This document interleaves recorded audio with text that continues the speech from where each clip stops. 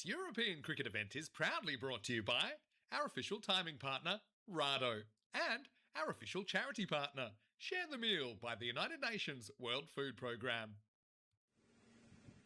And it's a good morning, ladies and gentlemen around the world. Welcome to the Vinoj Cricket Ground. Phil G here in the commentary position here. And I've got a surprise commentator with me today. Shaban, welcome to Prague. Welcome to Vinoj. Well, I know you're a Prague local, but welcome to the ECN cabin here. And welcome to Comms. Thank you so much. It has been such a long time after Romania, August last year. And it's ECN 2.0. It just feels different and good to see you. You look amazing today. Hey, thank you very much. Thank you. And, you know, the thing about Shaban and myself, is we commentated a few times for some Prague Cricket Club events. It's our first time actually on the European Cricket Network commentating, so we're looking forward to this match. And this first match coming your way on day 2 of the Challenger Division, it is the Prague Barbarians taking on the team from Ostrava. Ostrava didn't have a great day yesterday, Shaban. They turned up for a couple of matches. Unfortunately, they lost both of them. And for the Barbarians, this is their first turn out today. They've got 3 games. Ostrava have got 3 games, and we'll see the Moravian Cricket Club later on. And there's going to be a surprise player from Moravian Cricket Club as well. That's going to be you. And so it's going to be a big day of cricket for you. You're going to be commentating and playing. Big day for me and a big day for everybody out there. Thank you, everyone, for joining us as well.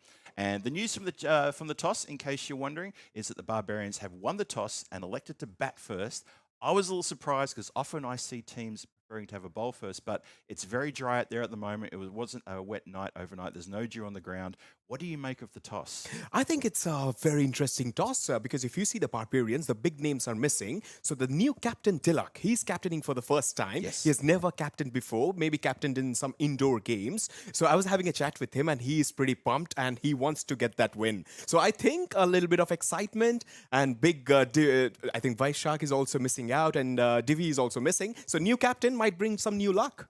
I agree completely. I think it's a very good assessment. And it's good to see Pradeep back in the side as well. He's been missing from ECS action for 2 whole years. So it's going to be very, very good to see him back. Obviously, a good friend of mine. He's one of the qualified umpires here in Prague as well, and not a stranger to the locals. And so good luck to him, and good luck to the Barbarians.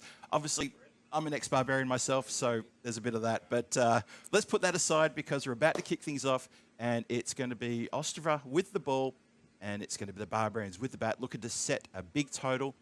The game is about to start. Umpires still hold his hand up, and then he says, "You're good to go. Let's get started." Cautious start. Ooh, nice little quick run there. Yep. Fielders just back on their heels for the first delivery there, and a little bit of hesitation from the batters, a split second, but a good way to start things off. Yeah, saying hello to Dave and Nick the Brown Beer. I'm meeting Rob Thompson as well. John, he is also there. So a big welcome to everyone, whoever is listening from India or from anywhere in the world. Boy, with that one. Gets away from the keeper as well. It's come off his leg, and it's been kicked into touch by the player running across, unfortunately, and that's going to go for 4 byes, thanks to the knee of the keeper and the foot of the fielder running across. And it's a bit of a rusty start in the field there for Ostrava. Yeah, it's a big game for Ostrava as well because they have lost 12 games. And they say winning is a habit, losing sometimes can become also a burden. So I hope that they have made some changes. Prabjeet has come into the squad. He bowls off spin and sometimes can also get some crucial breakthroughs. So I'm looking for him. Van in again. Hit nicely. Straight to the player there at the mid-on position. He can't prevent the single being run. Very good quick running there. Good quick calling from the Barbarians. Even though that ball went straight to the player there in that in the infield, he still managed to get a quick single. Good running. Good signs here early for the Barbarians. Yeah, they will be depending a lot on Arif as well. And there's also a very important player, Abdul. He's making his debut for Barbarians. He's one player to watch out for. Beautifully played down to the onside and just a flick of the wrist, and it has gone to the fence. Classy, wasn't it? Real class there. Lovely shot. Let's see it one more time. It was pretty full, and it got the treatment. Didn't want to miss out on that full toss delivery there, and been punched out towards deep mid-wicket for a boundary. First boundary of the morning, and things are looking pretty good here for Barbarians. Ostrava just need to settle into a bit of a routine here. They've got 3 games today. This is the first of their 3. Need to make sure they can try to break that losing streak. Swings hard at this one. It goes flying over the top of backward point for another boundary. 1 bounce just inside the rope, 4 runs. Oh, a rush of blood now coming from the Barbarians early on in the piece. That score has already marched up to, what's up, 14 now, 14 for no loss. Oh, boy. A few alarm bells probably already ringing in the ears of Ostrava right now. Yeah, overcorrection there. The previous delivery was way out down to the leg side, and this one outside the off stump. Batter had a free swing because on the offside, behind square, all the fielders inside the circle. So great start, 14 for no loss. Moravian needs to show a bit of composure here, being hit for 2 fours as he comes in again. Bit better. So hit down to the covers, but sets off for the run straight away. Looks to me that the Bear, oh, hang on a minute. Hold that thought as it gets through the backup. And they go for a second. Yeah, I said it a few moments ago that Ostrava just looks like they've gotten out of the wrong side of bed a little bit this morning. This first over looking a bit rusty in the field. Maybe the warm-up didn't go as well as it should, but that is going to be the end of the first over. 16 on the board, no loss. Barbarians looking pretty good so far. Yeah, that's a dream start, I would say. It's a new team, young guns playing. The batter, the captain must be under pressure yesterday because he was making up the team and the big names were missing. But having a start like this, you will grab it with both hands, isn't it, Phil? Yeah, totally. Totally agree with that one. So we're going to start the second over in just a moment. Bowler just marching out his run up there. It's Kumar. Kumar bowled not too badly yesterday for Ostrava. I thought he was at probably almost the pick of the bowlers, to be honest. Hey, quick shout out to my good friend Wayne in the chat. Good to see you again, Wayne. I feel it's been many, many months since you've been in the chat when I've been on comms, so good to see you. Oh, this has come off an edge. This is a catching opportunity. And not taken. The fielder was never really comfortable there, was going backwards, staring up into the sun as well. Don't want to make too many excuses for himself. Tough chance, goes to ground. Yeah, things are just not turning right for the Ostrava side. If you see Anil Kumar yesterday, 666. That's a brisk rig of a knock 48. And I was having a chat with him and he said, oh, did you watch my batting? Because he has made his bat, taking advices from the Claude and ChatGPT. Is that right? He bought the bat a couple of weeks back. That's excellent. Down leg side. Got a little something on that one. Going to wait and see what the umpire says. But they need a score. They need a score above 100. And Ostrava will be looking to chase it down pretty quickly. I know they are under pressure, but if you want to, qualify for the second round, you have to get this total in a jiffy for sure. Agree with that one. Bowler in again. Swing and miss. Good delivery. That's a good comeback from the bowler there. Yeah, look, the thing about Ostrava is, okay, they've lost, was it 12 or 13 games on the trot here on the European Cricket Network, and losing streaks and winning streaks, they're there to be broken, and they need to break that streak today. They've got 3 games, 3 chances to do that. It will be great for them, just for their confidence, to break that streak sometime today. Lofted straight down the ground. No one's down there. It doesn't matter because it's across the rope for a big 6, big Maximo, freeing the arms there and going bang downtown. Wonderful strike. And that has been a slight problem for Anil Kumar. He's a genuine outswing bowler, pitches it up, trying to swing, but on this kind of a surface, ball coming onto the bat, it's a free swing. And it has gone many a mile for 6. Interesting field position. The deep fielders, looks like they've almost got like a backstop, someone very, very right behind the keeper, actually, at the top of the screen there. And then they've got a deep backward point. No one in front of the wicket is down on the boundary. It's there. That's overcorrection from Anil Kumar. The previous one was Fuller. So it'll be important for Prithvi as well, how he starts off, because this is a young batting lineup. And we saw how Jinu Padalit batted yesterday. Yeah. Openers are enjoying this kind of a surface, isn't it, Phil? Oh, I totally agree with that. Padalit, 2 half-centuries back-to-back, and then he actually retired himself after he made his second half-century. Good, quicker delivery there. Interesting to note that the ball really took off there, and yesterday we didn't see any of that. This pitch was very slow yesterday, but that one took off. Good length and a nice way to sort of greet the batter. Just remind the batter, swing and a miss. You haven't got it your own way. Hey, good work from the keeper as well. Goes up one-handed, knocks it down. I just feel the keeper is standing a little bit forward. I think he can go a little bit back because I think he was a little late to that effort. Again, he has missed it. He has been sloppy yesterday as well, as a couple of chances went begging. Yep. You're absolutely right. I was a bit critical of one of the, I can't remember, it might have been actually the Ostrava keeper. He was standing way too far forward, and you're right, he's doing it again today. He can afford to take 4 or 5 steps back and gives them that extra split second to make a judgment call on where the ball's going. And I think that that's something very important. Maybe the captain needs to get in his ear and say, look, you know, the bowlers here, they're generating a bit of pace. Just take a step back a bit. It's okay. It's okay. Yeah, especially when Anil is bowling. He has got good pace. Alam is the new bowler, but what a start. 2 over 26 for no loss for Ostrava. They need a breakthrough. If they find some kind of magic on the field, it will be great for them. Coming round the wicket, interesting ploy here from the right arm seamer. Yeah, Gotham Alam, the captain. Oh, it's a full toss, and it gets the treatment. Not a good ball, not a good start. He favours coming around the wicket to whether right-hander or left-hander. It doesn't bother me. It seems to be his favoured angle. But if he can't get it on the money, and he didn't there, that's what's going to happen. And in the power play, that is, well, that's really not a good delivery to start off with. Yeah, that's a free swing of the bat. Prithvi Yep. was just waiting for it, and it came at a very good level. And Alam, first ball, I don't think it's a good ploy. I mean, I think he should change. They have got a packed onside field. There's a long gun and also there's a mid-wicket. But he has to pitch that ball up to bring those men into play. Yep. The classic bowling coach and captain's mantra, bowl to your field. And this is the captain bowling, so he should be definitely doing that. Well, this one has come off the leading edge. A couple of players here congregating. And, well, there's a bit of work there. The catch is taken, and I guess you could say that the man who went to ground was his backup, but that is the breakthrough they sorely needed.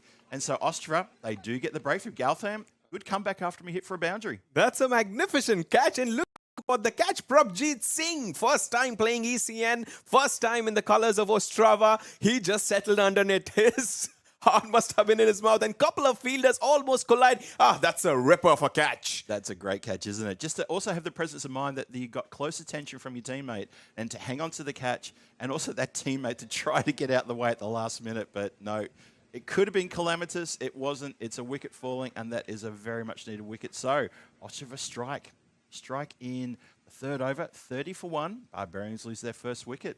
Yeah, that's the wicket they needed. But talking about the day one performance of the Spartans, how wonderful they were. Three wins on the trot. Yeah. And the batting performance and bowling as well. Sandy coming through and Jinu as well. Dheeraj doing a lot of job behind the wickets. And they've got some young, exciting talent coming in. They're looking in very good shape. Yeah, Spartans did themselves every bit of favour yesterday, getting 3 wins from 3 matches. And that last match against Moravia, we'll talk about that in just a second. Wide ball there, chases a wide one. Yeah, that last match against Moravian Cricket Club, poor Moravian Cricket Club, losing 5 wickets in 6 deliveries, and that included a team hat-trick. Actually, it was a team double hat-trick because it was 4 wickets in a row. And, of course, the personal hat-trick to Riaz Ahmad, who was absolutely on fire, couldn't wipe the smile off his face. This one's also up in the air. This is almost a carbon copy, except no close attention. It's not a carbon copy because that has just popped in and popped out. And players just hands on heads. Can't believe that one wasn't taken. He takes blinders, he dropped dollies. If you look, he was in position. Easy catch. Maybe just took his eyes off. I thought he just took it very easy. And at the end, hard hands and the catch goes begging. That would have been massive if that had been held.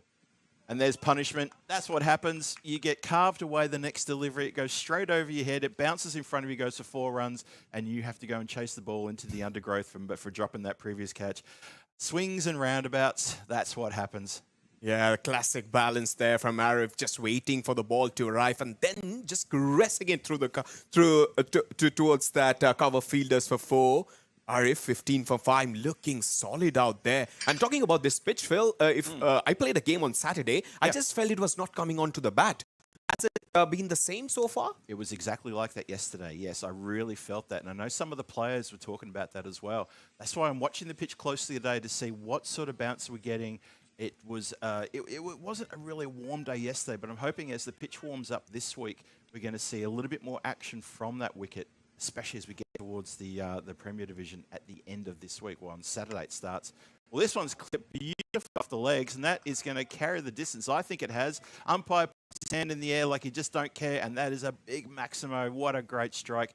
Just straying on the pads there, Shaban, and getting the treatment. Yeah, easy free swing. No one down in that region. And he just played it with one hand. And then you saw a little bit of use of the bottom hand, but the top hand just following through. Wonderful work there from Arif. He has gone to 21 from 6, striker of 350. And now we can see Barbarians showing their true colors. They're pretty decent side, but on this kind of a surface and this kind of bowling lineup, they will fancy their chances. Indeed. Bowler in again. Needs to come back hard here. Played nicely. This time it goes straight to point, but the Barbarians, they're happy to take a single whenever the ball goes straight to a player, and they've done exactly that. So that is good running, good communication between the two batters. That's the end of the over as well. So 43 for loss of 1 wicket. And that's not a bad start at all. Very good power play for them. Yeah, that's a great power play. 43 with just wicket loss. And the way they have progressed in the first over, they got a good start in the middle. They lost that wicket, but then on the third over, they kind of recovered. So the power play definitely belongs to the Barbarian side, as you can see in the screen as well. 83% at this point of time. And a lot of people joining in. Johnny Wayne, for the very first time, has also joined in. Nick the Brown Bear and Virat Sharma. Interesting to note about the Barbarians too. People who tuned in last year to this European Cricket Series will also remember a couple of things. One, we only had half the number of games last year. There was only, in the Challenger Division, every team played each other only just once. So there was not too many games. This year, we've doubled that. Every team plays the opposition twice. And also, the Barbarians weren't playing in the Challenger last year. They were playing in the Premier Division, but unfortunately for them, it just wasn't their competition, and they were unable to secure not even one win, and therefore they were relegated. That's why the Barbarians are now here in the Challenger Division. And you sort of feel that based on the pedigree of the Barbarians, the fact that they have a Division 1 team, they have a Division 2 and 3 team, that they should really put their hands up here and make sure they're playing in the finals on Friday. Oh, was there a chance there? Because the ball didn't arrive at all, and Arif was way too early playing that shot. But as you mentioned, Barbarians are a very good side. They have 3 teams in Czech Premier League. They have got some big names missing out there. Divi, Vaishak and Murli Vandrasi was also one of the names who also captained the Czech Cricket national team. That's right. A team full of pride. Another hit down the ground again. Just mishits this one. And it's just going to be the single. You're absolutely right. They are missing the big names, and they really do have some big names. Some players who've been thereabouts in the national team over the last 3 or 4 years. Divi and Mullary are 2 guys who immediately come to mind. Ishak as well. Yeah, you're absolutely right. But it's all about availability. It's, you know, today's Monday. People have to work. People have commitments. You know, this series was only announced maybe 2-3 months ago. So even some people are on holidays. We'll try to bend the back and get some bounce on there. And you can see there, Shaban, that ball was pitched very short and it didn't get up just over waist height. It didn't even get up towards armpit height. And that shows that this pitch is just not behaving as we used to. Yeah, maybe for that reason, the keeper might say that I'm up and wearing the helmet because the pitch is not getting enough bounce. But as you mentioned, one more thing, Phil, that Barbarians captain is Tilak, who is a mainstay in Division 3. I think I have never seen a player playing Division 3 and captaining a side in ECN. Even though he's my friend, but I was just a little bit baffled with that decision. Yeah, it's an interesting shout, that. Yeah, I'm not sure we've seen that very often at all. You're right. But Tilak, he's a smart competitor. He's been around for quite a while. He's a great guy too, and obviously the team have a lot of faith in him, and he's going to lead by example. I know he will. He's just one of those players you can rely on, and the Barbarians are turning to him. Interesting, yeah, Div 3 captain.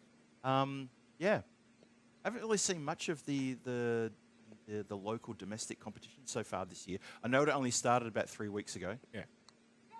Well, another attempted short ball there. I think maybe got a little tickle on that.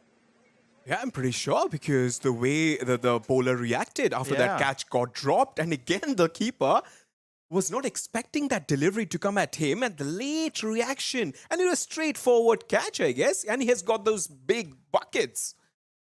Yeah, not sure about that. It just seemed a little bit unprepared. I think you've called that absolutely spot on there, Shaban. Just seemed really like he was surprised that was going to be a catch.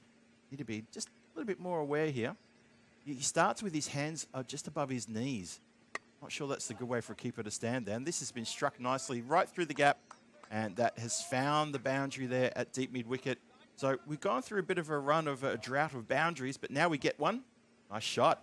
Yeah, good shot. But Savandu Jayasuriya, he bowled couple of slow bouncers. That was really good. But then he tried to pitch one up in that middle stump region. That's just a free hit for Kumar at this stage. He might go back to his previous ones where he used to just use the pitch much more. Nice shot.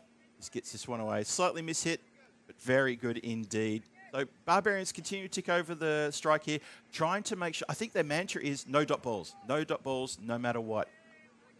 But I think the bowlers can use this pitch to their advantage. Just not to pitch it too fuller. Use those back of the hand slow deliveries or just slow ones with just slightly tacky surface. They're sticking a bit, not coming onto the bat, as Phil has mentioned many a times. And again, just on the back foot, hits this one straight to the fielder down there in the mid-off area. And they take a pretty comfortable, easy single. It came off their bat pretty slowly, to be honest. Hey, quick shout out to a couple people in the chat from me. Gamers .5587, thank you for your comment about the commentary. Myself and Shaban are very happy to be here, bringing you the action live from Vinoj. And to everybody else, I've already said hi to Wayne. Chris Addison's joined as well. Dave B, good morning to you. And good morning to everybody. Julian Dawson, I saw you in there as well. And it's wonderful to see the old crew back again with a whole bunch of new names as well. So welcome. Hope you're enjoying the cricket. Coming to you live from Vinoj on the outskirts of Prague. This is ECS Challenger Division. We've got 5 days of Challenger Division. Day 1 yesterday, of course, and it culminates on Friday. So it's going to be a finals and Peacock Friday coming up this week. Vinny Sandu, Mr. Maximo, and myself will take you through the finals action on Friday. Still got to get there first. Got a fair bit to do here. Nice shot. Good coverage out there, though. They've got a deep mid-wicket. Obviously, with the power play done and dusted, deep mid-wicket. They've got a long off, a long on. Although, I've got to say, long on is pushed quite around a fair way. And a deep cover fielder. The last deep fielder is at a very fine third. Oh, there's no one out in the boundary there. That's a very clever shot. Takes it off the legs and hooks it around the corner. It sort of didn't get up a little bit. He's shaped to play like a proper pull shot. And in the end, just had to take it off just below the hip height. But the swivel was on and the shot was good. Yeah, his name is Birendra. He played like a Virender Sehwag shot. I mean, it's a Caribbean calypso style. Just getting the leg side of the ball and one knee up in the air and then just flicking it. Help yourself. 59 for 1. Rendra Kumar, a name also known around the Barbarians for a few years. Wide shown there, goes to chase it. Again, the batter at non-strikers end, looking to back up quickly, trying to sneak a single is Arif. That's a really good mindset from the Barbarians against Ostrava. Just to think, look, Ostrava, they're a lower division team than the Barbarians, obviously, and a little bit less experienced. They're trying to capitalise on just a few fielding errors. From only the keeper. Oh, actually, sorry, no. Deep third also appealed for that one as well. Everyone else was rather quiet, and of course, it had nothing to do with that. But yeah, Phil, you're absolutely right. The Ostrava side, they have brought a lot of inputs, a lot of new players from Prague as well. Not all of them available. So I think a few days back, they were also searching for some new talents.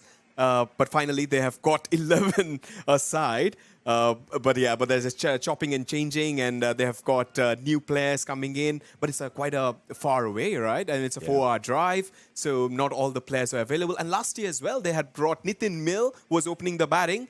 He's not there with them. So yeah, it's not a lot of new players for them. Yeah, it's true. It can upset the apple cart just a little bit like that. And you're right, a 4-hour drive from Ostrava. What's to do that when and have to play a couple of games of cricket back to back? And they did yesterday. I was talking to the players yesterday, and that's exactly what happened. They had a convoy of 3 cars. Oh. They left Ostrava at like 5:30 in the morning or something like that. Had one stop along the way, and they get to the ground, and it's okay. Warm up, and we're playing a game in 45 minutes. And they played back-to-back games. So for them, it was a very, very quick sort of bang game like that. Not all of their players, as you said, Shaban, not all of them actually reside in Ostrava, but a lot of them do. They picked up a few players who are now based here in Prague because Ostrava are struggling to try to get a pitch out there in Ostrava. Oh, good delivery. Good delivery, that one. But well played in the end. Just clamps down on that one and managed to squeeze out for a single. But a good, clever bit of bowling there from the captain, Alam. And he's going to finish that over with just that single. Have a look at this one again. Well directed and well seen early by the batter. Doesn't go for the big wind-up. Could have found himself in a bit of strife there. 63 on the board with a loss of just that 1 wicket. Yeah, and then looking at that Ostrava lineup, there are a couple of players, Anil Kumar and Prabjit Singh. They both play for Spartans in Division 2 and Division 3. So all Spartans also helping Ostrava to field those playing 11. But you're right. And also in Division 2, they didn't have enough players in one of the games against Prague Tigers. So they had to give walkover. So that's one of concerns, that players not available. Yeah, it is a problem, and obviously we see this a lot during the ECS. You know, we talk about some of the big players that are based here in Prague, and obviously a lot of our cricket fans, they watch when Czech national team plays. They know some of the big names who play for like PCC and the Bohemians, but they don't always play in the ECS simply because they have work commitments, they have family commitments. Sometimes they book holidays. It's just one of those things. It's a clash, and it's not easy for these players to always get the time off work whenever they need to play cricket.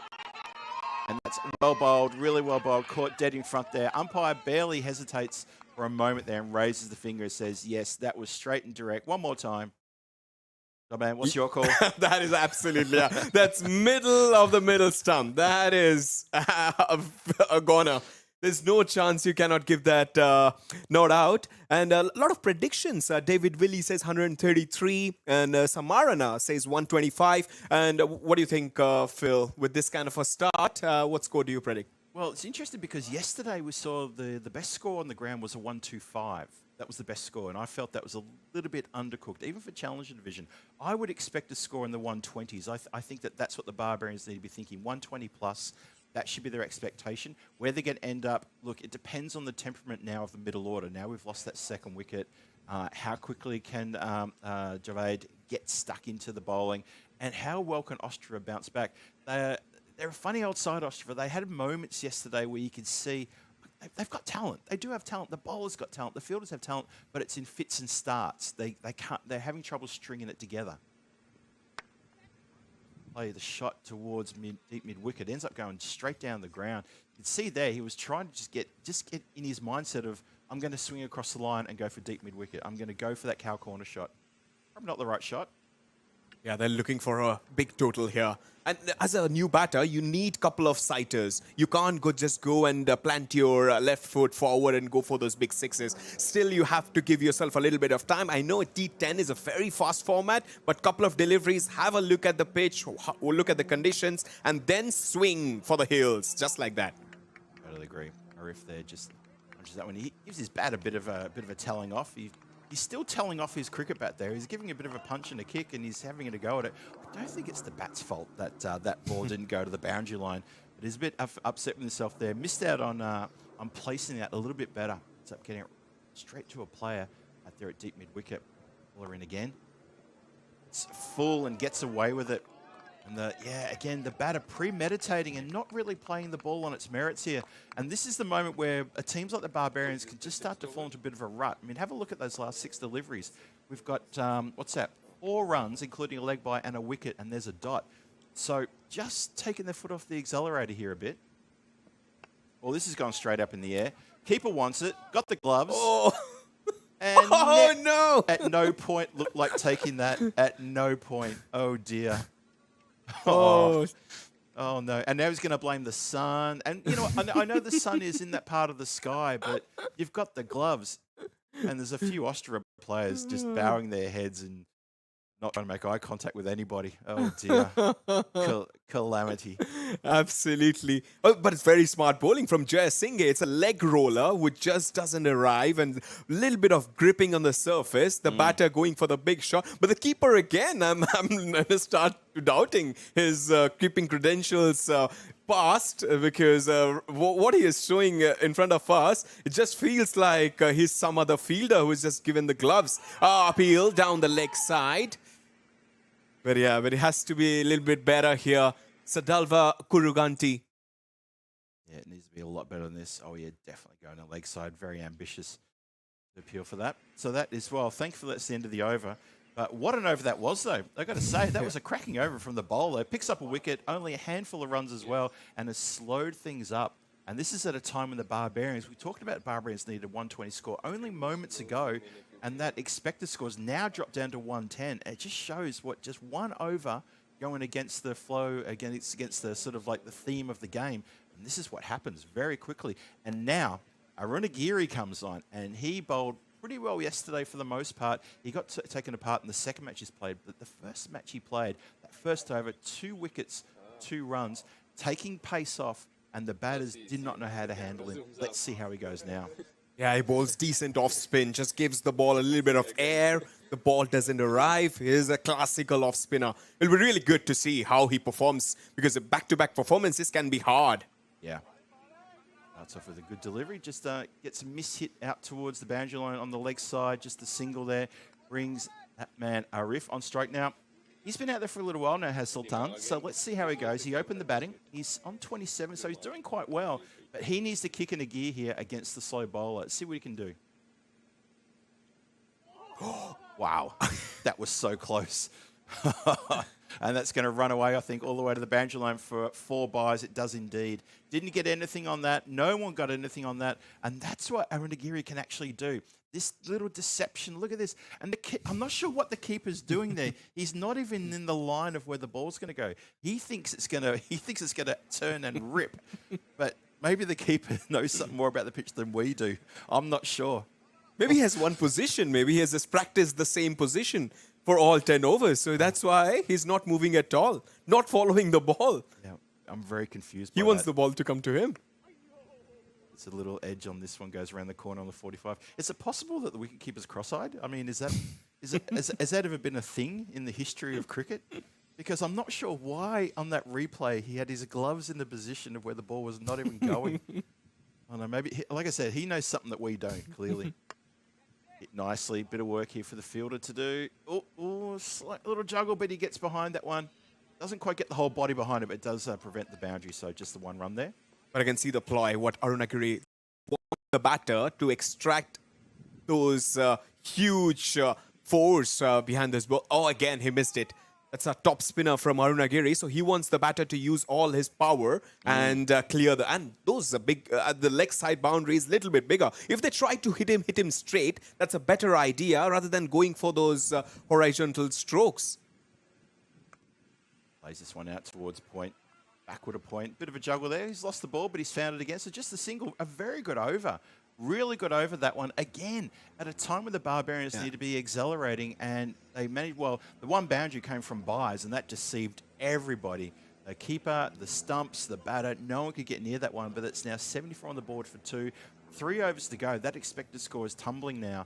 And yeah, that's telling a bit of a story now that Ostrava, they're clawing their way back into the game now.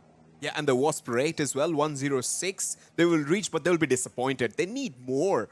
And 61%, that's a very big change in terms of ratio winning the game. Barbarian 61%, Ostrava 39. But Arif, 29 from 17, he's the man. All the Barbarian side are depending on only one shot. That's Arif. He can go for those big shots. He has huge license here. Smacks this one out towards deep mid-wicket. A bit of fancy foot fielding, but there's nothing fancy about that as it runs across the boot and goes for 4 runs. Well, the shackles have been broken here, and they've managed to find the boundary. It's only taken them 2.5 overs, but they've managed to find the boundary with the bat, and finally runs. And they needed that so badly there. Yeah, that was one of the most important strokes, because kind of mini collapse that had to happen in the last couple of overs, and now this kind of a comeback. A 4.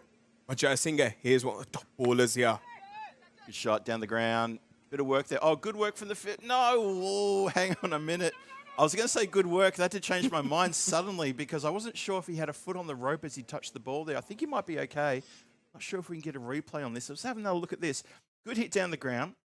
It's Arunagiri. Watch this on the second bite. This is the third bite here. Just watch that foot. And who's got the ball? Well, it's a meeting of minds there on the boundary rope, but I think it's going to be given okay. And the next ball is pummeled away towards the very square on, on a 45-degree angle on the leg side for 4 runs. So that could have been a bit of trouble. So in the end, it actually was a pretty good save. They saved 2 runs. They couldn't save that one. That's 4 runs. So runs coming now after that very good tight over previously. Especially the last 3 deliveries, 4-2-4. There is a very good comeback from the The batting side, Jaya Singh is not able to pull the line he wants. Oh, this has got a lot of air. This has got a lot of air time. Oh, now I'm not sure. Unfortunately, he didn't get to save that one. You can see exactly what Velavan was trying to do there, trying to get off the air, but it was already out of the ground. It doesn't work if you're outside of the circle. Then you jump in the air. You have to leap from within the playing areas in order to save the 6. See what he was trying to do, but unfortunately, it was a bridge too far. Maybe he was just trying to have fun because he knew that the ball is going anyway. So I should have some kind of action there. And another swing. The bowler's down on his haunches. He's a little bit up with himself. Look at this. He's gone for a few runs in this over now after an incredibly good first over he bowled. And now that's another boundary. So he's gone magical in this over now. So 3 runs off his first over. Now he goes for 20. I think, is there still one more to come? Still one more to come. And also, I think they have decoded Jaya Singh. He was trying to bowl those leg rollers and off-cutters, but now the batters are, waiting for a extra second, and that's why they're going for those big hits. And Arif, one shot of his 50. It will be a great one if he gets it. Oh! A big appeal. Umpire unmoved. Absolutely unmoved. I tell you what, I think the batter just for a moment is thinking, please unmove, please unmove. What do you think, Shaban? Yeah, it was going down leg. Yeah, it was going down leg comfortably there, and just hit his front foot there. So he was saved. If it would have hit his back foot, then it would have been, much more closer. But yeah, 8 overs, 95 for 2. He's still on 49. He got that leg by. But you need that one batter who just takes the innings forward, isn't it? You play the anchor, you play the attacking strokes, and he just feels he has all the gears in him. That's Arif. Well, it's a good over for the Barbarians. 21 off the over as well. So 20 runs off the bat plus that leg by to finish the over with. And they do get a magical over, and they really needed that, the Barbarians. Ostrava were really clawing their way back into the contest here. And now it's a couple of overs to go. 95 on the board. Sultan Arif is 1 away from a well-deserved half-century. And Ostrava got 2 overs to try to really contain this down to a 110 sort of level and give themselves a chance to chase. Yeah, they have given the ball to Raghupati. Can he be Thalapati? It will be important to see. Because they have got the field on the offside. Brought in all the fielders. There is long on, long off as well. Mid-wicket. Deep square. It's just exposing all his stumps. He's made his mind clear that if it's in the offside, he'll definitely go down the leg side. Important to see what stroke he plays. Ooh, nice bit of work there. I was just not interesting. There's no deep fielder on the offside, and now they're dropping someone back. I got a funny feeling they missed a trick there. Ostrava, as soon as that ball was bowled, they all said, "You get back on the boundary line. We need a sweeper on the offside." And if the bowler, Raghupati, is going to put it out there on the offside, you've got to put a deep fielder at the boundary rope. You just got to put some protection out there for the bowler. They've done that now. See how he goes.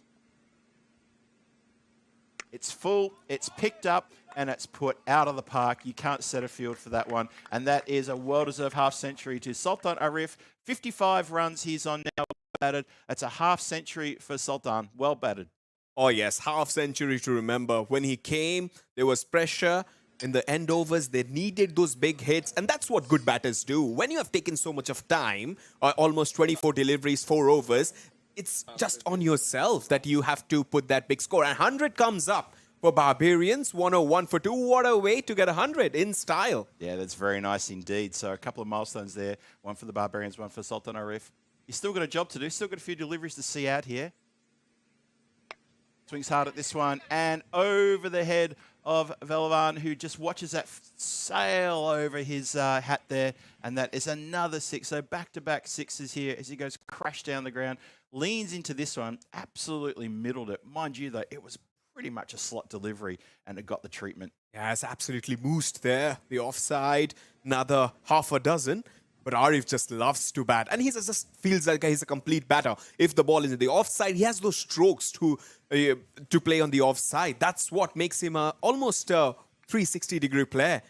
So it's 61 from 26 and strike rate of 235. Go again. Ostrava just taking their foot slightly off the throat here. They had the Barbarians sort of just get him into a corner here back at around about the 6th or 7th over. Now they're just letting them out a little bit. This is after a wide one. Wide indicated there by standing umpire. It's umpire Farouk there.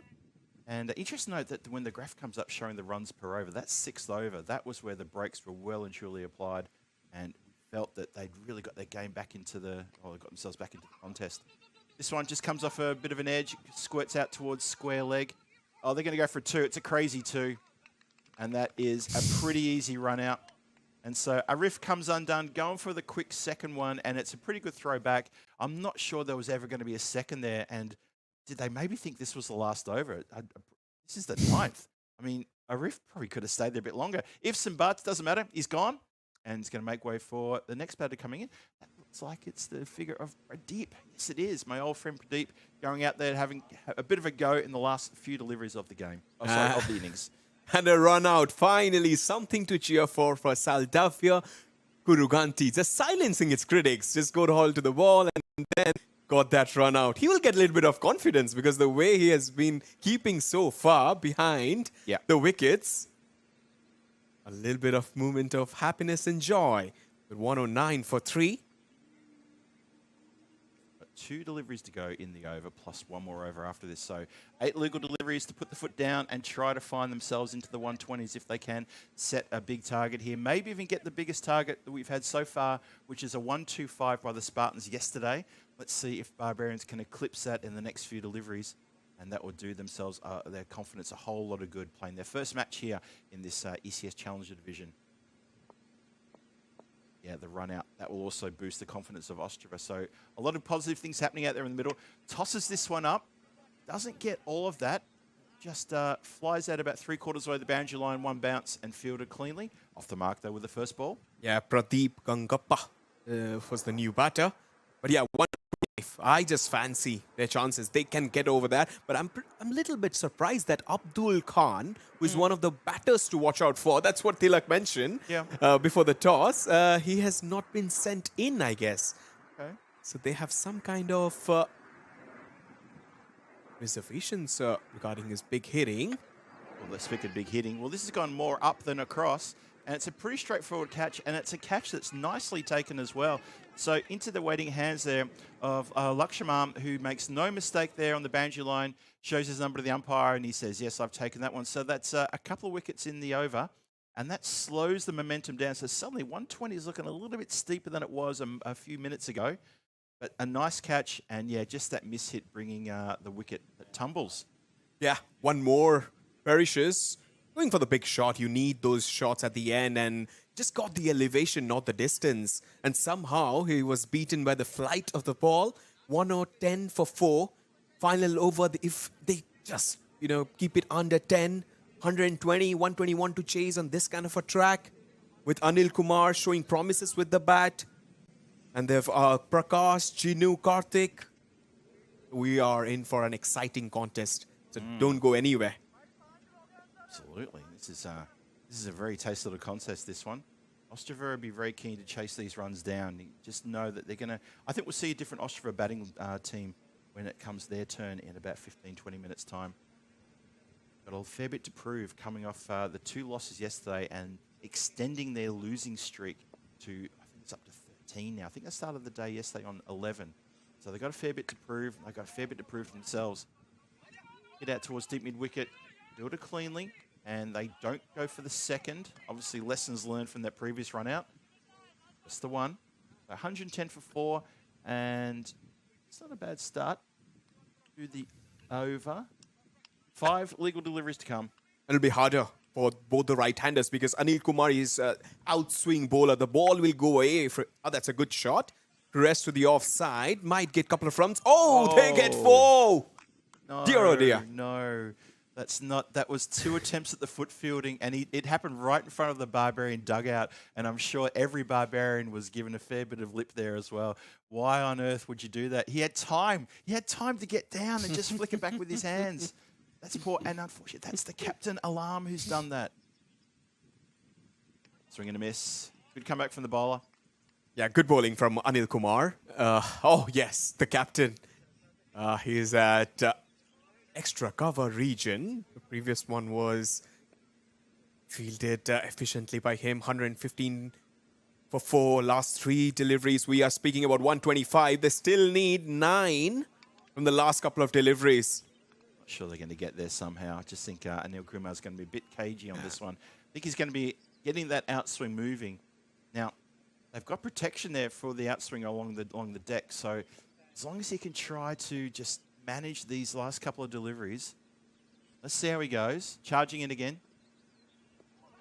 Agricultural swing and a miss there, but good quick running there. Good quick call from the non-striker to say, come on, turn this over. Kumar could see that Pradeep was struggling there, just going a bit agricultural. So it moves up now to, what's that, 116? Yeah, leg by 117. Thank you. Ticks over. Last ball of the innings coming up there. Hits straight towards us. That's a really nicely placed shot. That's going to go 1 bounce and 4 runs. A nice shot to finish off the innings with. So the Barbarians end up on 121 for 4 from their 10. They do get to the 120s. They don't eclipse the Spartans 125 they scored yesterday. But still, what do you think? Is that a good total? What's your thoughts on that, Shaban? Yeah, I'll back Barbarians to do the job because Ostrava already struggling. Anything above 100, I just felt, would be a difficult task for them. And 121 on this kind of surface with the bowlers they have, Barbarians, Sai, Sultan, and Tilak. I think it's an uphill task. It's too far of a task you can achieve. It is going to be pretty tough, isn't it? Look, Ostrava, they chased it. Well, they had to chase down a couple of totals yesterday, and they failed to do so. And there was I think it was the 3rd game yesterday where they were chasing that 126 for the win, and they needed 6 sixes off the last over. The first 3 balls went for 6, 6, 6. That was exciting. Well, that was really exciting, wasn't it? So you know what? Let's see what happens in this match then, because they're chasing a similar total. They're chasing 122 for the win here to get a big win to break their losing streak and also to upset the apple cart for the Barbarians, who are very keen to get a good win here in this Challenge Division Day 2 game number 1 for this morning. So Phil G here alongside with Shaban. We're going to take a quick break, innings break. We're going to be back in 10 minutes for the run chase. Join us then. We'll see you shortly. You're watching the European Cricket Network. See you soon.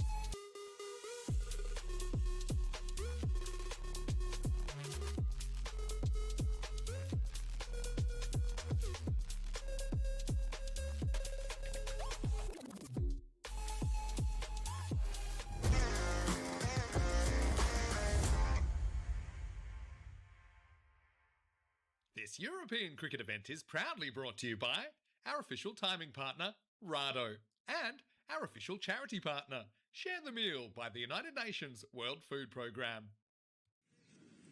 Hello, everybody, and welcome back to the Vinrosh Cricket Ground for this very exciting run chase coming up here. A tricky run chase for the team from Ostrava. They need to be chasing down 122 to get the win here. 121 for 4 was what the Barbarians posted, which was a pretty good score. We felt that at one point that score was going to be a little bit better than that, but they got bogged down in the middle overs. But some big hitting towards the end and some, just a little bit of relaxed bowling there, maybe around the 9th and 10th over, just to allow the Barbarians to push into the 120s. And I think the Barbarians, they'll be happy with the 120 score. Ostrava, look, they got to chase a pretty big total here in 10 overs. It's going to be a tough one for them. And I'm joined, of course, by Shaban here. Shaban, what did you make of the innings that we just saw from the Barbarians? That was really good, I would say, in bits and pieces, because Sultan Arif, who actually plays for Dominators in Division 2, he is one of the mainstays, as Dominators are not playing ECN, so that's why they have brought in Sultan Arif, who scored 62 from 27 with 4 sixes and 6 fours. He just plays like that. He's a big, tall lad, just hits it big, and he just held into his reputation. And Vamsi, 12 of 10, Virendra Kumar, the middle collapse that happened, I think that just took a little bit of sting from that total. But 121, if you ask me, I will take it with both hands. Run rate of 12.1 against Ostrava, who have struggled so far. They've lost, they played 3 games. They've lost 3 games as the 4th game. So it'll be important how they, just pile up this total. The opening partnership, a lot of depends on Anil Kumar, who scored that 48 in the previous game. And I think it's a good total. What do you think about it? Yeah, I agree with those sentiments 100%. I think that the Barbarians have got a good score on the board. It gives their bowlers something to work with as well. Ostrava really struggled yesterday in getting totals and having partnerships that actually yielded good runs yesterday. They had one partnership that I think made 40 runs in the middle overs of, I think, the first match they played. However, it took a long time, took about 6 overs for those 40 runs to be accumulated. They just seemed to really struggle, just seemed out of sorts yesterday. I'm hoping we see a bit of a different team from Ostrava, a bit of a different maybe attitude with the batting as well. Maybe change things up a bit. I think Anil Kumar is a good one to watch out for when he gets his chance, and we're going to see what happens there. Look, also, Belvaran, he needs to show something here. He's been opening the batting. He hasn't had a lot of success yesterday with the bat. He hit, I think he hit 3 boundaries in a row yesterday in his first game. Well, not in a row, probably in that first over. But that was all he could deliver. And it was it just wasn't enough. And, the opening batters, someone needs to stand tall. You mentioned this in the previous innings as well, Shaman. Someone needs to stand tall and take that innings by the scruff of the neck and own it. And in a team like Ostrava, where they're slightly underdone, don't have the same experience as the Barbarians, someone like that is super important. Here's the run chase. Here we go. That's ticked around the corner. It's nicely placed. And it's going to be the boundary right on the leg side, who is coming off that rope. Saves square leg from doing all the work. Deep fielders, we've got, they change over now for the right-hander. Let's have a look and see who drops back. They're putting a deep mid-wicket going outside the circle.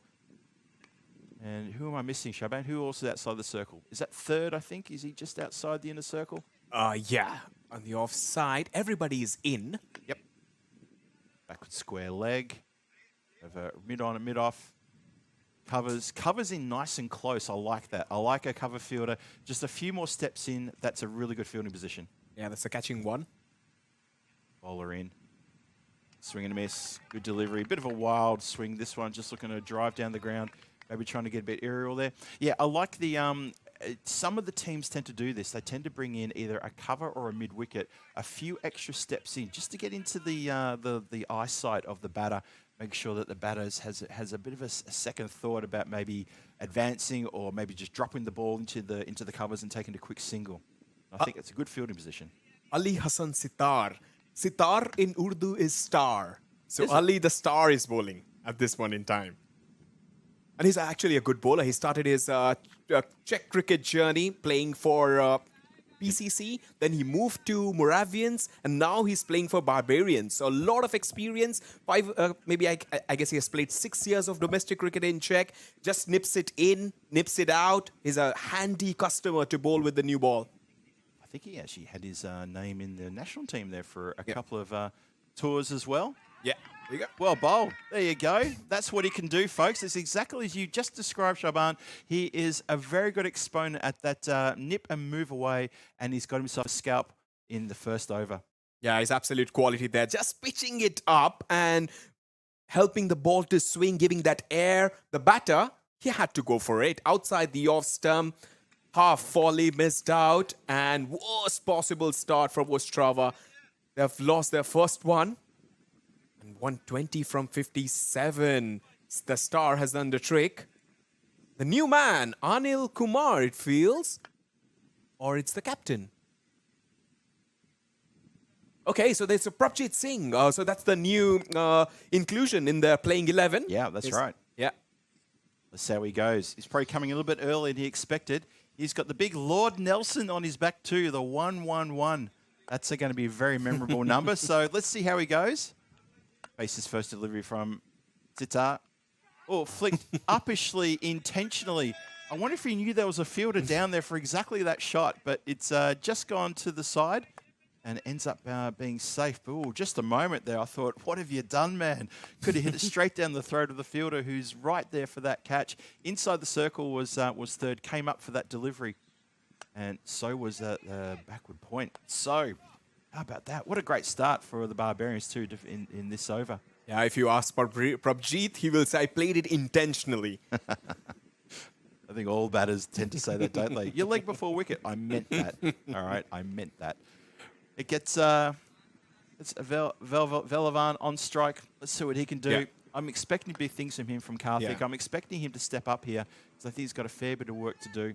He has been impressive playing those cover drives and hitting it downtown. There we go. Hits this one up in the air. It's a bad miss hit, though. Oh. And he's hit it straight down the throat of mid-on. I cannot believe it. That is not good. That is not clever batting. And you know what? It's quite amazing that a team that needs to be going at maybe, they're chasing a 120 score. They don't need to have a rush of blood. They don't need sixes for every single ball. And he's hit an absolute dolly straight down the throat of that man at mid-on, and that is as easy a catch as you'll take in any part of the world.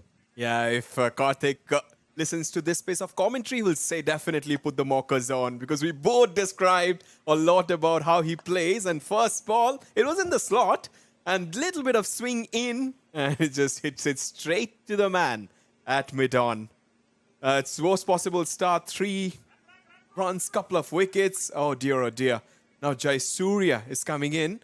But Sitar has done a great job, isn't it? Just making the ball talk. That's incredible. That's a great start from Ali Hassan Sitar. Very, very good competitor. You gave him a rev up, gave a good little rundown of his background here in Czech Republic playing cricket, and he's quality. He's going to bowl now. His last ball, the over coming up.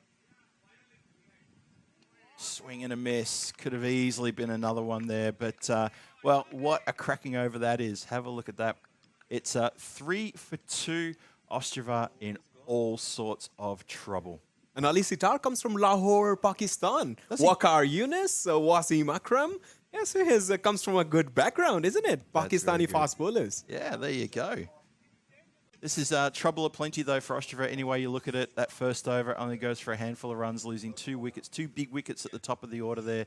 And, yeah, you'd have to say the Barbarians all over this one. Looking to make a very good start in their campaign here in the Challenger Division. For Ostrava, they've got 3 games today. This is the first of those 3. So are the Barbarians. They've got 3 games today. First one being played here. These 2 teams will meet again in the last game today.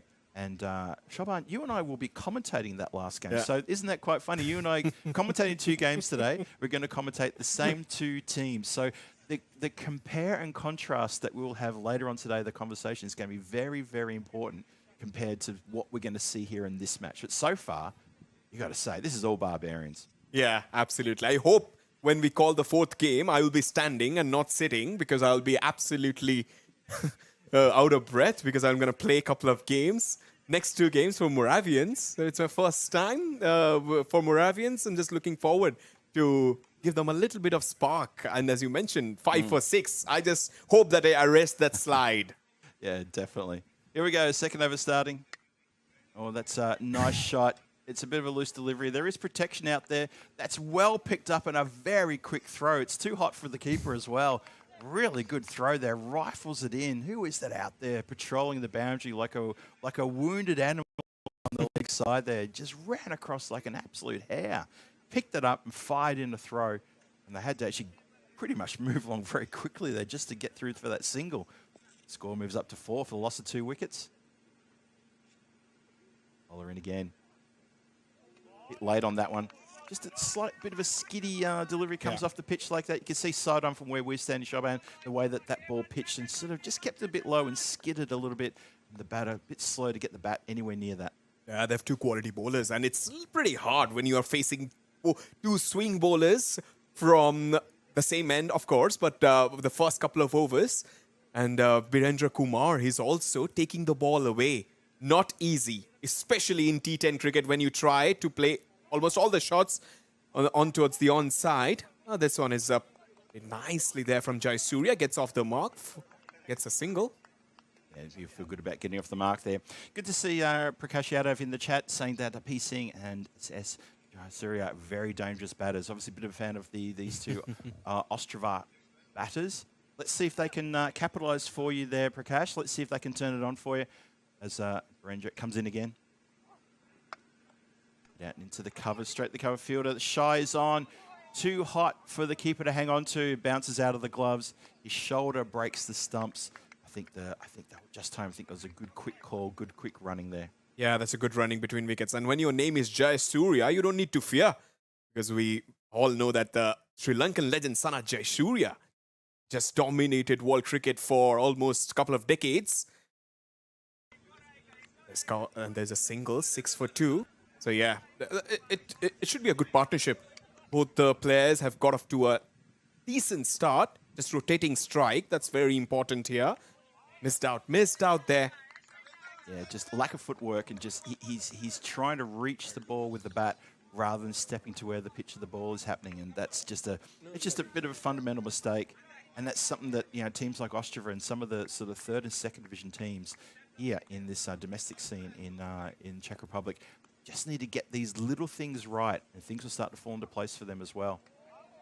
Oh, he has to scamper back in pretty quickly there, doesn't he?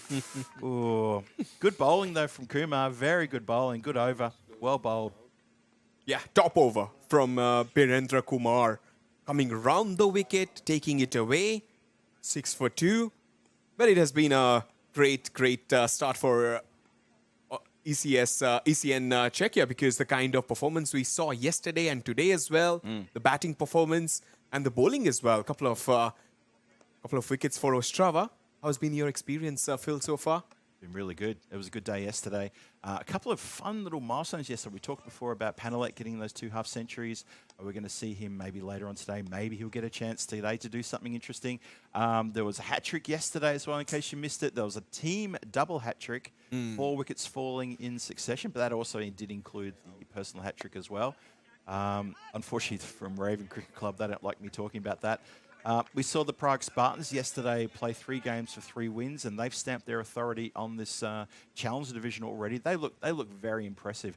And you just had the feeling yesterday after those results, you thought, Spartans, look, they had a really good Challenger division last year as well. They did, unfortunately, lose the final against Vinaradi in the final match of the Challenger division, which saw them, unfortunately, not get the promotion. Been hit nicely around the corner. Not sure the fielder's going to be able to stop that from getting to the boundary line.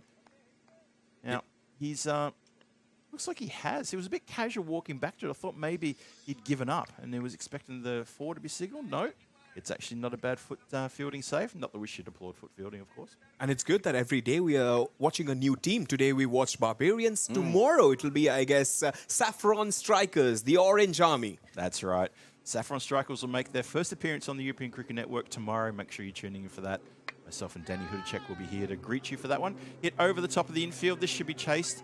And that's how you stop a ball running to the boundary line. You pick it up with your hands. Galtham Alarm, take note.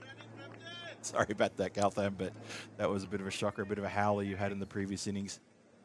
Yeah, the Saffron Strikers, even I'm looking forward because they have like a very good social media. They're pretty active on social media. They've promoted their teams and the players. That's the jersey looks fantastic. Looks like just a good oil team. It's going to be the Orange Army tomorrow. That's going to be fun. Saffron Strikers made up of, mostly UCC ex-players, but they've got a couple of Barbarians in there as well. A few people who've moved across to join this new team. They're starting off, as a new team always does, start off in the 3rd division here domestically. And so far, I think they've had a pretty good, they've already played a couple of games, haven't they? Yeah, and so I think they're already looking pretty good. I can't wait to see them in action tomorrow. That could be pretty exciting. Bowler in again. Or was that a chance? Oh, I think it may have gone in, just in and out. I think that was a good chance there. Sharp, down low, good bit of fielding, you call it. Watch this one more time. Yeah, it was soft chances when begging, and maybe little bit, he had to be a little bit low to catch the ball and little hard hands as well. And it's never easy when you've just bowled the delivery and you get a straightforward catch. But Phil, the great thing about cricket is that the new teams. We saw Dominators in Division 3 winning that. There's the first timers, and that's wrapped in the pads, not out. And now we are going to watch the Saffron Strikers, the jerseys, and just the feeling. And it's good to see the new teams just coming up and, performing. It's exciting stuff, yep. I mean, I remember when the Prague Dominators played their first ECS too. There was a bit of excitement there. The offshoot team from the Prague Tigers. And that was a really big deal as well. So seeing new teams popping up here and there in any kind of ECS is a lot of fun. But obviously here in our own backyard, I love to see that as well. You're absolutely right. The score is really struggling to move here. We're getting a few dots happening. It's only just 11 for the last 2 wickets. And that is a real, real problem there. It's 11 for 2. Match number 5. Czechia. Beautiful Vinosh cricket ground. We're getting set now as the field is just being a bit more relaxed. Got a few fielders dropping back, a long off, a long on. Cow corner's being protected. So is deep square leg. He's slightly backward there at square leg, but on the boundary rope, he's going to come into play right now on cue. If he'd been a regulation, deep backward square leg would have gone straight to him. How's that for a shout? A nice throw back to Pradeep, the keeper.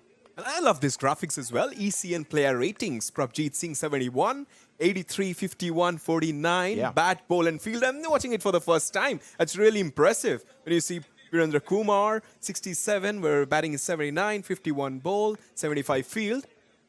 Just little, fresh stats. It's good numbers, isn't it? It's good information there for the viewers. And, really good data for people to get their heads around. Driven down the ground. Still searching for an elusive boundary here are the Ostrava batters, and they're just not able to do it. It's just very, very good bowling, good disciplined bowling from the Barbarians. And it's one thing to have a go at the Ostrava batters, and I know some people in the chat having a go at them and saying, where's the boundaries? It's another thing to congratulate and to give a praise to the bowling and the fielding, which should be done, because the Barbarians are doing such a great job here. Well, here's the chance. This is going to be tucked around the corner. The chase is on, and there is your boundary right on cue. There you go. There's a bit of a Bronx cheer coming from their own dugout as well. That's interesting when your own teammates give you a Bronx cheer for a boundary. But well done, Austria get a boundary, and it's a much needed boundary. 4 runs tucked around the corner. There's no one back there. And as I said before, the square leg was very square. He wasn't at a backward square leg. Otherwise, he could have got to that, but 4 runs. Yeah, it's a nifty shot there from Prabjeet Singh. He has been trying that shot for a long time. Just rolling his wrist, allowing the ball to come to him. He moves up to 12 from 8. Oh, it's 17 for 2. But the good thing about Tilak is that both the fast bowlers have just been disciplined, and he has not taken anyone off. So first couple of overs has been bowled by Ali and Birendra Kumar, just getting into the groove. Chances on here. It's a wild throw, wasn't it? Oh, and the Ostrava batter runs straight down the pitch and has to leapfrog the stumps. Like a hurdler in the 1966 Olympics, he just manages to get over that. Sorry, 1956 Olympics in Melbourne. He just struggled to get over that one. Oh, boy. And just a quick shout out to Danny Hudacek, who says hello in the chat. Good to see you, Danny. And I'm looking forward to calling some action with you tomorrow as well. And just in time to see a little bit of comedy here on the Monday morning. Bowler in again. Now they've managed to put a fielder in there now, Shaban. You notice that? They brought in someone inside the circle just for that shot, because they've been looking to play that on the 45 off the legs for a few balls now. One went to the boundary, that one didn't. Yeah, Danny is here. Hello, Danny, for the very first time. And Phil, I've never commentated ever with Danny. Really? I've never got a chance. Oh, what are your plans for tomorrow? Uh, Danny will be here tomorrow. I think I'm not available, but definitely I will be trying to. We've got to sort something out. We've got to sort something out then. All right, we'll keep that in mind. I'm sure Danny would love to commentate with you for sure. Bowler in again. Bit slower, tossed up and hit straight to the player there in the covers. No run, well bowled. And it looks like one of the Ostrava players needs a new bat. He's going to get some new tools for the trade. Steps out there and 12th runs out and says, which tool do you like? Do you like A or B? A or B? And he says B. A couple of overs, 19, but I'm a little bit baffled by this decision that not sending Anil Kumar. You've been mentioned that Anil has hit 48 against Spartans, who won 3 games, and also hit those 3 sixes when they needed 35 of the last over. And unfortunately, he has not been sent early in this struggling batting lineup. Quite bizarre, isn't it? If they're holding him back, then I'd love to understand from the captain what they're holding him back for, because this is the time he needs to be released. Free the beast, I say. Free the beast. Swings hard at this one. It's going to find the gap. That's actually a well-placed shot. The race is on, and the ball wins that race despite close attention from 2 barbarians who cannot reel it in. So a couple of boundaries now in the last few deliveries. Have a look at this one more time. The big swing goes out square of the wicket behind point, and that goes over the boundary, 4 runs. Yeah, when you need more than 100 in the last 6 overs, you need more of it. And it doesn't come just, you just welcome those boundaries. Doesn't matter how they come, as long as they come. 23 for 2. But that percentage, you see, 2% for Ostrava. It just shows that how low in confidence they are at this point in time. Bends the back on that delivery. It gets played nicely. Ooh, tell you what, that could have been really close. Oh, they're not going to go. This is proper ECN moment here. There's an overthrow. There's not an overthrow, and the batter dives. He dived to make sure he got his grant. He was always going to get home. That was never going to be a problem, but that's some classic stuff. Oh, can he get up? Oh, he got up. Prabhjit Singh, he was in trouble. Just stretched a bit, and now he has to face this delivery and hit it out of the park. Oh, as Phil mentioned, that proper ECN movement, comedy of errors. To work this way around the corner, finds that player who's been moved in that position just recently. Just interesting to know to Vinny Santa, Mr. Maximo, for just giving me a little whisper in the ear, saying that in order for Ostrava to get a point out of this, a bonus point, they have to manufacture and try and find a way to get to 85. 85 is the bonus point number. They're currently on 25. They are running out of time. We're halfway through the through the 5th. So they've got a lot to do to try and make those 85 runs. Otherwise, it could be a 4-point win. Hit up in the air and straight down the throat of backward point, who takes a comfortable catch just around the throat area. Doesn't manage to guide it over his head, nor to the left or the right. It went straight down the middle, and that is well taken. And that's another wicket falling here. Yeah, a little bit of extra bounce, trying to ride the bounce and not being able to clear that fielder at third inside the circle. 25 for 2. And as you mentioned, 85. So they definitely need 60 in last 5.2 overs. It'll be pretty tough to get that. Yeah, it will be. Really, really tough. Now we're into the middle order as well. And striding to the crease, that looks like it's Vincent. Vincent is now striding out, so he's got a lot of work to do. The whole middle order's got an awful lot of work to do. And yeah, they'll be sort of looking at the top order and saying, what was the game plan? Top order hasn't really delivered the runs as they're supposed to do. They haven't shown any stability either. They've just been really quite brittle, to be perfectly honest. Not a word you hear often in cricket, but they've been very brittle indeed. So now it's up to the middle order to stand tall. Oh, well, that's last-minute evasive action, Shoban. Wow. Wow, that's a very good delivery. Look at that, following him, and he just took his eyes off the ball. It would have been much more dangerous. Oh, just glanced off the top of the arm, did it? Yeah, that could have been nasty. That's a good bit of bounce. Well, Salim here is bucking the trend of the players who, well, so far we haven't seen bowlers get life out of the pitch, and, well, he's doing exactly that. What a cracking delivery. You must have seen a lot of these kind of stuff growing up in Australia, isn't it? Bowling bouncers and without helmets. Absolutely. I've worn a couple of those too, by the way.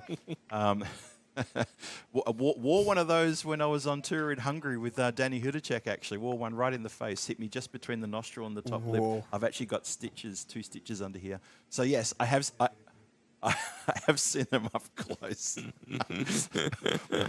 Paolo in my ear telling me that's a good improvement. Thank you for that.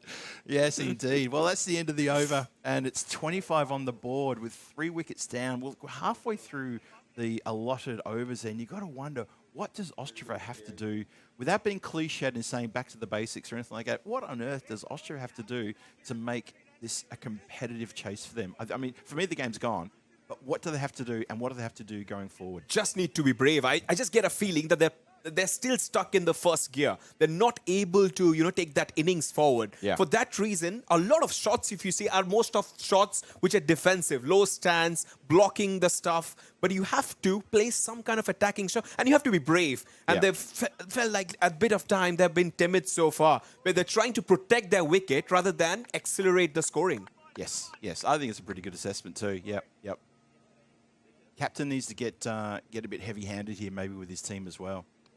Swing and a miss. Saying swing is too many times. And at in the final analysis of this, you're going to look at this game and you say, well, the scores are a mile apart. The number of dot balls is going to be miles apart as well. All the stats are going to favour the Barbarians for sure. And cricket is a game of numbers and stats. And maybe that's what Ostrava need. They need to be sat down and shown some of these numbers and be told, this is, we need to find ways to correct this. I mean, if you correct some of these numbers bit by bit, then you start to make things happen. But you can't make it happen by trying to do the same thing over and over again and expecting a different result. They're simply not on. Absolutely correct. But how impressive have been the Prague Barbarians? You just mentioned that they were demoted to play the Challenger division. So pride has played a big role. And with the kind of batting effort that we saw from them, Sultan Arif especially scoring their half century with the ball, they were so disciplined and just extracting. You just see the class of the bowling. It's so different. Here at one stage, when Ostrava were bowling, they were just getting hit towards the odd side, towards the on-side as well. But here, if you see around that 4th stub region, they know that Ostrava maybe lack a little bit of skill in terms of batting. Yep. They're not bowling down the leg side. That's pretty tough effort. It's a very good effort indeed. I agree. Swings hard at this one. Again, it's just about swinging hard. And that flies away. Well, there's funny thing because the fielder, I think, was sort of indicating that the ball was going towards deep backward square leg. Then suddenly realised, hang on, that's my fielding position. I better chase after that. So he's had to go into the weeds to find that one. But this is the thing. Okay, a boundary scored there. Great for the batter, great for Ostrava. But I don't think he planned it to go there. I think he was just thinking, I just got to swing. Yeah. I'm going to hit across the line, and if I connect, it's going to be gravy. If I don't connect, it's a dot ball. The conviction is missing. Yeah, exactly. Yeah. So it's also just that premeditation mindset as well. So and this is from middle order batter, top middle order batters. The score is only up to 30. So there's a fair bit here for the Ostrava team to work with, and the senior players need to have a bit of a get around, a bit of a confab about what's to be done. Swings hard at this one. That's actually a much better shot. And that's going to carry the boundary up. I think it has. It's a 6. There's a huge cheer from the Ostrava team just sitting next to us here. They were very impressed with that. It was a nice shot, but on a small boundary where it's boundaries, that was always going to fly away for a 6. And if you see, there's a little bit difference in terms of holding the bat. He was holding the bat in a traditional way, but if you see the last shot, he just opened the face of the bat. It's a very different stance. It's just open face of the bat, and he's trying to hit everything on the offside. Yep. It's going to come undone here, I think. No, it's not. It's going to get over the line as well. There you go.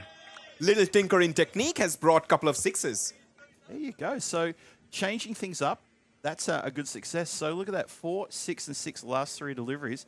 So making things happen, but that's what it's all about. Make things happen. Don't wait for it to change for you. Make it happen. So we spoke before about to get a bonus point, they need 85 or better for a bonus point. Well, that's given a bit of a push. Yep. And, suddenly we can talk about possibly getting to 85. Another 83 runs required. So 85 for the bonus point in case you missed it. 85. So 3 big hits, 2 6s and a boundary and a 4. And that's going to also finish the over as well. So 4 overs to go. So think of it like that. Think of 43 required of 24 to get a bonus point. Not sure they've got the same sort of momentum to get the game a we'll see what happens. Still a bit to do. What we have seen in the last couple of overs, the last 4 overs, generally runs come because the fielding side also relaxes a bit. They know that the winning, the winning rate has gone up, so that's why they can try to get that 85. But it's not easy. As I mentioned, the Barbarians' bowling side is really good. Vamsi is one of the new ball bowlers for Division 2, so he's no mark with the ball. So he will bowl. So I think it's Salim. So I beg your pardon. So they've changed the bowler. I thought Vamsi was going to bowl. But the bowling has been perfect so far. But Ostrava will definitely fancy their chances. 85 looks in hand. Well, Salim now bowled a bit of fire. Him against Vincent. This is a good little contest right here. This could determine the bonus point right here. And just the rest of this over, if they stay facing each other. So Salim is marshalling his field around. This could be a good contest. Here we go. Tries to bang it in short. Just beaten for pace there. Pure pace. Good delivery. Good fast ball. Salim is he's on to him. He's seen what just happened in those previous sixes that were belted by that man Vincent. He's on to that. Yeah. Let's see what happens. Salim bowled it a little bit fuller because he knows that with this kind of stance, is only slashes or cuts or pulls. It's very hard to hit down the ground with this kind of a batting stance. So Salim might bowl it fuller. Oh, he goes through. Took a bit of pace off there, but still got some good bounce. And well, Vincent gave him a bit of a charge and realised he was completely out of position there. So again, clever. May have telegraphed his intentions a bit early, and Salim just adjusted, held back a bit of pace, but still made to follow the ball. Followed the batter, and another dot. So he's dotted up a couple of times here. It's good bowling. Yeah, absolutely. And as you mentioned, premeditation. They're just showing all their tricks up their sleeve. They're not waiting the ball to get bowled. So for that reason, oh, that's a good shot, actually. That's very clever. Is that going to run away? I reckon it does run away. Does indeed. Chase there from the fielder. Unfortunately, the wicketkeeper couldn't get anything on that one. So Vincent wins this one. Have a look one more time. Yeah. Keeper was following the ball. He was following the line of the ball, which you have to do as a keeper. And he was a good step and a half away from maybe trying to get something on that one. I think he even pleaded his case to the bowler. I'm sure the bowler would understand that as well. But clever. Nicely played. Yep. There's a depth touch. Well, that's a nasty one to negotiate as well. Not for the first time we've seen Salim connect with the batter there. I think he's okay though. You're getting a feeling of those uncovered pitches of 1970s and 80s when Jeff Thompson used to bounce out Ian Botham. So just getting the feeling of the Ashes 1980s or 70s. I was thinking also the Caribbean Calypso bunch of bowlers used to. Well, there we go. Stumps Akimbo. It's a slower delivery, so he's shown him some fast balls, and then he bowls a nice slow one right on the stumps. It's just a slow, straight on middle stump, and Vince has been deceived completely. Look at this. Brings the bat down, and he's a little bit too late there. He adjusted his shot, saw it was a slow ball, but he didn't have enough time to adjust it appropriately. Well bowled from Salim. Just really, really well bowled. He's got a couple of wickets, and that's 7 overs gone. 47 on the board for loss of 4 wickets. It's a big wicket that falls to. Vincent was looking like he could be the key to try to get them up to that bonus point total, but he has to depart, and it's now 3 overs to go, and plenty of runs required. Yeah, Vincent just tried to do something different, but as we have mentioned, that he was trying to hit that ball, trying to play it square towards the on and the off side, but very clever from Salim, as Phil was mentioning. Quite cagey with the ball, that slow delivery, and again, using his space and also bowling right up there, up to the stumps. And I get a feeling that Tilak, the skipper, will get his first bite of the cherry. We've had a retirement as well, yes. So it looks like looks like an injury. I can see there the pad's been removed. He's looking a little bit of a sorts, isn't he? That's Singh, yeah. Hope it's not too bad there.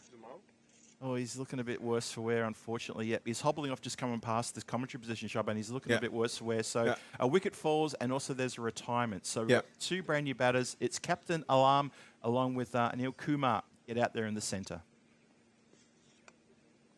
Swings hard at this one. It's going to beat the player who's inside the circle on that 45 backward a square, and that's going to be 4 runs to start off proceedings.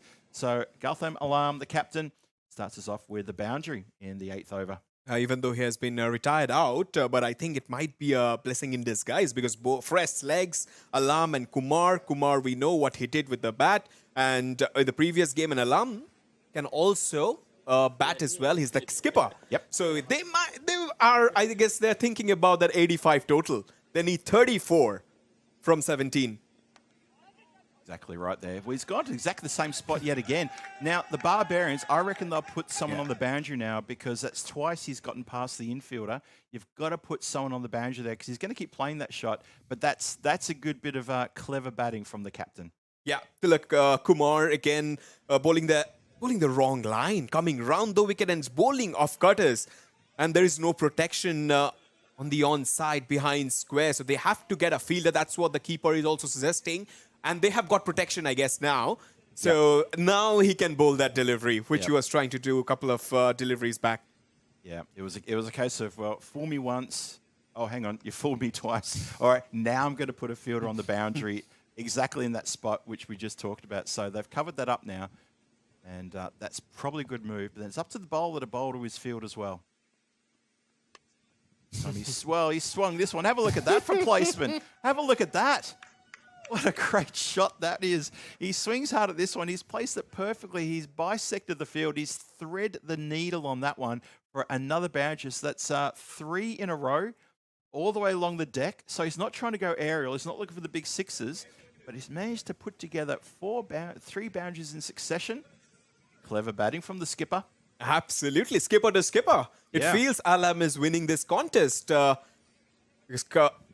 of boundaries. And 59 for 5 in 7.3. Oh! Oh, boy. That's moon ball. That's a moon ball that almost got the keeper. That's clearly shown as a no ball, and a free hit will be coming. As Tilak, wow, couldn't have made that one any worse. All right, free hit coming. Let's see where this one can be put. Goes down the ground. It's going to be 1 bounce. And across the boundary for 4 runs. So the boundaries keep flowing.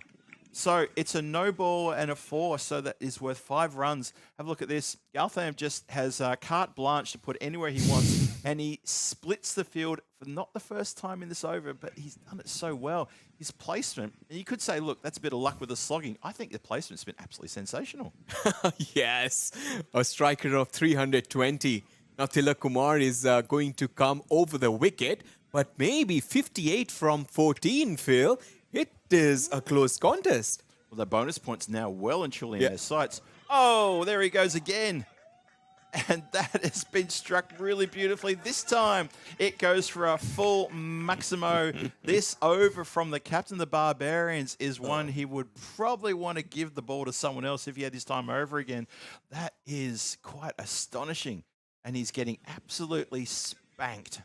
Yeah, he's just swinging. He is just swinging. Alam, he just needed that bowler, I guess. He was just waiting that somebody would come and bowl those dibbly-dobbly deliveries. And now, Tilak Kumar, 23 in 5, 27.6 the economy.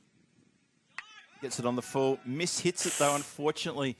He managed to middle that one. Could have gone for another 6 so easily. It was not a good delivery. Gets away with it. Oh. In the end, just goes down the ground for a single. And I think, have we got to the end of the over? We have finally. So 71 for 5. Wow, what a complicated over that was. In the end, what was it? It was 23, 24 off the over. Magical and just out of nowhere. When we saw Singh retire hurt because he hobbled off the field, the wicket fell, Vincent. I think you and I both were thinking, oh, this could be curtains. This is trouble aplenty. Look at that. What an over. Galtham Alam, captain, take a bow. Ostrava have this kind of tendency just to push it till the end. You mentioned that the last over, they needed 35. They hit 3 sixes. Yeah. And it's just going in the similar direction, I guess. Yeah, can happen. Well, Alam got himself that run off the last ball of the over. So he's going to face the first ball of the next over. And he's still got Anil Kumar, who's spectating at the non-strikers end. He's going to get his chance eventually. It's only 2 overs to go. Look, there's 51 required off 2 overs. That's quite a steep ask. But it's 14 required for a bonus point. And I think a lot of people wrote off Ostrava that they were not even going to get near to the bonus point. Well, they're not just near, they're knocking on the door. Yeah, Sai Vamsi. I was mentioning about him bowling the new ball for a Division 2 Barbarians. So he has good control. 777 on his back. It'll be a very good contest. Captain is trying to swing and he gets a boundary. How about that? Sometimes luck just goes your way, and that's exactly what's happened there. He just swung so hard at that one, gets a bottom edge. Look at this one more time on the replay, and it gets away from the keeper, and there's nobody fine back there at a fine leg position to stop that one. And the Barbarians are just probably starting to wonder, look, we feel we've got the game in hand, but these little moments are just getting away from us. Yeah, it's just, yeah, they should have been much more clinical. Because at this point, they will definitely win, but that bonus point will go away. So Ostrava will be enjoying this. They just need 10 from 10. Bowler in again. Swing and a miss, that's better. Yep, they still need 10 runs to secure that bonus point, and I think that should be on their minds. The win is a bridge too far for mine, but I think that a bonus point here, the 10 from 10, if that's the small little target they've given themselves, I think that's so important. Really important indeed. It's interesting. Kumar has given his bat to Alarm. I was talking about this bat, which has been knocked using Claude AI. Okay. Well, that's interesting that they swap bats there, saying, here you go, have a go at my stick. Mind you, though, Galtham did quite well in the previous over, so I'm not sure about that tactic. And in the end, it's another dot. So a few dots just creeping in here. Maybe Galtham's getting a bit tired. I'm still hoping that we get to see Anil Kumar get to swing the blade. I mean, he needs to get a chance here. Yeah. Or takes one hand off the bat, so gets in towards the body. They're going to get a single. Just the single. I think they're going to change the bat again. I am pretty sure Anil Oh, yes. Yeah. Good call. Good. Yeah, you know them very well there, Shaban. That's a very good shout. They switch over the blades. There you go. You have your stick back. I'll take my stick back. All right, no worries. Can you imagine if two batters weren't in sync on that one and they had to have an argument about who gets the bat? That would be quite awkward. Here we go. Wow, that's why they swapped the bats over. Spanked out of the ground. Absolutely smoked. That went like a rocket. 6 runs to finish the over. And that's why I've been waiting all Tim and I both for Anil Kumar to get on strike because he could do things like that. Yeah, he's a batting GPT. So 9 overs, 82 for 5. They're running another bat out. What's going on? They're running another bat out. Oh, there's another change. I think the skipper is changing the bat. Oh, okay. Fair enough then. Fair enough. They don't want to get rid of this Willow. Oh, dear. Oh, dear. Yeah, so there's a bit of a bat gate going on at the moment, but they're trying to make sure they've got the right tools for the right job here. That bonus point is only a few balls away. Yeah, well, actually, it's only, 3 runs away. So let's see. The game is pretty much gone. Mathematically, the game is gone. It's very improbable. It's not impossible. You never know what can happen. You need to wait until the game's finished before you start calling things like that. But you're going to want to try to get those bonus points. Just try to nail that single point. Don't allow the Barbarians to get all 4 points. Otherwise, you're constantly chasing the pack. And that is exactly what they'll be thinking. Here we go. We start the last. Yeah. Dot ball. We used to do this back in India when you used to play gully cricket, the street cricket. We used to have one bat. We used to change it every single delivery. That's what's happening here in ECN. Vinosh. So it's 82 for 5. Both the batters just trying to cross that magical figure, that bonus point of 85. Bowler in again. Ooh. Another swing and a miss. Got closer to that one. Oh, yeah. Yeah. Maybe Galtham's getting a little bit tired there after turning it on a bit in the last couple of overs. But now, well, he's chewed up a couple of dots, and it's still 4 to go. They still need those 3 runs for the bonus point.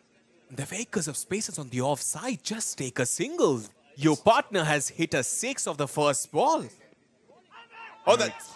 Yep, the given. Plumb in front. Absolutely plumb in front. Yep, I know you were going to yell it out as well, Shob. You could see that coming. The bowler just thought, you know, I've dotted him up here. I'm just going to bowl this one nice and straight and full. Look at the replay. Great replay too, by the way. And crashing into the lower part of middle stump. No hesitation from the umpire. Says, yep, you're on your way.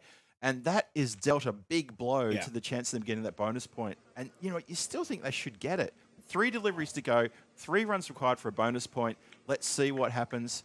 Oh, boy. But Skipper, he's given him every chance of picking up a point out of the game, but he has to leave. And there's no prize for guessing that was out. It's 82 for 6. They still need 3 of 3 deliveries. One hit will do. But also remember, Barbarians are playing their first game. They're looking so clinical. Batting effort and now the bowling. Only except that little blemish from the skipper, Tilak. Yeah. So far, 9 overs, they have been top-notch. Because 1 over went for 24. That's right, yes. Here we go. Batter in, taking strike now. Over on a Geary. Impressive with the ball. Did well on the field, took a good catch, and there on the boundary rope. Let's see, and also saved a very good, did a good save there on the boundary rope as well. So he's a very important player for them. Yep. Let's see what he can do now. See the Moravian Cricket Clubs are just coming across now as well. They're going to play the next match. We'll talk about that in just a moment. Oh, one more dot delivery. Oh dear, oh dear. Last 4 deliveries, a wicket. Oh, there might be a wicket maiden here. Because it's 4 deliveries he has bowled. He has took a wicket. So it's just a couple of deliveries to go. They need 3.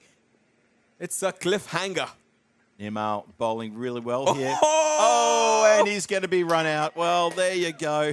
Oh, boy. What a final over this is from Kumar. Nimal is absolutely bowling his heart out here. And from the 5 minutes ago, the bonus point looked like they'd almost secured it. They'd almost secured it out of nowhere. And this is the swings and roundabouts you have here in T10. Oh, dear, oh, dear. So, Nimal, well bowled. Yeah. Well bowled. This is last over of the match and might be a wicket maiden in a T10. It could be. Actually, well, exactly. It could be a double wicket maiden, even though it's a team wicket with a run out. But let's see what happens.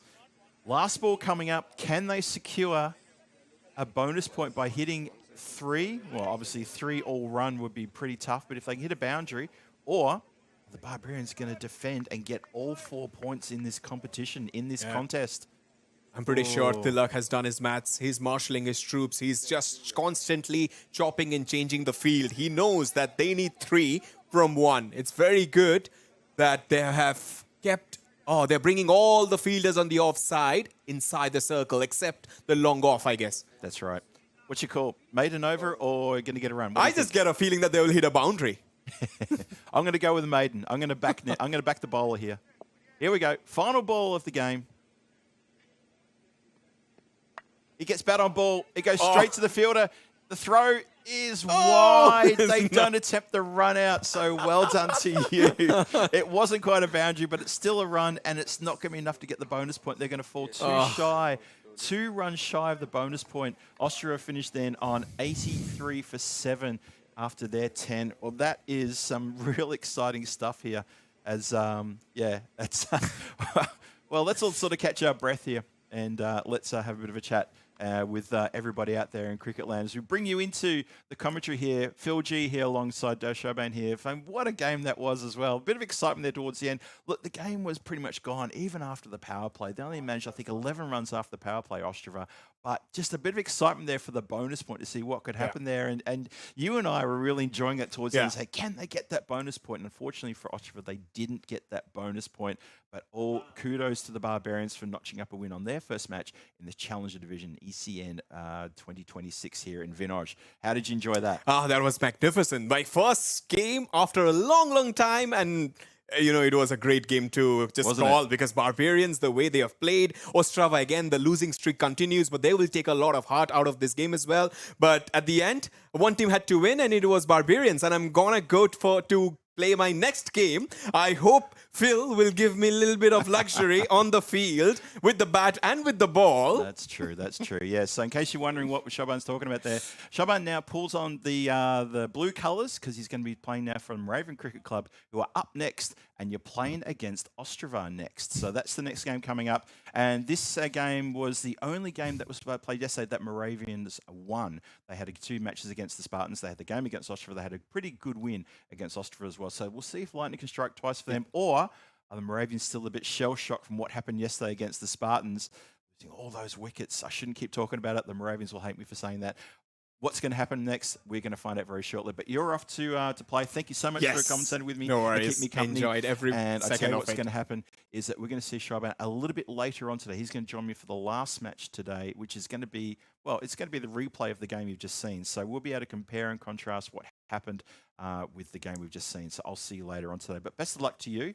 And we'll see all you for the next game starting at 1:30. Don't go too far. Phil G alongside Shaban. Well, I'll see you back here for the next match. Ostrava take on Moravian Cricket Club. Next game coming your way shortly. Don't go too far. A la vista, baby.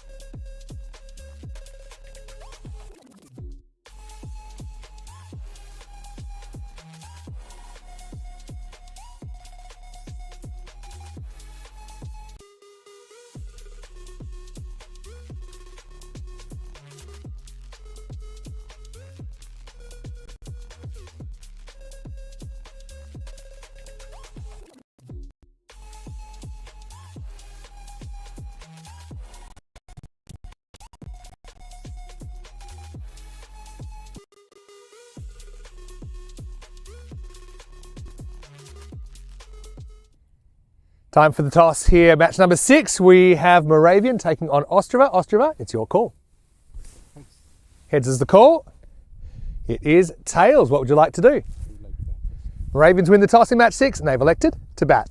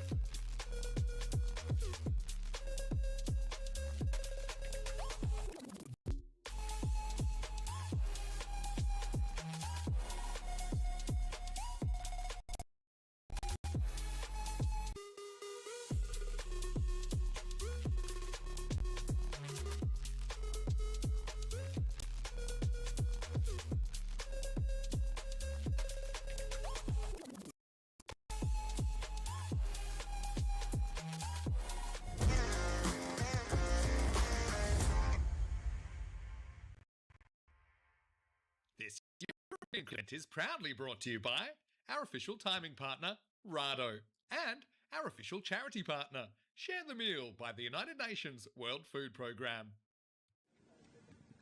And it's a lovely welcome back to everybody watching from around the world to the Mid-innings Cricket Ground here in Prague. That's right, you're back here with me, Phil G, in the commentary position here, and it's going to be the game number 2 of the day. It's match 6 overall for this Challenge Division about to start. It's indeed the return of the Moravian Cricket Club taking on the team from Ostrava, who just went down a few moments ago to the Barbarians. Barbarians are getting a very good win for the first match today, but now it's up to Ostrava to bounce back against Moravia. They had a game against Moravian Cricket Club yesterday, and Moravian Cricket Club scored a win. It was their only win of their day yesterday. They played 3 games yesterday. This was their only win.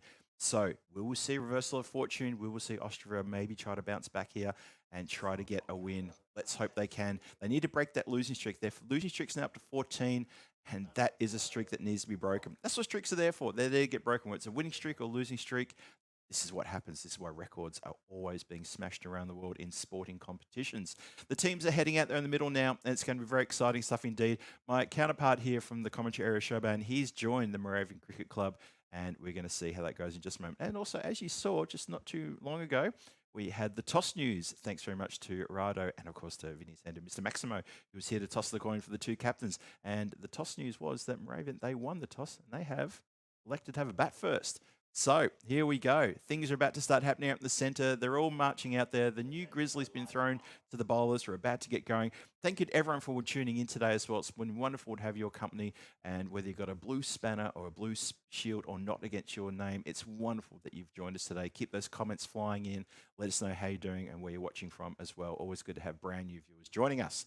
Let's get over to the action, and we're about to start. You see the new pill is in the hands of the opening bowler, marking out his run-up as well. Can't wait to get stuck into this one. Looking forward to this game. Hope you're looking forward to it as well, and hope you're having a wonderful Monday wherever you're watching from around the world as well. Obviously, wish both teams good luck here. Moravian Cricket Club, they are 1-2, 1 win and 2 losses so far. Ostrava currently sitting with 3 losses. Still looking to open their account. Maybe they can. Ostrava just showing fits and starts. Shobin and I were talking about this, and I mentioned this yesterday as well. Occasionally they'll show little glimpses of what they're capable of, but they're having trouble just stringing together a succession of those moments. That's the thing. They can do that. Suddenly they become a very, very dangerous proposition for any opposition. But they need to try to find a way to string that together. Here we go. First ball of game number 6. Carved away. Can you believe it? It's straight to backward point, who holds the catch. And that is a cracking start for Ostrava. For the Moravian Cricket Club, they are stunned in silence. There is little or any activity from the dugout away to the left from where I'm standing. I'm looking out the door towards them. The only person moving is the new batter walking in. But can you believe it? It's a first baller. It's an absolute peach first baller, and Jaswal has to go. He doesn't get a chance to do anything apart from face up that first delivery. And Pawan Jaswal, who's a pretty handy batter, has gone for a first ball. That is quite a start. The Royal Derek has been assigned, and that is trouble.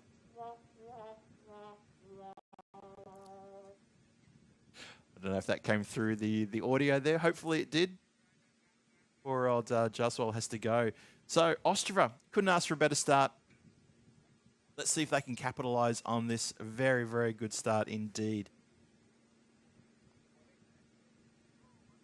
Royal Wiki, Royal Derek. Everyone's looking for the correct terminology there in the chat. Good to see. Hello there to Dave B. Hello to Nick the Brown Bear. And of course, Vinny Sander, Mr. Maxwell's in there. Paulo Campini's in there as well. Everyone, thank you for joining us today. The next ball is just pushed out there onto the offside. No chance for single. Good, quick backing up there from the bowler. Racing it, runs in and makes sure there's no chance of any opportunity to sneak a quick single.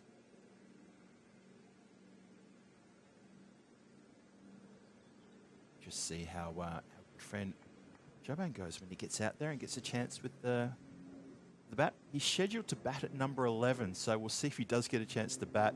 Not sure he will, but we'll see him in the field. I'm sure we will. It's a wide ball.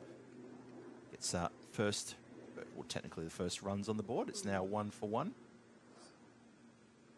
Still nothing off the bat yet. Early days here in this game number 6.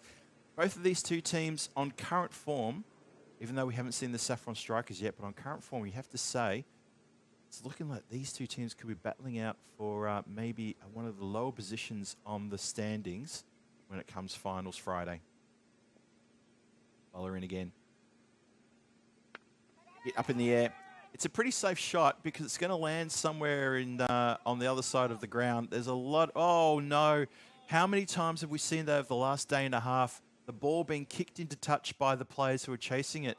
I'm not sure how that can happen so often here, and that's not the first time Ostrava fielders have done that.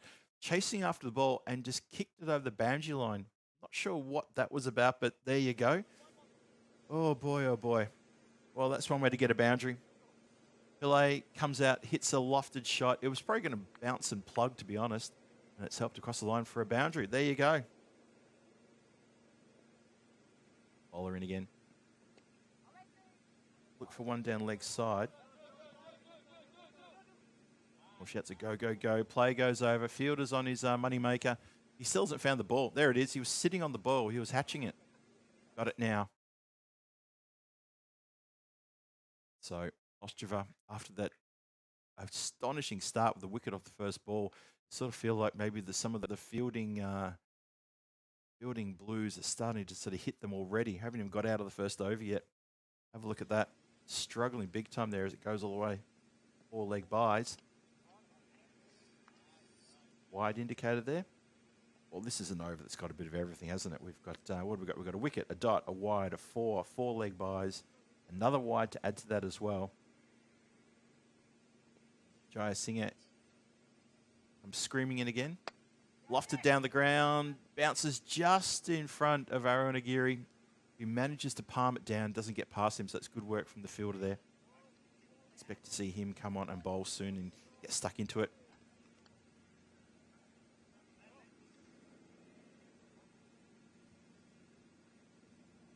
Interesting comment in the chat about the infrastructure.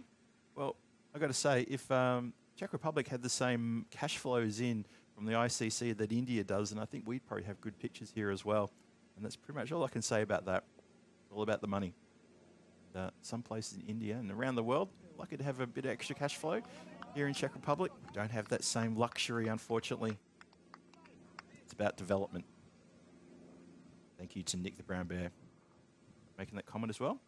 It's about development. And that's why some of the big test-playing countries, cricket countries around the world are getting a bit nervous when they face up against some of the associate countries, because there's a lot of talent around the world.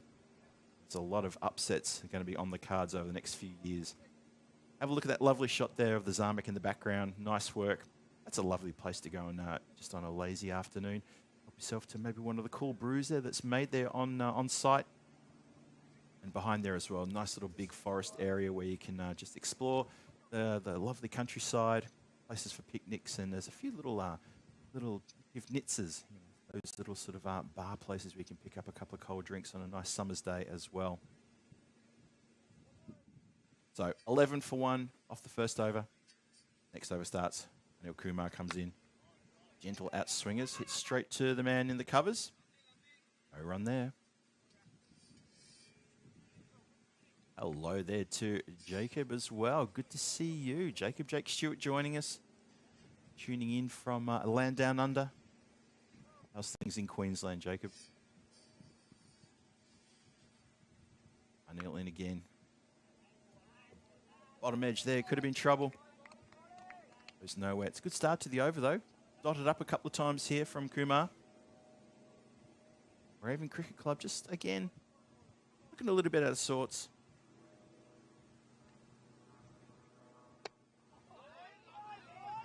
Oh, dots up another time, and dots bring pressure. Pressure brings wickets. Get a feeling here that maybe Pillai were trying to hit out here.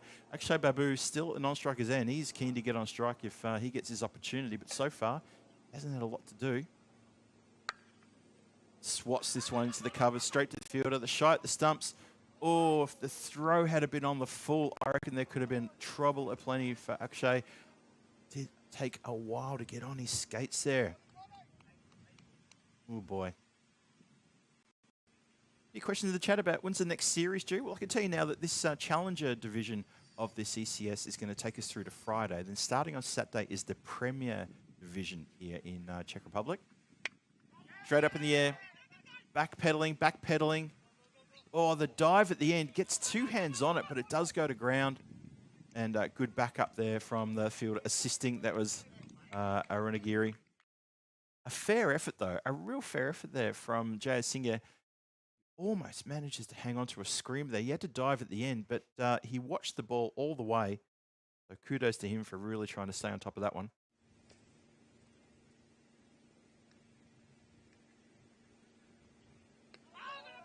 Wide ball.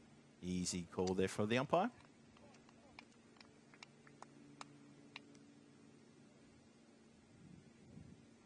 Jacob J. Stewart checking to see if I've been behaving myself.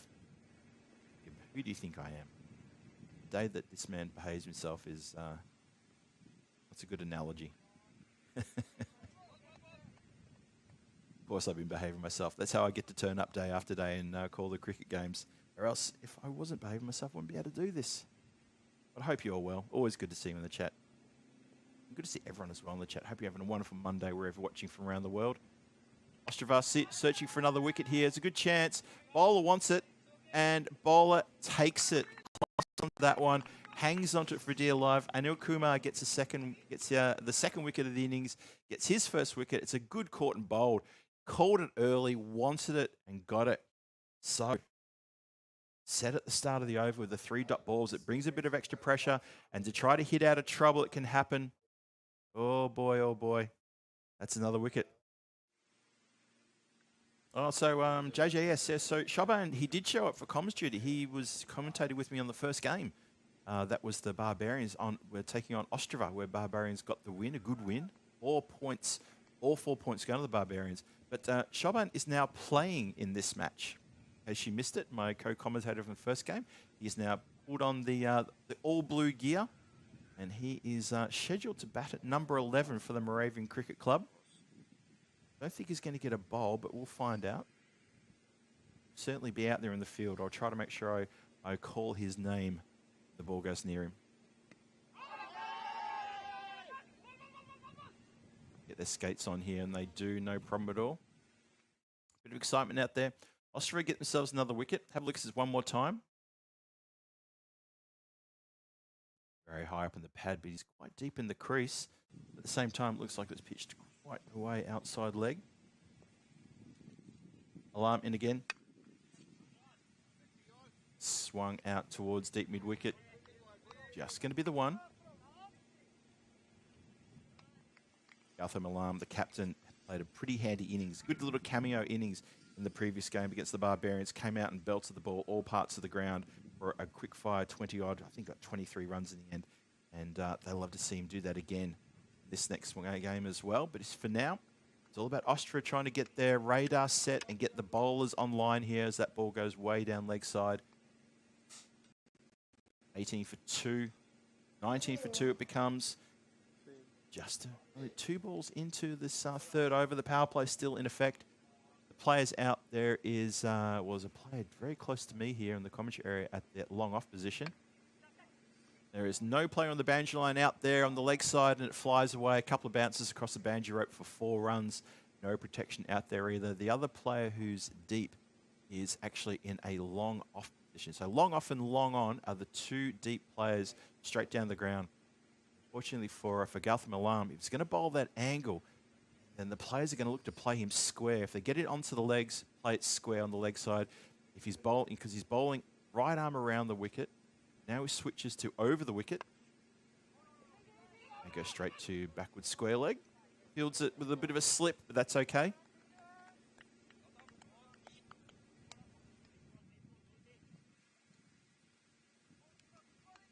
Good conversation about in the chat. Good to see that, folks. Keep that conversation coming. I think it's a really good thing to see associate cricket growing the way it does, and that some of the big full members may get a few scares taking on teams that they maybe don't show enough respect for. Saw by a few comments in the chat just earlier about a few of our current people watching, just maybe questioning the facilities and the infrastructure. There's a reason why it's like that, and it all just comes down to the almighty dollar, unfortunately. So I think what we do here in Europe in terms of cricket is something pretty special, but it's all about development, it's all about growth, and it's about, a marathon, not a sprint. That's all there is to it. And that goes for not just the players and the federations, but also the people who are watching and getting involved behind the scenes as well. There's a lot of work to be done, and there's a lot of passionate people who love cricket. And ECN is one of those groups as well, and this is what we do. Bowler in again. Soft hands, pushes backward a point, straight to the player. And you saw in the previous game, the Barbarians were very good at doing this. Hitting straight to a player, but taking the single, judging the singles really, really well. Didn't get a chance to look at the stats between the games, but I can tell you now, their dot balls were very, very low. They were looking for singles every single shot they played. Very good to see.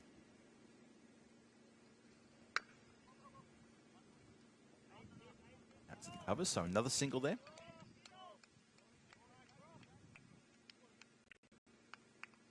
And Nick the Brown Bear making some very good points there in the chat. 100% behind you on that one, Nick. I like where you're going with that. That is the power play done, 31 for 2. 3 overs gone. Now, that hill there, that is the hill that grandfather Czech camped on, and that's where the country of Czech Republic was actually made, or Czechoslovakia was made on that hill. That's the fairy tale, that's the story. That's the man who gave birth to this country, turned it into Bohemia. That's apparently the mountain that it happened on, and it's within viewing distance, that one right there on your screen. And when Danny's here tomorrow, he'll tell you a lot more about that. Danny's got a very good head for Czech history, being part Czech himself. Looking forward to commentating some games tomorrow with Danny too, so he'll give you a lot more information on that one.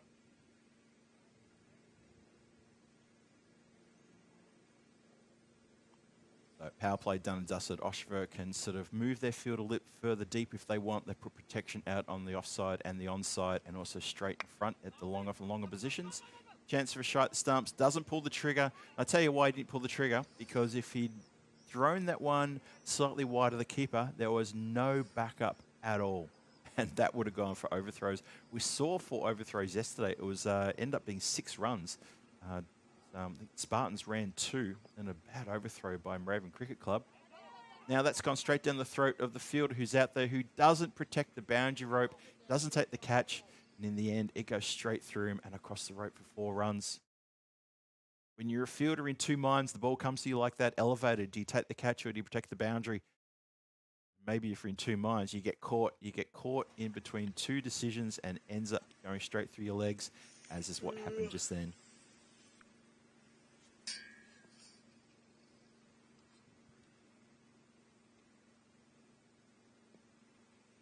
Levant continues in just a moment. He just pulls out of that one. Saved myself there.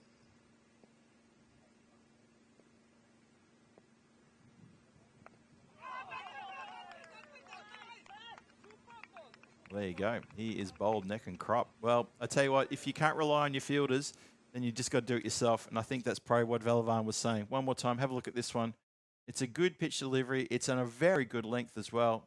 He's just got a little bit of an edge. He's chopped on there, and it's delicately just smacked in the stumps. We've seen a few little bottom edges here not hit the stumps. That one has hit the stumps, and it's a nice little replay there. Thanks so much to our camera work. Good to see. Hello to Helix, who just joins us as well. Hello to Rob Thompson. I thought I saw you in there, Rob. Hello there. And hello to everyone in the chat. Thank you for joining us today. Hope you're doing well. Hope you're having a wonderful Monday. A lot of cricket on today, obviously, and we've got good cricket on here in Prague as well. The Challenger Division, this is day 2. We saw the Barbarians earlier, and the Barbarians who played in the Premier Division last year, now featuring in the Challenger Division, because in the Premier Division last year, sadly for them, they couldn't win a game. They had no luck last year whatsoever. So they're going to feel pretty good about getting a first win under their belt in this Challenger Division, because they were relegated to the Challenger Division. And they would love to try to get back up into that Premier Division, as this is tucked around the corner. Might got a little tickle on that one. Keep an eye on the umpire and see what he indicates. He said they're coming back for a second one. Good running. Good throw. It does hit the stumps. And leg byes indicated. So no tickle off the bat, just something off the body there. 2 leg byes. So yes, the Barbarians, the Prague Barbarians, who well, they featured in all of our ECSs that we've shown on here since 2020. And yeah, they're in the Challenger Division, which was a bit upsetting for them last year, but not picking up a single win in the Premier Division last year is why they got relegated. But they picked up a win in that previous game. We're going to see them after this game. They're going to take on the Moravian Cricket Club after this match, and then they're back for the final game against Ostrava yet again. So good cricket coming your way. 4 games every day throughout this week during the Challenger, and we've got the finals on Friday with myself, Phil G, alongside Vinny Sandu, Mr. Maximo. Both of us will be taking you through the finals action on Friday for the Challenger Division. Top 4 teams, the 4 top teams of the 5 teams playing in Challenger will play on Friday. Finals Friday and Peacock Friday as well. Always a good combination. Straight to the covers. Slightly through the cover fielder, but that's okay. Just the 1 run. So we have 3 matches after this? Score moves up to 40 for the loss of 3 wickets. And it is 4 overs gone. So Moravians just a bit of caution here, but getting the occasional boundary, and also they're enjoying the extras. You can tell that. The sounds of my teammates stretching. I tell you what, it can be a bit of a toll on the bodies, sort of being on tour like this day after day, stuck in the chair and pressing buttons and making things happen for everybody, but that's what we love to do. That's going to go all the way. That's going to go all the way for 5 wides. That is what we call a minimo. Oh boy, the extras are keeping this game well and truly in the balance of the Moravian Cricket Club here. I'm going to quick look at the extras and see what the situation is. I got a really bad feeling these extras could almost be top score. Let's have a quick look. 18 plus another 5, 23. Extras up to 23 now. They are indeed the top score. So Ostrava are really helping things out here. So that's more than half the score on the board is made up in extras. And it's going to be more. Watch this, coming back for a second one. Easily going to come back for a second one. There's a bit of a spill down there. Facing the ball. And this is going to be no ball off the pitch. That means we're going to see ourselves a free hit. So it's a no ball 2. Not good at all.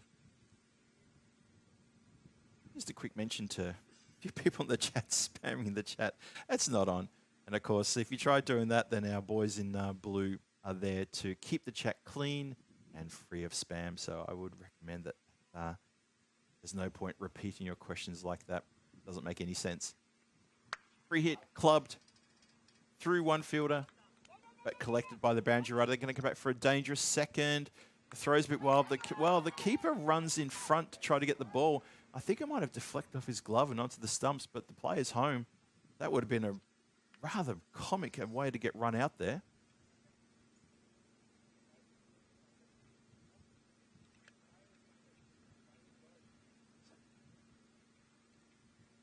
Rather comic way to get run out. Doesn't happen in the end. Ostrava just really struggling here. I think the next game you're going to see is going to be the Barbarians, and it's going to be the Moravian Cricket Club. That is going to be quite a tussle. I think that is going to be a very, very good contest. I'm a bit worried for Ostrava. They don't have all of their gun players available, and this is the thing about when we have a European Cricket Series on during the week, which all of our series are, of course, is that players are not always available because, let's face it, they have work commitments, they have family commitments, sometimes they have holiday commitments, and it's things that they cannot get out of. It's not as easy saying to your boss, look, I want to go play cricket for an afternoon. Is that okay if I have the day off? It doesn't always work like that. Remember, these are all amateurs. There's no professionals here. No one's making a living out of cricket. This is something they do because they love the game. They love playing cricket with their teammates as well. So there are reasons that don't have the best players out there at the moment. I know Ostrava are missing some of their big guns. All the teams are actually missing some of the big guns. We talked about the Barbarians missing some of the players who've represented Czech Republic at international level. That's an excellent bit of work there.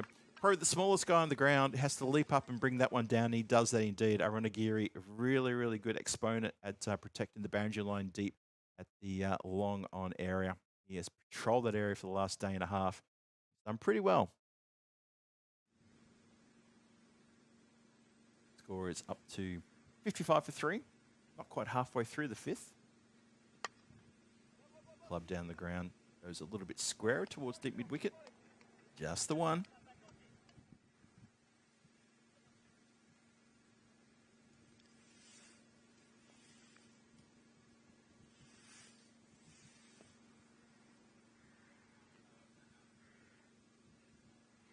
Gotham alarm. They try to finish this over pretty tight. Still got 3 balls to come. He went very heavy, very expensive on his first.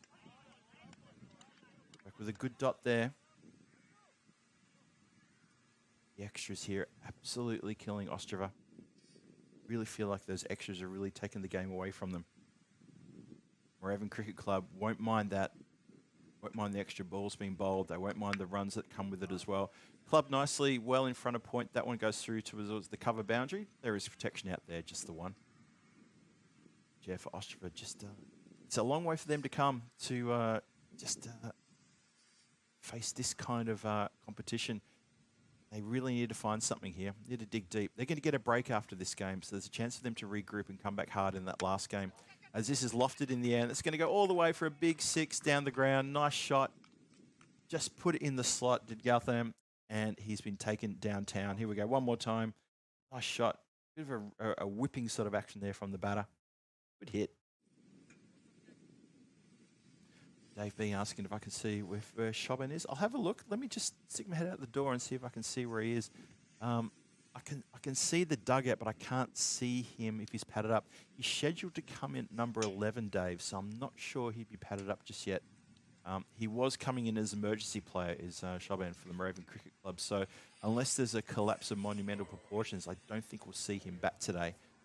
But you never know. He might get a chance to bat in the next game when Moravian Cricket Club take on the Barbarians. We'll see. I'll keep you posted on that development. 63 for 3, and that's 5 overs gone.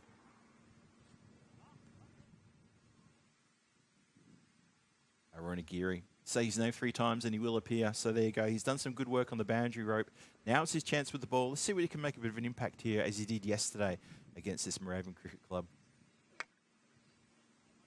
Out towards deep mid wicket. Just going to be a single.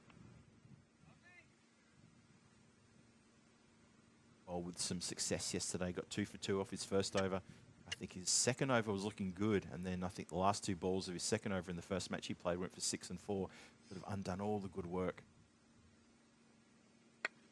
Lofted, and that's going to be over the rope, and 6 runs. Just too wide, just in the wrong length as well.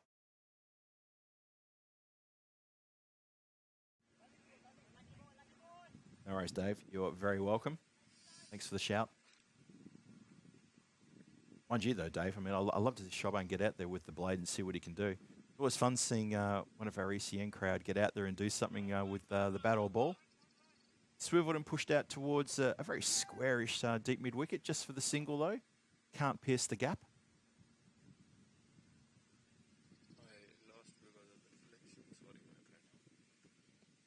Aronagiri continues. Quicker delivery, pushed through very fast, spilled by the keeper. I think with regards to the Ostrava keeper, I think Shobin and I were a little bit critical of some of the way that Kurugranti was keeping. He was standing with his hands just above his knees for most of the pace bowlers, and we felt that that was a wrong move. Like he's standing right now, it's a bit of a wrong thing to do when you've got a pace bowler, because it gives you such little time to adjust. And a few times he had his gloves in a very strange position to take the ball for the spin bowler. So hopefully he's settling in now. It's Shaldavia Kuruganti, who I don't think is the regular keeper for Ostrava. I think that's Srivavasan, who's not available today. Srivavasan played a pretty good game yesterday, or 2 good games yesterday, both with the gloves and with the bat. Lofted. It's going to be 1 bounce, 2 bounces. Well, the attempted flick back into the field of play doesn't work, and it goes across the boundary rope for another 4. Yeah, you can see there, fielder running around, just try to give it a bit of a tennis swipe back in. It doesn't quite get there. People asking about the length of the boundary line from the centre of the wicket. It is indeed 50 metres. I can see there that Nick the Brown Bear has answered that question for you. Yes, typically that's exactly how it works here on the European Cricket Network. It's a 50-metre boundary for the T10 action, which you could say, yeah, okay, it does favour the batters, and that's why we get some pretty good scores sometimes. Same time, though, it asks some questions of bowlers and fielders, though, to try to pick up their game and try to be equal to the task as well. It is 76 for 3, 6 overs gone, 4 still to come.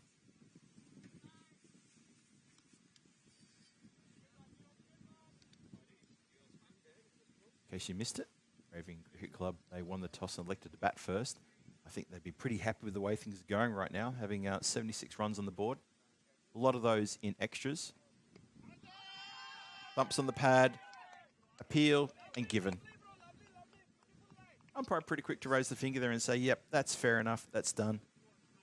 So a breakthrough there at the start of the 7th. Let's have a look one more time. Oh, that straightens very nicely. For me, that's cannoning into leg stump, but it's straightening nicely. I don't think that was going down leg. And Anil Kumar, he's a bowler who likes to swing it away from the right-hander. And I think that that's also something the umpire would have put in his head, the fact that it was well angled and it was straightening, and it had already straightened when it pitched. Good delivery to pick up the 4th wicket. So 76 for 4 at the start of the 7th. And Kumar gets his 2nd wicket as well. He's got 2 wickets for just 5 runs.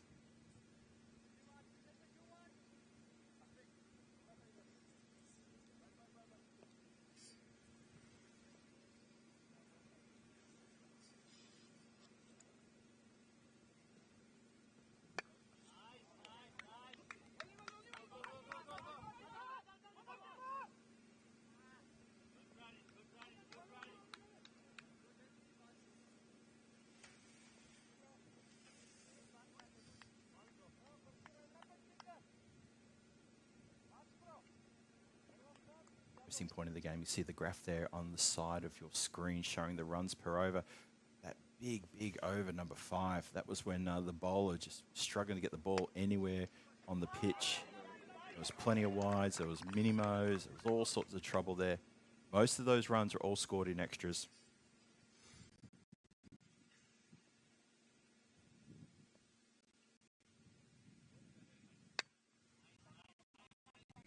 Down the ground. It's going to be the 1 run. Moravian's just settling in here. They're now the middle order now being exposed. They wouldn't want to lose another wicket. Need to make sure that they can try to keep things going in the right direction.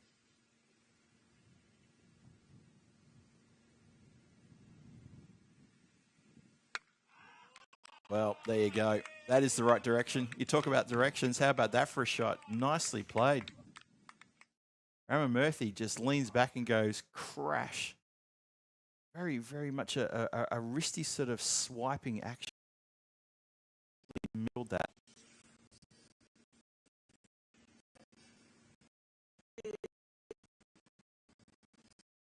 Murphy up to 24.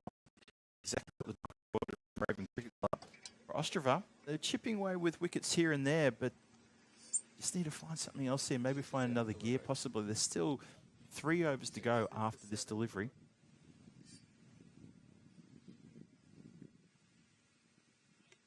Still 3 overs to go after the next delivery.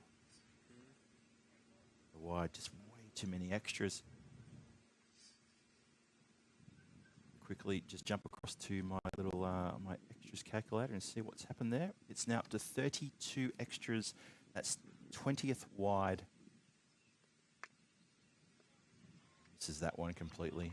Kumar dots up. That'll be the last ball of the over. 7 overs gone, 86 for 4 on the board. Yeah, the problem it really is for Austria is those extras. 32 extras in total. That is, what have we got? We've got just the 1 no ball, but there's been 20 wides, and that is a trouble. Also, it's a trouble because all those extra deliveries they had to get bowled. There's a few minimos in there as well, by the way, in that total of 20.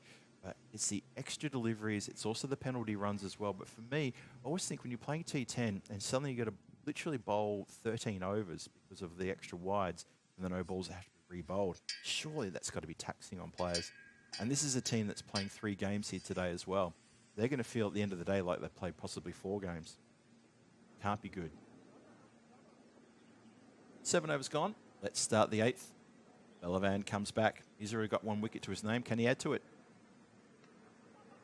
Down leg side. Going to scamper through for another one.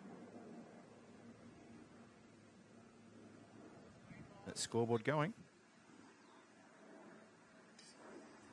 Just a reminder too, with regards to Ostrava, they get tomorrow off, so they'll be looking forward to a little bit of a break when they get to disappear. And then they're going to be back there. Actually, they've got 2 days off in a row, so they're going to be back to play their last 3 games on Thursday this week. So they're going to get a very nice break. Tuesday and Wednesday off, get back to duties there on Thursday and see if they can make a bit of a case for them to play finals action on Friday. That's what Ostrava will be thinking. They need to pick up something today to make sure they stay in touch with the Moravian Cricket Club. Swings hard at this one over the top of the fielder who was setting himself for some sort of miraculous attempt to pull that catch down. Doesn't get to do it. A big hit for 6. Goes a fair way back as well. Good strike. Good hit. Gets the team up into the 90s. 94 for 4. And Murthy, he's muscled his way up to 30 runs as well. So he's challenging the extras for being the top scorer. So good for him. And good for the team as well. They'll be very happy about that. Wayne asking if Shaban's playing. He is playing. He's playing for Moravian Cricket Club. He's sitting in the dugout. but I don't believe he's got the gear on. As he's scheduled to come in and bat at number 11, from what I can see. And from also what I can see, I'm not sure that Ostrava bowling is going to cut through this Moravian middle order enough to make him to have to bat. But when he's out there in the field, I'll try and give a bit of a shout, let you know where he's fielding. Keep a close eye on him. Always good to see the ECS representatives, they're playing and how they're doing.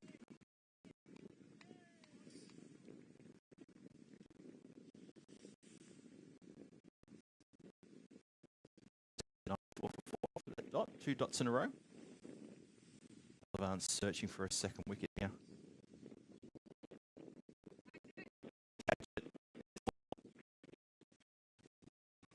In front of me, the captain gets around and fields that one cleanly. His throw back hits something, maybe the side of the pitch. It just went off on a very strange angle, but no chance of an overthrow there.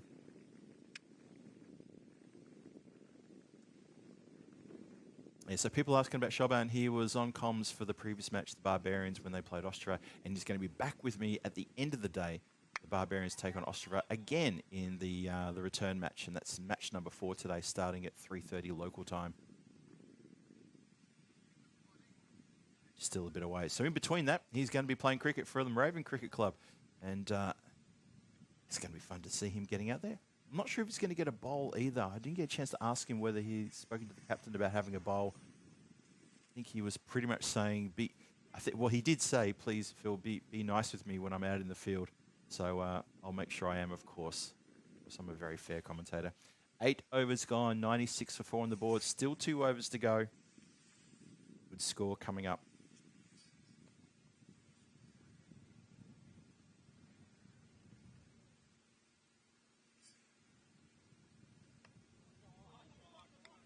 Start the 9th. The tickle around the corner should look for 2 here. Might even go all the way to the boundary line. You know, that's the fastest part of the ground. It does indeed.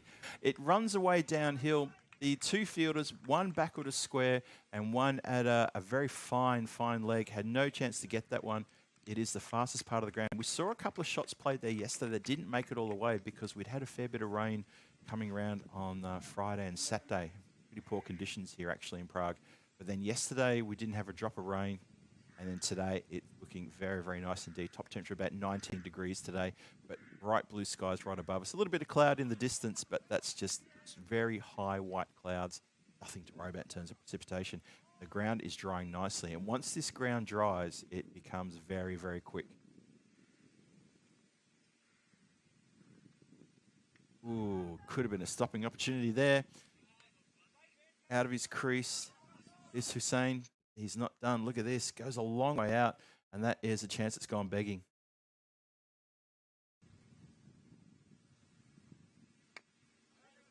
Do a bit better than that. Dots up again. Good over this one. Renagiri just getting through his over really quick. The 4 off the first ball, and since then he's just dotted up. See if he can finish strong. Carves this one towards the boundary rope. Chases on. Good work there from the Ostrava. Taps it back in. That's Raju out there who's managed to get down to that one and make sure it doesn't get across the line. Well done.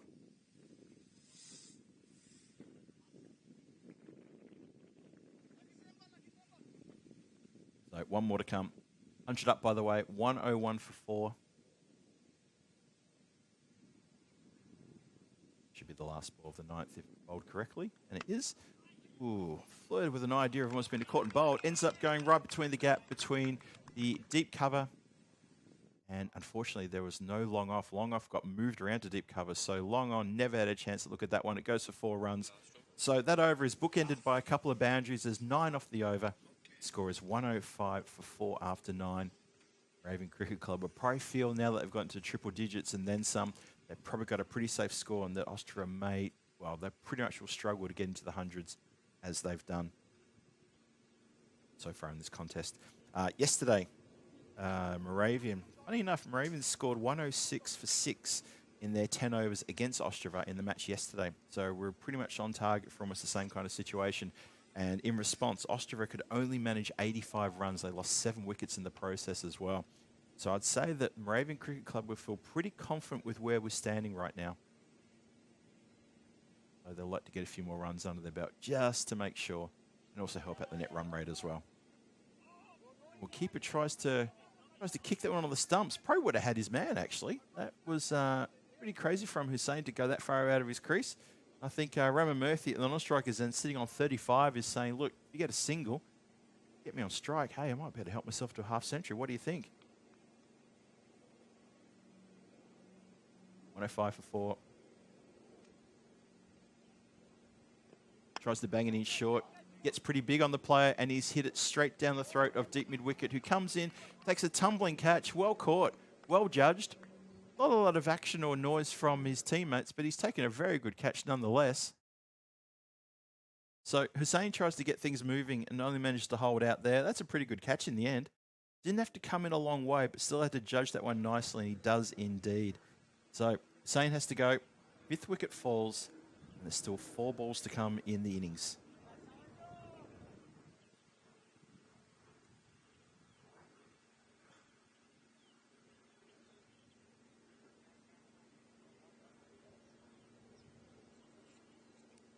So, everyone in the chat, you're all doing well. Chris Addison saying goodnight. Saying goodnight to Wayne. I was Wayne disappearing. Oh, sorry, Wayne. Oh, Wayne's got himself some Massamam curry. Lovely. Don't mind a bit of Massamam curry. The only thing is, there's a place near me that does Massamam curry. Can't believe we're doing food talk already. They do a great Massamam curry. The problem is they use sweet potato rather than regular potato. I'm not a massive fan of the sweet potato. Not in a curry anyway. Anyway, personal preferences aside, let's keep going. Bangs it in short. Pushes this one out past point. The chase is on. Fielder chooses to use the back heel. Are they going to turn and go for 2? They're not, and quite rightly so, sent back. Well, there was one player was very keen for 2, and the batter standing at the striker's end was firmly grounded and said, no, no, no way. And that's fair enough. Sorry, for a 3rd that was actually. They ran the 2. Koshi got it away for 2.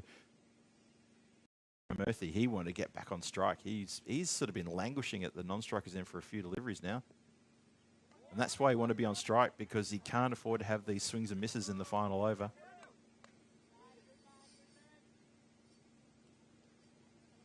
No, 7 for 5. 2 balls to come in the innings.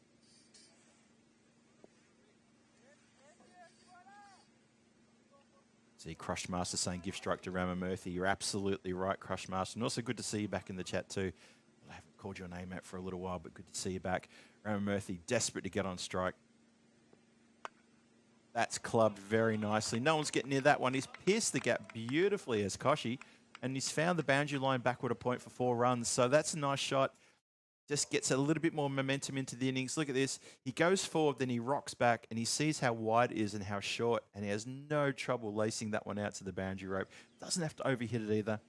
Score is 111. Lord Nelson, 111 for 5. 1 more ball to come. Koshi on strike. Jayasuriya with the ball. Let's see how he goes.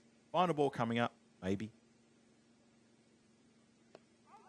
And luckily I preface that with maybe, because that has flown down leg side, and that is, oh, it's flicked the pad. Okay, so it's not a wide, it's gone for leg buys. It's gone for 4 leg buys. Luckily it tickled the pad. I thought I might go for a mini-mo then. So it was indeed the last ball of the over. And that means the score then, with those 4 leg buys, goes up to 115 for 5 after 10.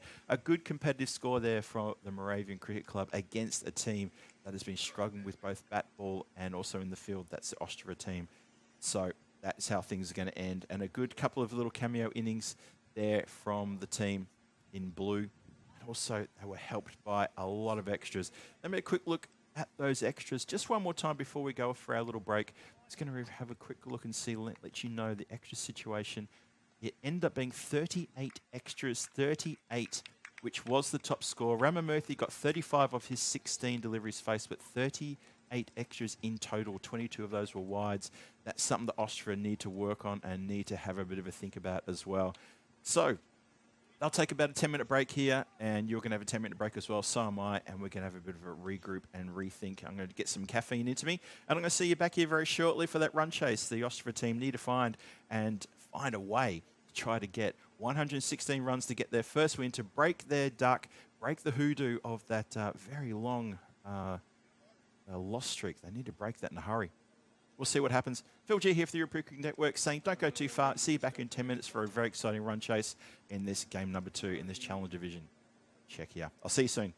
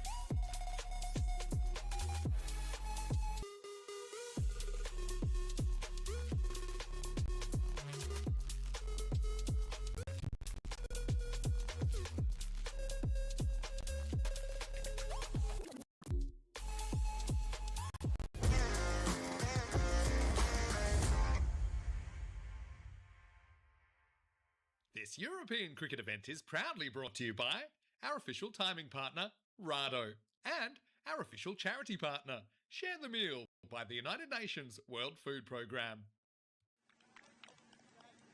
Welcome back, everybody, to the run chase here in this second match of the day here on day 2. That's right, game 6, hanging in the balance. Moravian Cricket Club and the Ostrava Cricket Club are going head-to-head here for the second time in this contest. And there's a fair bit to do here for the team from Ostrava. They have just been pummeled a little bit there in that innings by the Moravians, who managed to get 115 for 5. Rema Murthy with a good 35 off only 16 deliveries. But what was more concerning for the team from Ostrava is the number of extras. 38 extras top scored in that game for them. That's not a good sign. Something they need to work on. They're going to take a break after this innings and they're going to bounce back. Hopefully they'll bounce back in the last game of the day against the Prague Barbarians. But for now, they have to negotiate this run chase as the two batters are heading out there into the middle, following the team from the Moravian Cricket Club are also out there in the middle as well. See how things go. Keep your eye on the Moravian.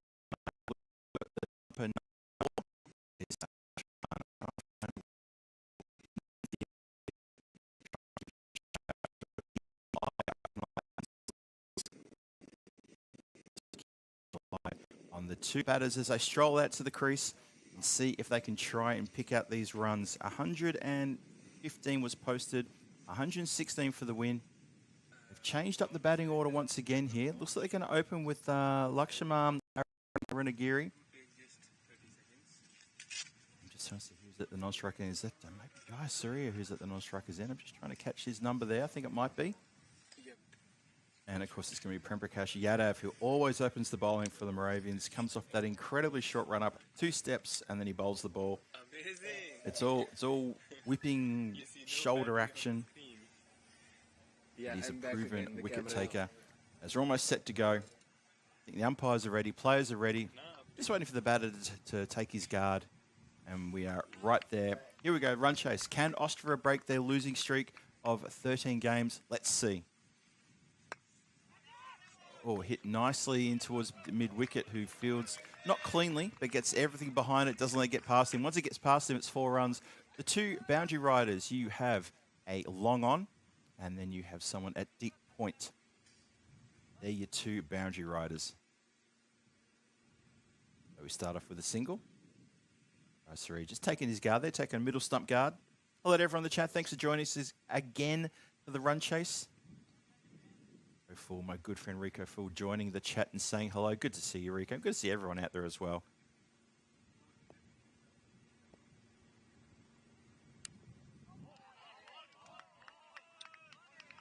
Cheers around for the Moravians. They enjoy every dot ball. Prem Prakash Yadav, he's been around the traps for a little while now in the domestic competition here. Yadav, he's never managed to get himself into the national team, but he's been a consistent wicket taker in mainly second division action that the Moravians have been playing in. However, Moravian Cricket Club find themselves in first division here domestically. That's the T20 competition here domestically. This is their first season in the big flight, playing against the big boys. So they're changing up the outfielders now, so they've now got protection at deep mid-wicket. Well, that's come flying out the back of the hand. That's a real proper back-of-the-hand delivery, that one, but unfortunately it didn't go forward.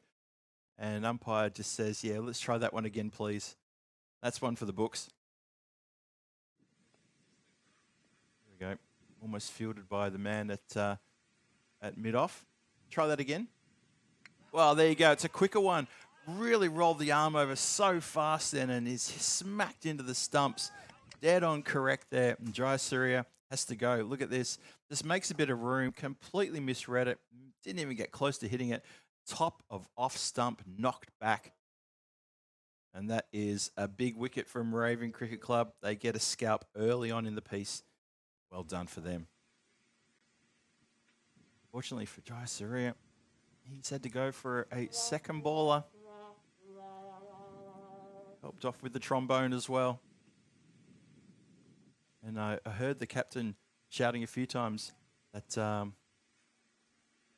hoping to get 15 runs for the first 3 overs apiece. So hoping to get a 45 runs. That's what the captain was saying to the openers. I'm not sure what he's going to say now. find out.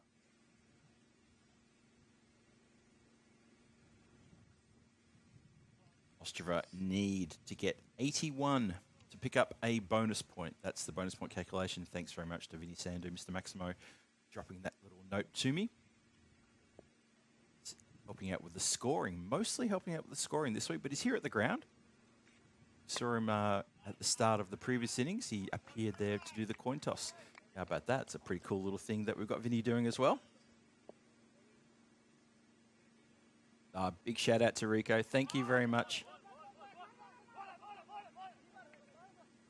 Rico enjoyed the back of the hand delivery followed by the wicket as well. And I hope you all enjoyed that. A little bit of classic ECN material there for you. Put that in the good book. Moravians very keen to get a second win here in this competition and a second win over Ostrava as well. Really do feel that these could be the two teams that may be battling out for that fourth place in the standings come Friday, finals Friday. It's hit down into the pads. Happy with the single. Yadav saw something he liked though. He was gesturing to his skipper there, just saying, yep, I like that. There's something in that. That's the end of the over though. 2 from it and the 1 wicket as well. Riganti is out there with Aronagiri, and these two need to get solid and really knuckle down and get some runs on the board. Let's see how they go.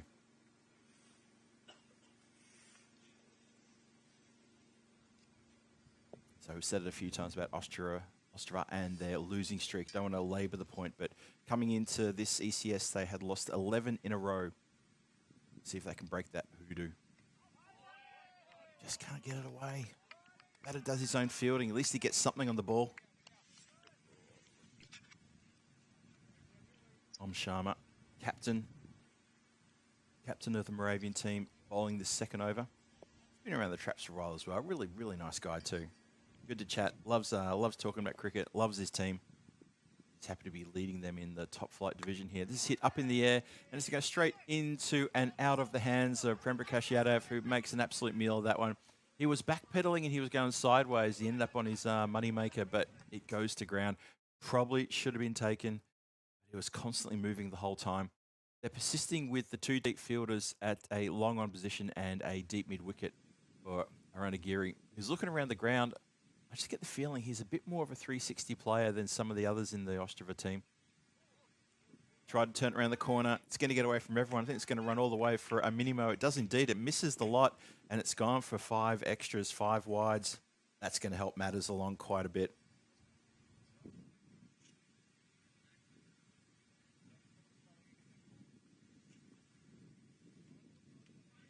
Rico asking me about the pies. Well, sadly, we don't actually have catering here for the crew at ECS. It's BYO pretty much. So I've got my own from home. Get down the ground straight. It's going to be the 1 run. So yeah, we don't get the pie deliveries, which obviously, well, Danny's going to be commentating with me tomorrow. He'll be genuinely upset about that. Hopefully, he's still lurking in the chat, and he'll know that there's no pie deliveries. He might be sitting there at home waiting for the email to come in to say, what's your order? We don't do that anymore, unfortunately. You've got a BYO.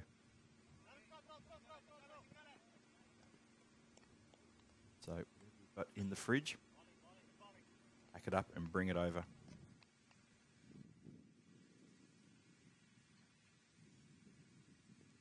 Halfway through, or just over halfway through, 10 on the board, loss of 1 wicket. Club down the ground. They're just doing it in singles at the moment. They're picking out Yadav, who's got a touch of the fumbles in the covers there. He's more of a mid-off position, but he's had a bit of a funny old start here in the field. He's missed a catch. He's not been able to take anything cleanly there. Hit hard out towards a very vacant area on the leg side. Now I think that might have plugged. No, it hasn't. Just for a second, I thought it was going to plug. It actually plugged up against the rope. Just for a second, I thought they didn't have the momentum. Watch this one more time. Ah, there it is. Just skipped over the rope. 4 runs. So that breaks the shackles a bit. 2 overs gone. 15 on the board.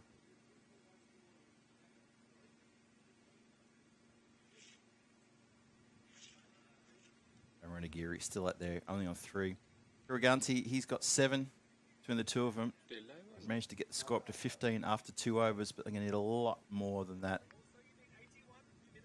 Prakash Yadav, he's got the ball now. He's going to bowl out, as he always seems to do.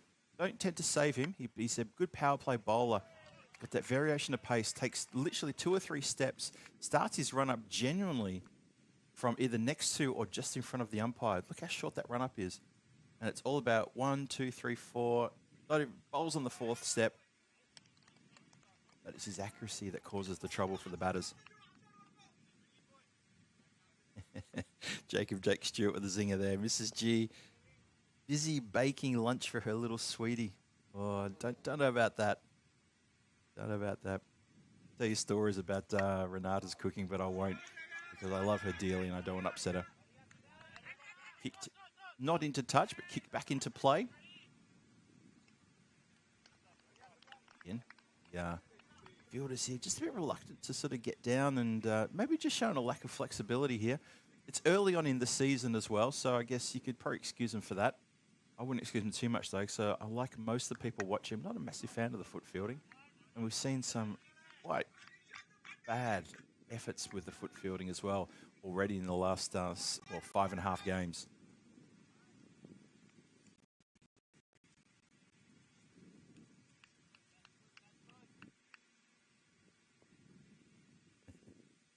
Really, are people telling off Rico for doing all caps? Dave B, you're really taking a bit of a risk there. That is true. We do have the rule about all caps. As that one skews away off the edge for 4 runs. So runs to coming here in the power play. It's what's needed and wanted. Is it enough? It's only just 1 more to come in the power play. 23 on the board. Still needing 93 from 43. Yadav, he's got 1 for 10, plus whatever he can do here. And he's going to dot up. Handy little dot as well. So he does finish with 1 for 10 from his 2 overs. And the score after the power play does finish on 23 for 1. And the team from Ostrava still need 93 from 42. It's a long way to go. Just a reminder as well about that bonus point situation. We mentioned it just a few moments ago, that in order for Ostrava to get 1 point out of this, and they really need to try to get 1 point, they need to find 81 runs to get a single point out of this competition. The 3 points, obviously, if they can get the win, but just for the 1 point, need to try to find 81 runs. That's the magic number. Shout out to Wayne for that very generous donation. Also with the comment, you always crack me up, Wayne. Honestly, you're on fire, mate. I love it. Love your work. I agree with Jacob there. Very good, well spent money that. Anyone else who's got a similar sense of humour, don't forget to chime in and do that as well. That's a lot of fun. Good to see. All right, start the 4th now. Divakaran, very good bowler. Starts us off with a dot. Full delivery. Almost a sandshoe crusher, just lacking a little bit of pace there. The field's also separated a little bit as well. Long off, long on. You've got a deep point. Looks like 3rd is back on the boundary as well. And, of course, the cover at deep mid-wicket, as you'd expect. Brings that player into play. He's going to let it bounce about 3 metres before he fields it. And gets a throw back quick, smart as well. Good work all round.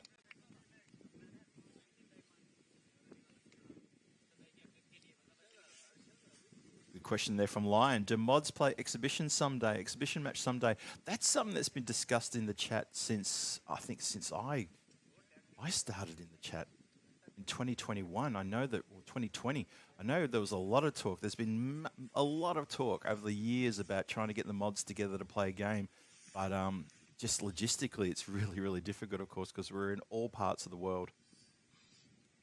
I'm not sure we'd get our flights and accommodation taken care of. This has been lofted in the air. Chance for catch. It's going to land short, though.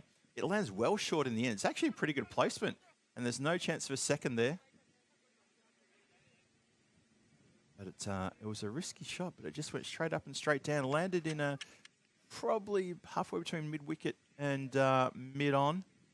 Either of those fielders in regulation could have run across and grabbed that. As it is, it lands safe. Bakaran continues. Hard, flat, straight, 4. Simple as that.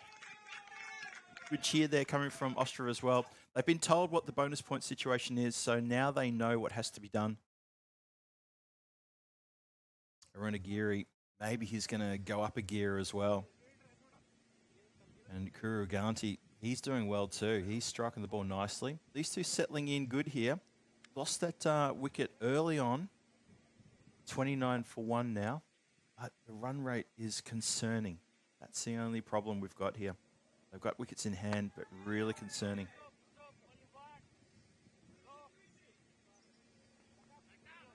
That ball took a bit of a bounce.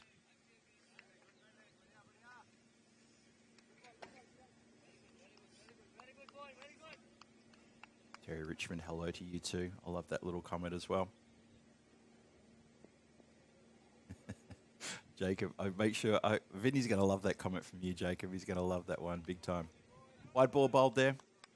The good news for people watching, wondering why that's so funny what Jacob said, is because Vinny is going to be back commentating with me this Friday for finals. Finals Friday, also Peacock Friday.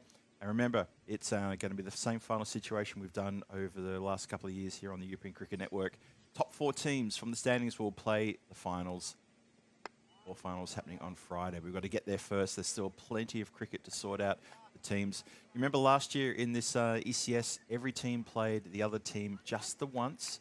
So we only had every team playing 4 games here in the Challenger. It would seem like a very, very short contest. In this year, we're doubling that, so every team plays each other twice. So it's going to be 8 games per team. So there's more opportunities for teams. If they make a bit of a mess of a couple of games, they can try and pick themselves up again to push themselves into the top 4 position. You wouldn't want to let it go too late. You don't want to be chasing the pack too much. Obviously, we've got the big Premier Division happening next week. That's exciting stuff. We'll talk more about the Premier Division a little bit later on, but that's going to be very exciting. This Challenger Division is also exciting because the winner of this gets the chance of being promoted the next time the ECS comes into town, hopefully next year, sometime in 2027.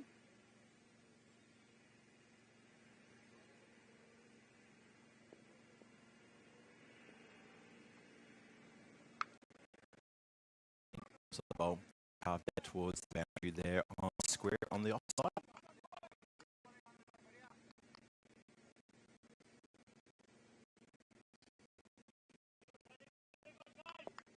It's looking quite comfortable at the moment. That's the feeling I'm getting. Don't know what you're thinking. How about that? That's a glorious shot. That has really gone a long way back.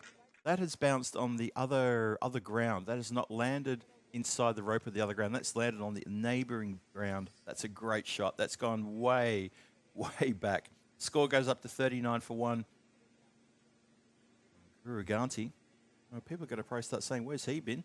Well, that's the wicket keeper. He's taken those gloves off for the keeping of the wicket, and he's now got the batting gloves on. And so far, he's making a real statement about his batting. I'm really enjoying this. Have a look at the comparison of the runs per over there. You can see why Ostrava is in a fair bit of trouble. Just not getting the same momentum in their overs. Straight to the covers. The cover fielder is actually quite deep in the circle. So it's always going to be a single there. 39 turns to 40. 40 for 1, halfway through the 5th. Aronagiri gets a chance. He's been spectating for a few deliveries now, so he's going to get a chance. Hello to Hamed in the chat saying that hopefully Premier Division will have more runs, or typically that's something you do see. Yeah, I would agree with that. You often do see that. I remember last year we had such a festival of runs in the Premier Division here. It was ridiculous how many runs were scored. Lofted and straight into the hands and straight out of the hands of Pawan Jaswal, who will probably rather forget this game because he went for a first ball duck at the start of the innings previously. And he's just shelled that one. He came charging in. Look, he was all over that one. He's unfortunately put that one down. I'm still trying to find where they've hidden Shoban. Bear with me.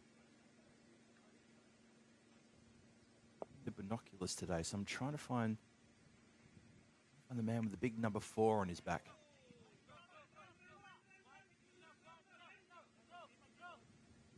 Nice bit of hustle, nice bit of work down on the boundary there.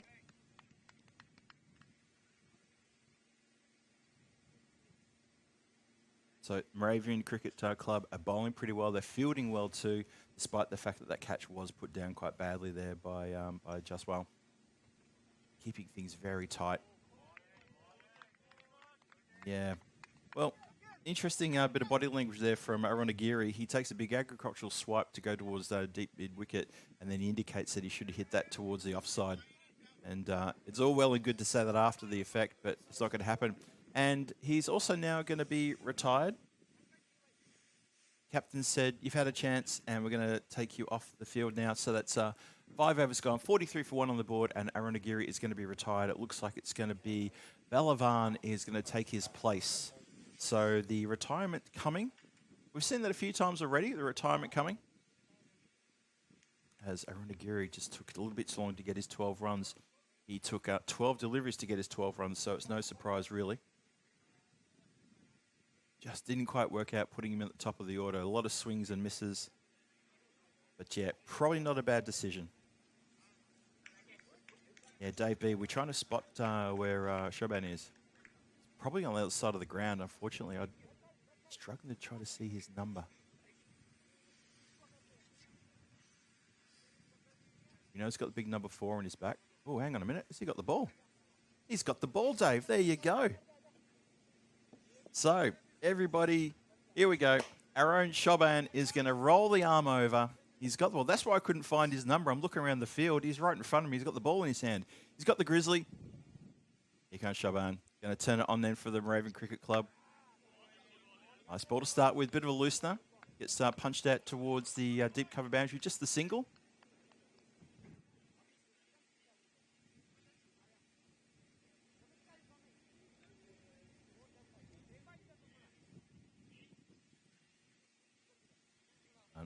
Tossing the ball around. Happy to show the left-hander. This is what the ball looks like. Balavan, who's been opening the batting for Ostrava recently, now comes in a little bit further down the order. Probably not a bad move. Let's see what he can do at the top of that middle order. Let's see if he can make some inroads here. Maybe get after the bowler. Balavan will have something to say about that. Tossed up nicely. I don't mind a bowler who tosses the ball up like that. That's good to see. It shows confidence as well. Someone who's happy to flight the ball and just give it a bit of air, a bit more than normal.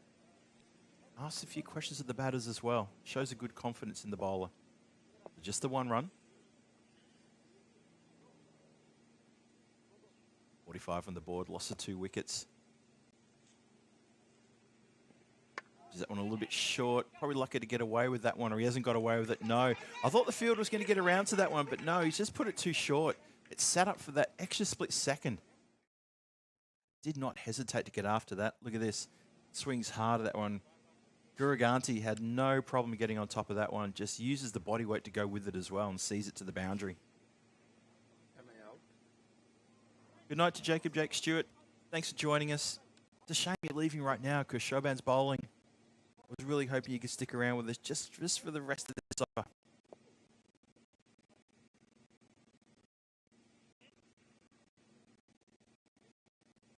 It's a wicket. I think the chat's going to lose their mind. Guraganti doesn't want to see a wicket. He's facing.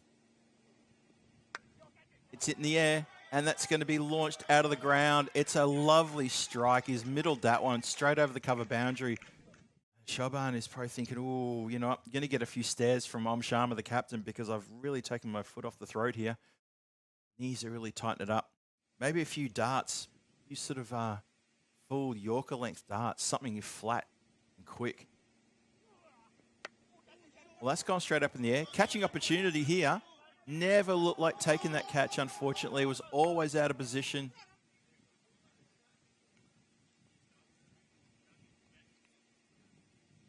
He was up with that 6 as well, by the way, in case you missed it. 55 for 2 turns into 56 for 2. 1 more to come in the over. 13 off the over so far. See if Shoban can finish nice and strong here.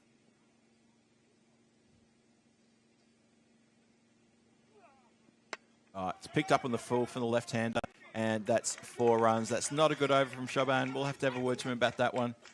Letting the ECN crew down. Goes for 17 off the over. Last delivery, it was 2 full. He was going for the Yorker length, 2 full, and it was hit very nicely right into the gap by Balavan. Finishes with a 4. Score still need 56 off 24 runs. They need another 21 runs to secure the bonus point. About 81 for the bonus point. So 4 overs to get 21 runs. I think they should do that, actually. But we'll see. We'll see. Have a look at the graphic there telling us that 12% of the runs have been scored behind the wicket and everything else is happening in front of the wicket. 88% of those runs been scored well in front of the wicket there. Interesting stat. Definitely speaks volumes there. Amir Hussain continues. He's going to bowl his second over. Again, another bowler with a short run up. Just to make something happen here. Goes over the top of Yadav. He has protection though. Deep mid-wicket, gets a good throw back. It all happened very quickly. Really good clinical stuff there from Moravian Cricket Club in the field.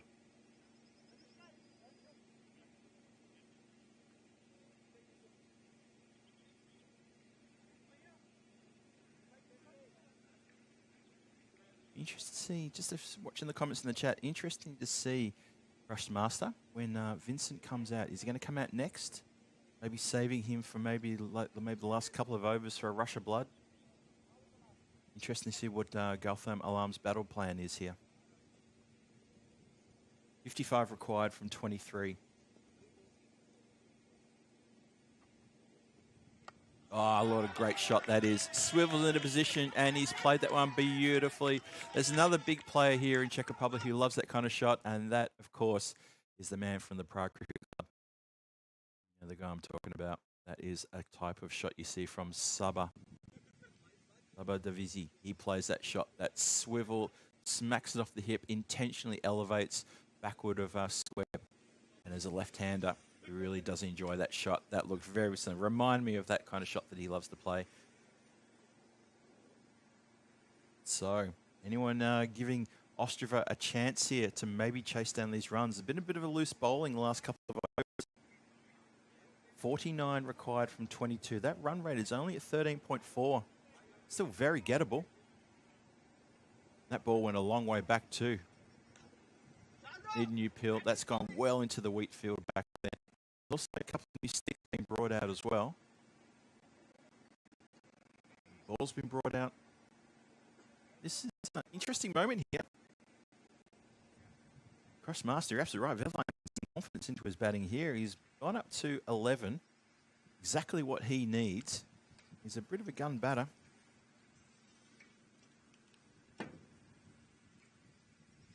.49 from 22. A couple more big hits. Tell you what, this game is well and truly alive. Goes downtown this time. It's pretty straight. It does go straight to the player there. Trolling the boundary. That's Jaswal at the long on position. Doesn't get past him. Kuriganti on strike. He's played a great innings as well, Kuriganti. Currently sitting on 37, top score. Oh, tell you what, he's almost come undone there. Goes for some sort of slog sweep. Had his eye on a very vacant area on the leg side. If you look on the leg side, you've got a regulation backward square leg.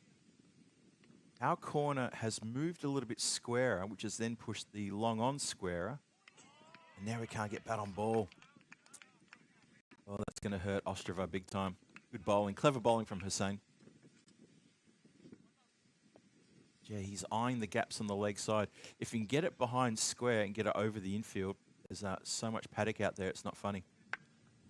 He carves this one into the covers. Boundary rider's going to take it nicely and just make it one. So probably not the result they really, really wanted, but it gets to keep strike. He moves to 38. The score moves to 69 for 2. 3 overs to go. 47 required off the last 3. Kuriganti, there's a fair bit on his shoulders here.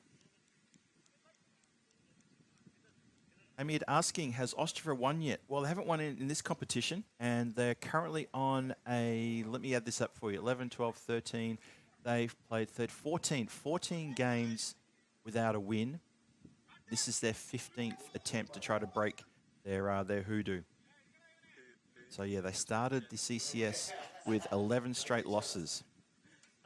The last win they had was against the Vinirati Cricket Club in June 2024. This is on the ECS. This is not just overall, but just on the European Cricket Network. ECS action. Pulled around the corner. Oh, completely deceives Yadav. He can't get anything behind that. Should have done better. And in the end, it goes straight through him and it pierces the gap 4 runs. So the boundaries keep coming. And that fire has not yet been extinguished by the Moravian Cricket Club. Ostrava still live in hope. They're going to take this pretty close. They keep going like this. It's going to get dangerously close here for Moravian Cricket Club. You probably came to this game thinking, you know what, we can probably get this win. That'll secure us a spot in the finals. Good comeback from the bowler. Slow things up again, and you could see Guriganti was trying to play a replica shot of what he just played.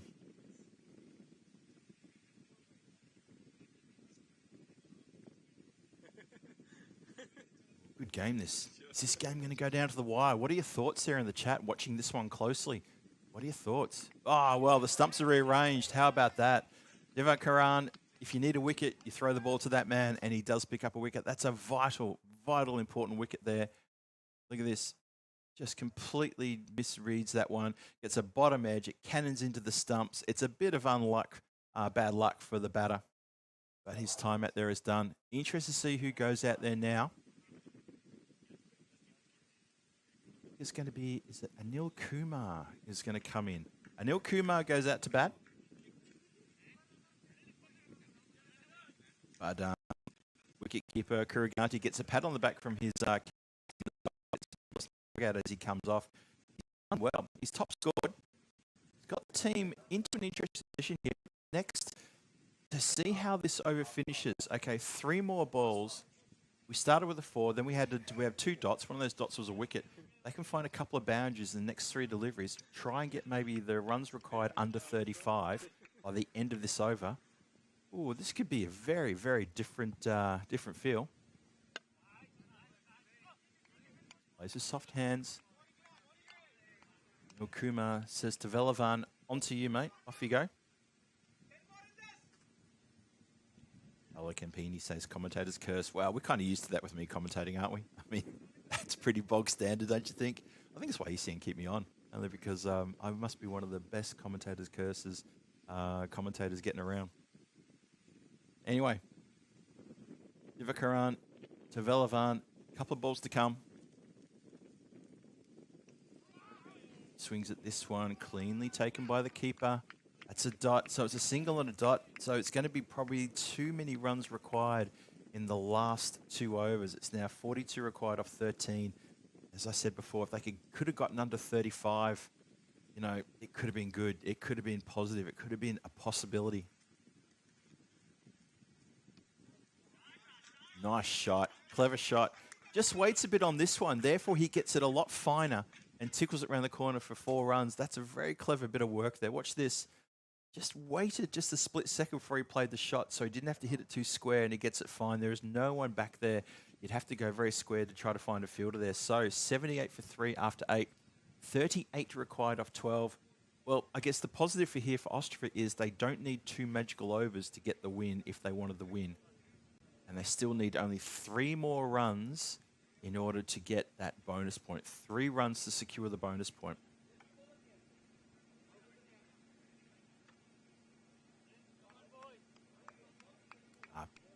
Campini, you're absolutely fine. I hear what you're saying, though. It's all good.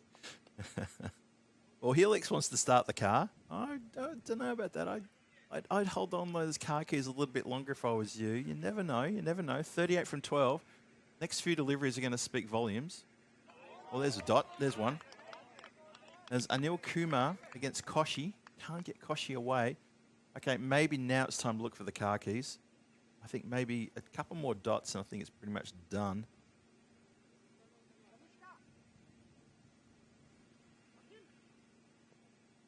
$78 for 2. 3 required to secure a bonus point. 38 required to secure a win.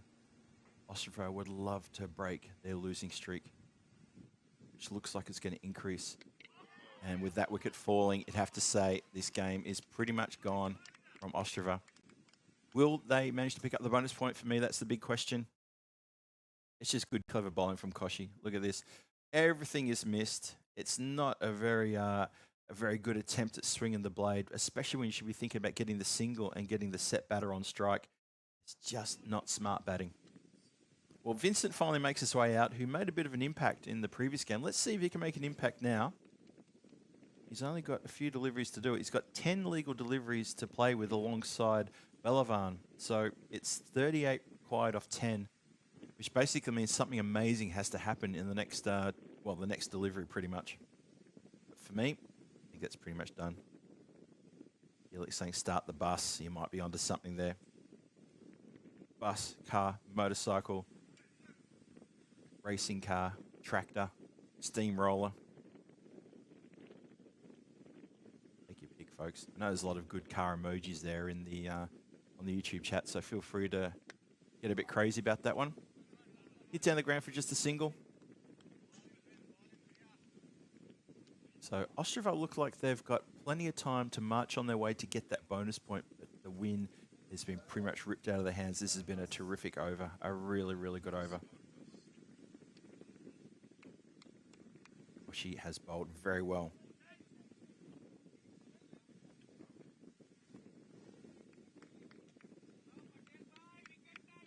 Start the horse, says Dave B. No one's ever tried to say that before about having a live animal start the live animal, but it's true though.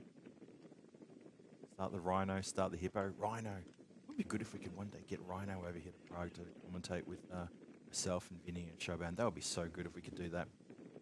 And Tina, who's up there in Germany, if she's available, but I know she's been in Portugal over the weekend doing scoring over there, helping out with the locals. But, she's based up there in Germany, I think in Hamburg. And maybe one day we'll get her on the train and get her down here to Prague. Down to Vinoš, do a bit of scoring and a little bit of umpiring and, sorry, not umpiring, a little bit of commentating. You might even want to play, actually. Maybe get a game or two with some of the local ladies here. That'd be fun.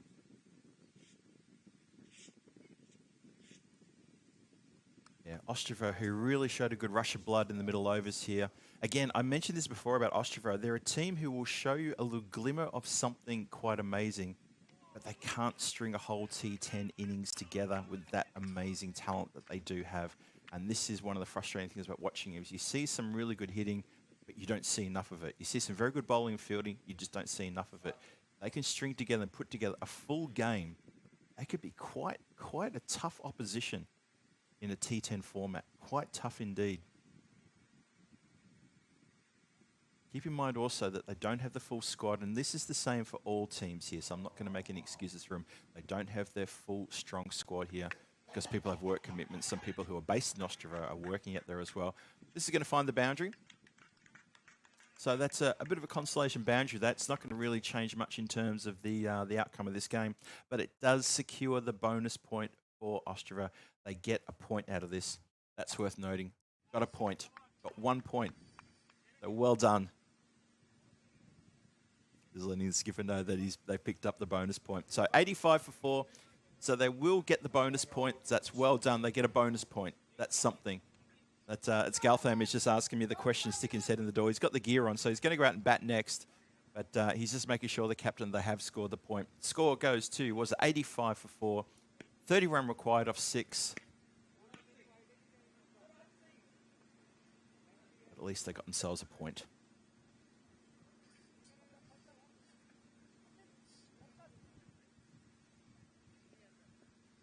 Referring to me as a young buck. Wow. I haven't been called that for a long time. I had to look twice at that and see what he was calling me. But yeah, I've not been called that since I was a very, very young, crazy youth. Cannot quite stretch out the digits to stop that one crossing the boundary line. It goes for 4 runs.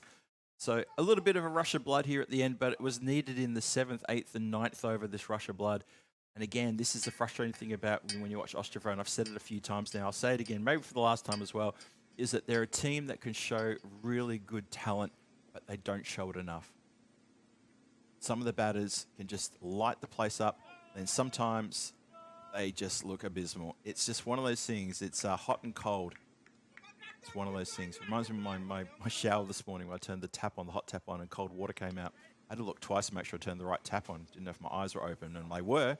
It just happened. So a couple of boundaries here. Well, that's 3 boundaries in a row. A little bit too little, too late. It can still be achieved. The win can still be achieved mathematically. Sharma, the captain, though, he'll want a dot up here, I reckon. 23 from 4. Goes aerial, and that's 1-6. Now, we saw Ostrava tease us yesterday when they needed 6 sixes in the last over, and the first 3 deliveries each went for 6. They need 4 sixes here. There's one. There's one. Should give a shout out actually to Vinny Sandu. He's doing a wonderful job there with the scoring and lending some good assistance to the guys here at the ground. We are on a bit of a skeleton crew now here during these ECSs. Cracking comeback from the bowler. Absolutely sensational Yorker there. Well, they're not going to get through for a single there because there's going to be a run out. They go to take the leg by, and it's a pretty straightforward run out.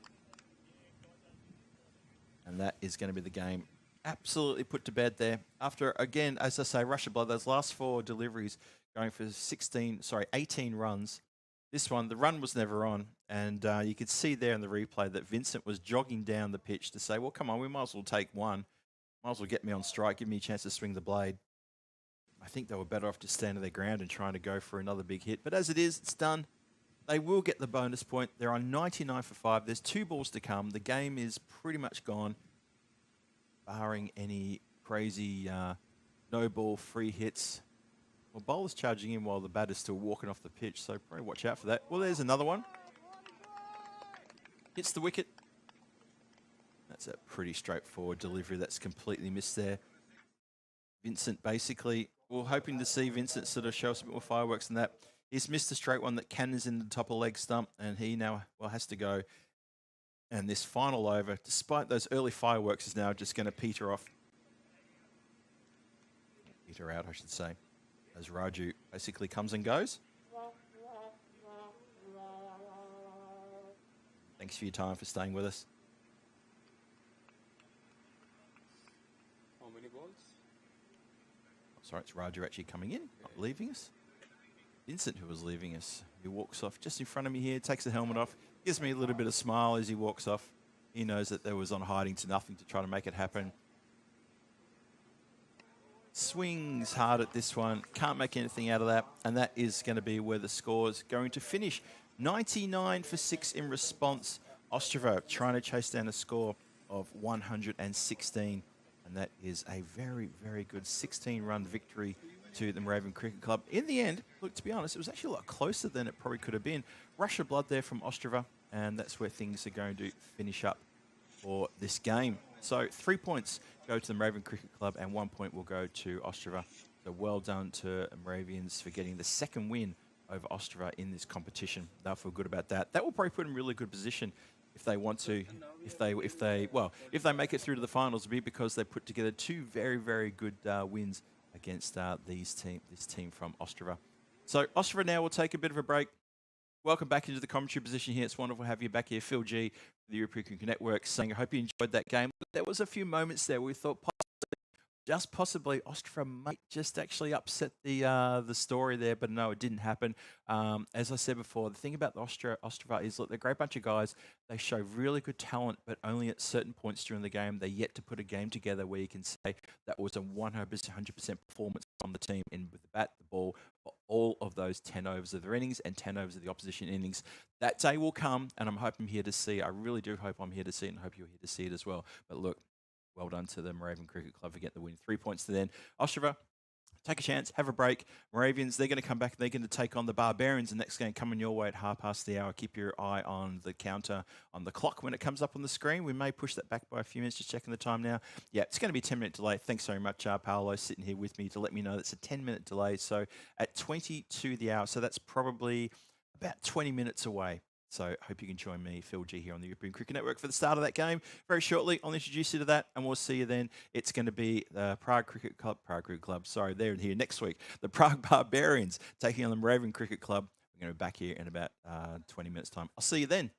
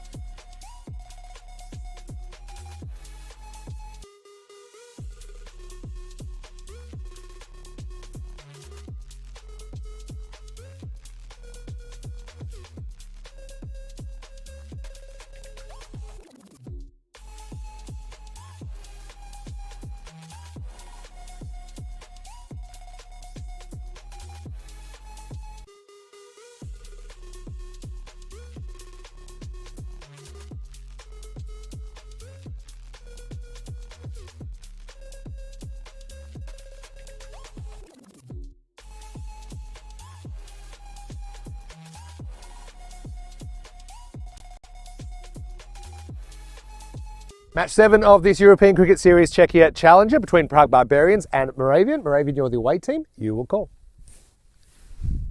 Heads is the call. It is tails. What would you like to do? Bat first. Prague Barbarians have won the toss and they've elected to bat.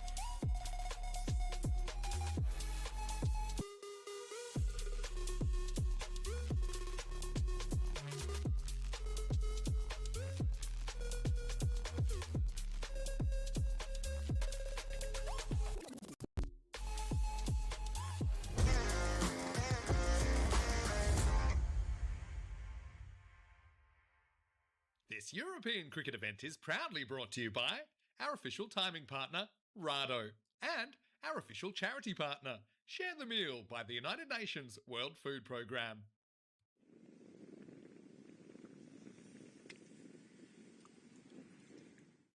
Hello, everybody, and welcome to the lovely Vinosh Cricket Ground. Phil G here for the European Cricket Network. Welcome you back for the continuation of this second day of the Challenger Division. We've got two more matches to come today. The first of those two matches starting very, very shortly. It's going to be the return of the Prague Barbarians, and they're going to take on the team from the Moravian Cricket Club, who you just saw a few moments ago get a very good win over Ostrava. Ostrava a little bit luckless at the moment here. They've played 4 games. They've had 4 losses. They've extended their losing streak to 15 now, so we're looking forward to them breaking that. Stay tuned. I get a feeling they're going to break that sometime this week. They've shown a little bit of courage as well. They've got one more game. They're going to play the Barbarians in the last game today. After they take 2 days off, they're going to come back on Thursday. So we're going to see them again throughout this competition. Don't you worry about that.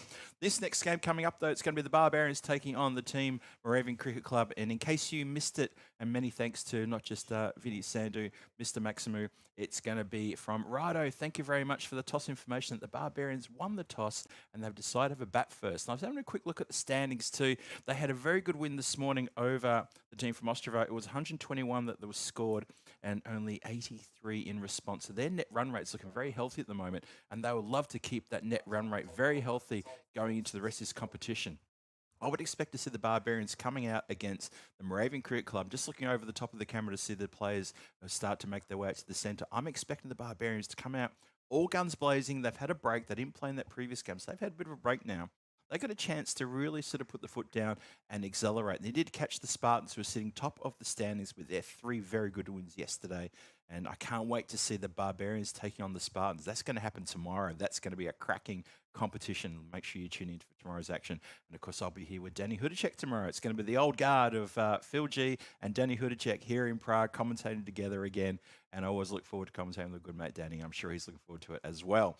So in the meantime, we've got to get through this game. It's a really important game here for the Moravian Cricket Club. If they can sneak a win away from either the Spartans or the Barbarians, like they could do here, then they're going to lock themselves in possibly this early into the finals situation happening on Friday. So we're going to see about that. You never know. You never know. We still haven't seen the Saffron Strikers. We're going to see them tomorrow. I think we're almost ready to get into the centre. I'm going to throw to the centre there and see what's happening. It looks like things are happening indeed. Yep, here we go. Looking forward to this contest. I think this could be a really good game. I am expecting big things from the Barbarians, but being an ex-Barbarian myself, maybe that's probably why I'm saying it. For the Moravian Cricket Club, they've got a bit to do here as well. They've had a good win over Ostrava, but you know what? Ostrava is a team who are down in their luck at the moment, so you probably can't read too much into that win. The Barbarians, they play Ostrava, well, they played them this morning. They're going to play them later again this afternoon in the last match of the day.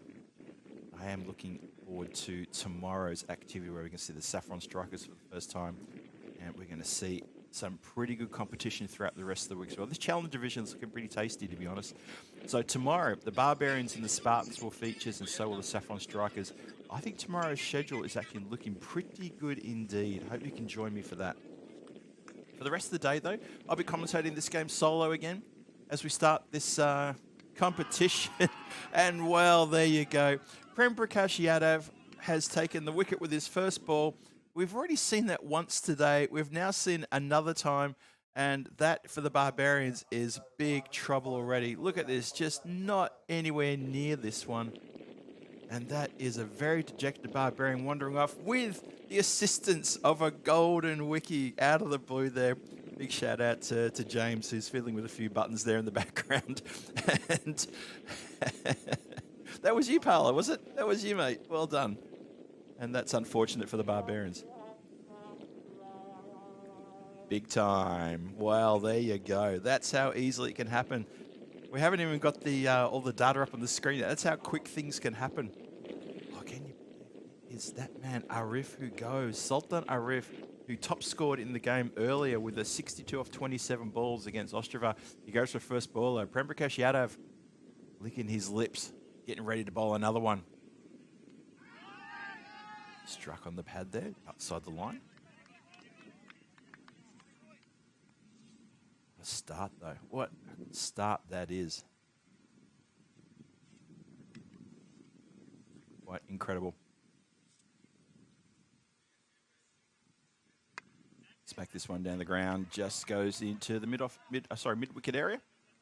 No chance of run there. Yadav here doing extremely well.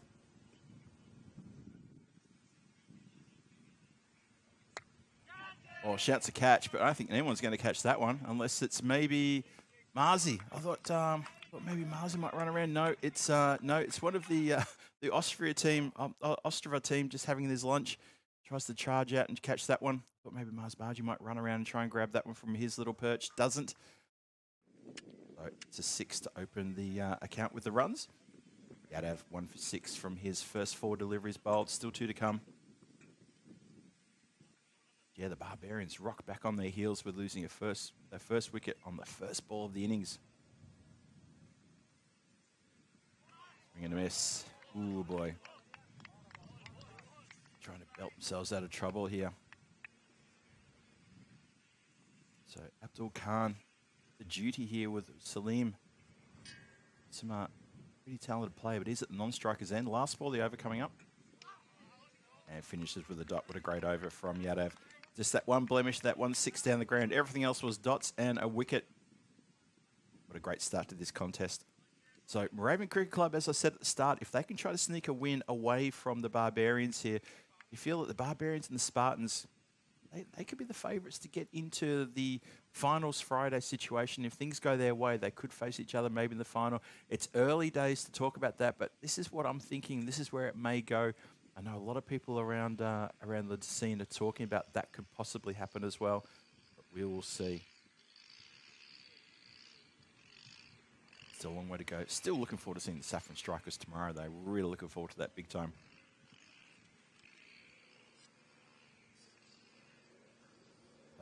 So Salim gets a chance now to face.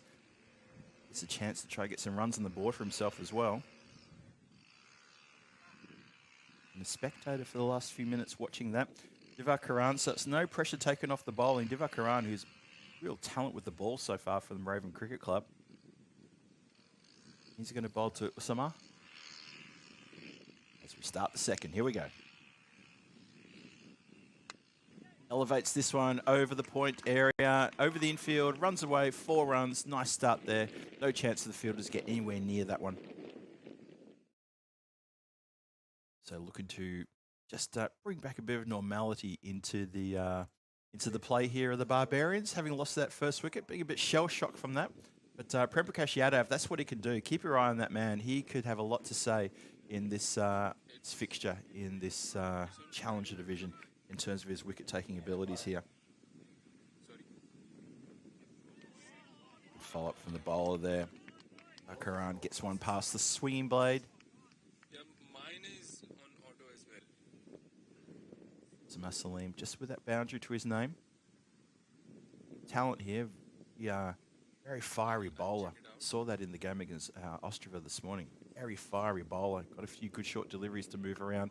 And this time he goes leg side with just a nonchalant flick of the wrists off the pads. 1 bounce, 4 runs. Just straight onto the pads that time. Look at this. Moves across, shuffles across, was making room for himself to punch it in the air on the leg side, and he does exactly that. Great shot for 4. Score up now to 14.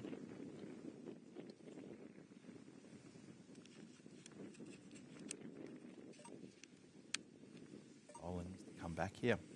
Divakaran, he's gone for a couple of boundaries. Edged, flies away. Bit of work for the fielder to do, and that was a little bit too much on his plate. Couldn't handle that one. It was a hot chance to try to stop the boundary. Doesn't get it. One more time. Thick edge. And the man at third, just maybe a little bit slow out of the blocks there. That's Sandaruwan, who's trolling the area down at third. He's a long way away. He's the fielder who's the furthest away from me, but I'm pretty sure that's who it is. Wow, I tell you what, that sounded good. It looked effortless as well. It wasn't a really big, heavy swing. Just absolutely nailed it and hit through the line. One more time. Wow, that looked good. It looked good and it sounded good, and no one was going to get anywhere near that. Cracking shot, that. This over, getting very expensive now for Divakaran. A couple of dots, but apart from those dots, this has been a bit of a carnage over here. That ball went quite a long way out of the ground too. Usama Salim, I mentioned his name a few times in the previous match this morning. Myself and Shoban were very impressed with his bowling. And now he's looking good with the bat as well. And he's gone for back-to-back Maximos. That one is also out of the ground. This over goes magical. It goes for 24 runs. The score jumps up. And so does Usama Salim, and so does the Barbarian bench. They're very happy with that, as they should be as well. After that first over, which was so difficult for them to negotiate, losing a wicket with their first ball of the innings, bounced back really well with 24 off that over. 30 on the board for loss of 1 wicket, 2 overs gone. And Usama Salim is loving the bowling right now. Crushmaster says, oh, clean hitting. It was lovely clean hitting there. Those 2 sixes, very identical in shots, those two. Very, very similar, but looked good. Looked comfortable and confident as well as he launched into that. So still got one more over to come in the power play. Let's have a look and see what we're going to do with the outfielders. So third stack on the boundary rope, and going to come down on the side of the ground. And that's going to be a wideish long on. Now they're dropping deep mid-wicket back and bringing third. So protection towards cow corner there. Drifts down leg side.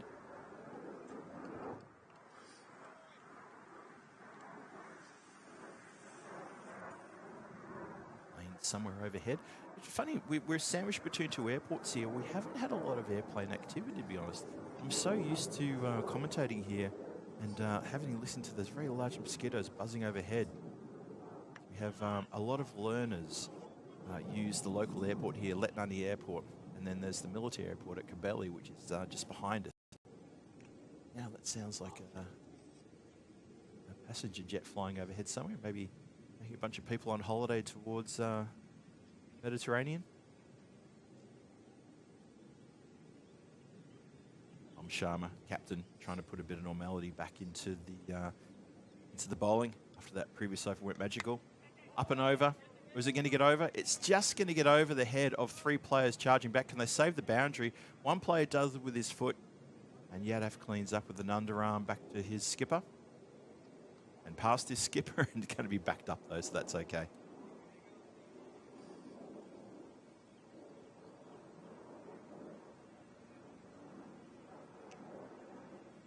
$32 on the board now. Skipper Sharma charging in again. Been punched into the covers. Cover fielder had only just got back into position as well when the bowler was coming in, so it was a bit of luck there. But the fielder who managed to stop the ball not getting past him, just getting back into position. Run saved. All good. Barbarian settling in here. Usama Salim looking dangerous though. Oh, he's flicked that so well. It's gone a bit finer. I thought it was going to go square. It doesn't. It goes behind square, and it's gone all the way for 6. That's a flick for 6. That's gone over 3/4 of the way to the car park. The player chasing the ball, I think he's actually gone into the car park to get the ball. That has gone so far. That's ridiculous. The car park is, well, the edge of the car park closest to the field is probably about 40 meters away from the edge of the field. And the fielder running to get that ball had to go to the edge of that car park another 40 meters. So that was probably about a 70-meter hit, but it rolled another probably 20 or 30. This time he goes down the ground. It's a miss hit. It's going to bounce and plug ever so slightly.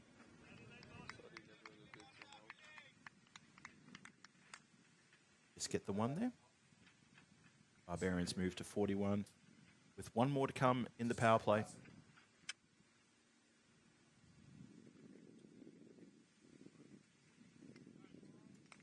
Still 1 more to come.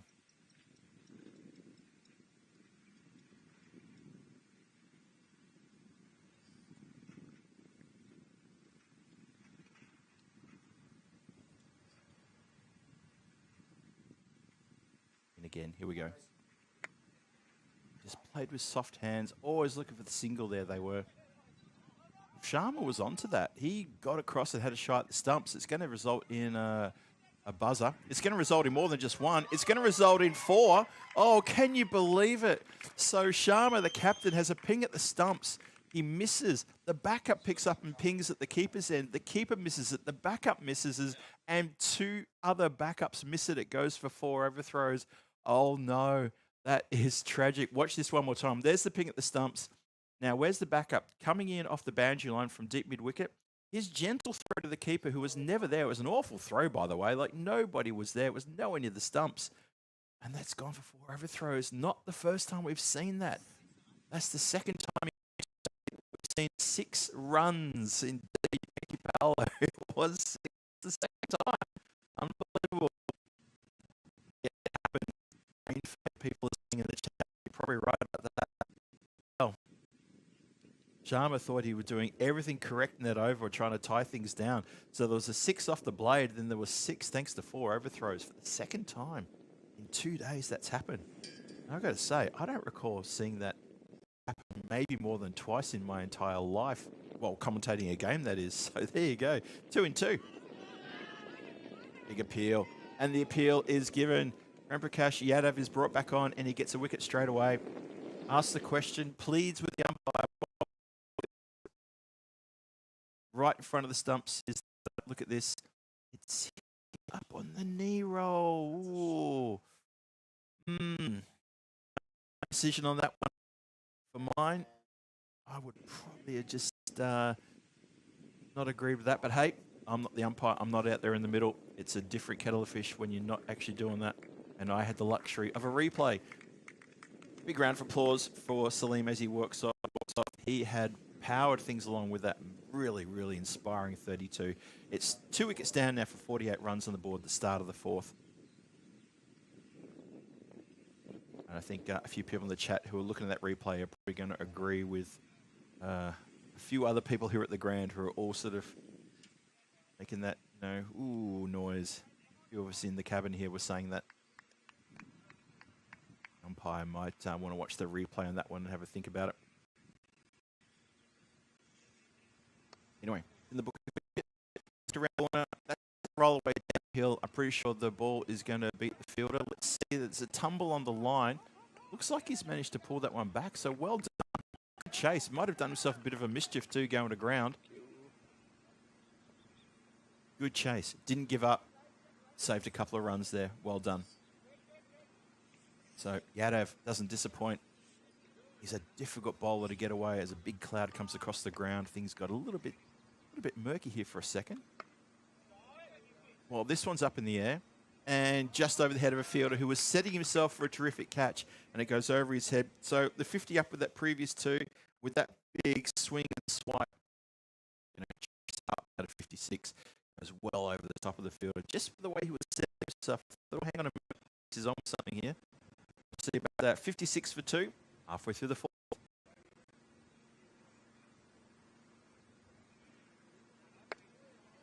This time this is just pushed out towards deep mid-wicket. The Barbarians digging in after the loss of that previous wicket when they lost Usama Salim to a decision which I'm sure will be discussed in the dugout. I'm sure the umpires will probably talk about that when they come off the field and have a conflab about how that game went for them. It did look like it was quite high. It did look like it was angling down leg, but in the eye of the umpire, he felt it was good enough to give out, and that's how it is in the book. Look at those runs being scored overs. So first, very good. A couple of good overs for the Barbarians, the 2nd and 3rd. Here we are on the 4th. A few runs, not too bad though. What's that? That's 9 off the over so far. And that's how it's going to finish, with 9 off the over plus a wicket. Yadav finishes with 2 for 15, but the Barbarians will happy to be seeing him off now, as he is easily the biggest threat of the Moravian Cricket Club bowling. They see him off.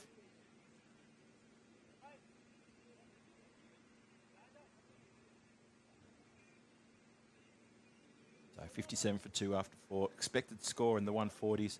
These two can get going, and hey, that's every possibility. It's still a bit of a tall order to push in the 140s. We haven't seen a better score than 125, which was scored yesterday by the Spartans. The Spartans batted very well for that 125. Even though they got bogged down in a couple of overs, even in that innings. Just showed how much power they do have in their batting lineup. Nicely played from batter there. Gets down and gets busy. Hits it around to backward point. Going to get back for 2. A well-run 2 as well. That's Nirmal Kumar who was facing that delivery. Well played.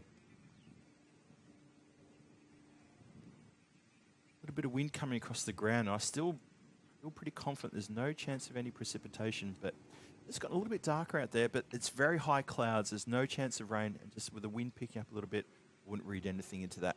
In case you're watching and you're worried about that, that's something to be worried about if you're a Moravian Cricket Club fan, because that was smacked very nicely over the infield. It was too slot. And they didn't need a lot of big power to try to muscle it. Just gently caressed over the field, 4 runs. Pretty straightforward stuff. Good batting. Said before, the Barbarians, they played mostly Division 1. They played the Premier Division last year in the ECS. They didn't win a game. They got relegated to this Challenger Division. Now they're showing out some very good fight. And for me, I think for that reason, I'd have to put them as red-hot favourites to take out this Challenger Division, only because of the background from what we've seen of them over the years. And we know that they have got a very good pool of talent. They can get all their big players in for the big games, then yeah, you're going to see a very dominant Barbarian team. Nicely played there, really nicely played. Cuts late, finds the gap.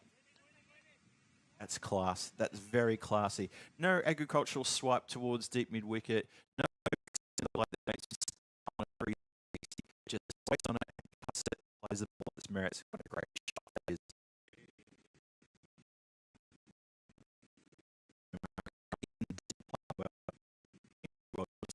Comment in the chat there. playing very well. Thanks to everyone today who's watching. I know there's quite a number of people watching at the moment, so wonderful to have your company. Thanks for joining us. Oh, it tries to play a bit of a funky little ramp shot there. It's almost come undone, completely undone. Bit premeditated. I give the man a commendation for not be premeditating shots, and he pulls one out of the bag that he always wanted to play. I bet someone dared him. That's what probably happened there. But yeah, thanks to everyone who's watching us today and watching the cricket action here. And I hope you're enjoying the Barbarians and the Moravians going head to head here.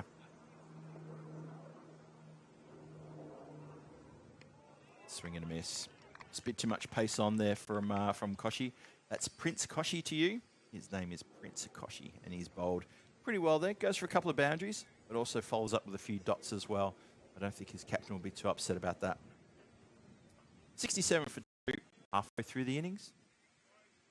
That very large cloud still hasn't disappeared from overhead. Still hanging about. Like so many people who try to stop you in the street and give you a free newspaper, it's still hanging around. Only a little moment there between, I think it was Kumar and the bowler coming on. Just a little bit of a gentle little nudge. A lot of the players here have been playing cricket with and against each other for many, many years. It's a good little community here. There's some good rivalries as well. Don't get me wrong. There's some very good rivalries. There's a few people get hot under the collar when they play against each other, but mostly it's players who maybe move around a few clubs. And they've made very good friends in different clubs, so it's always very good camaraderie here. A pleasure to watch. Agda with the ball. 68 for 2 with that wide. Still got 5 full deliveries to come.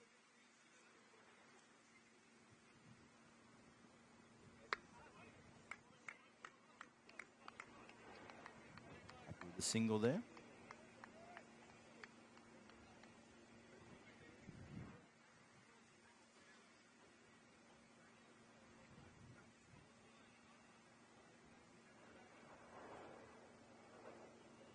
Now bowling to Kumar. He seems the most dangerous out there at the moment.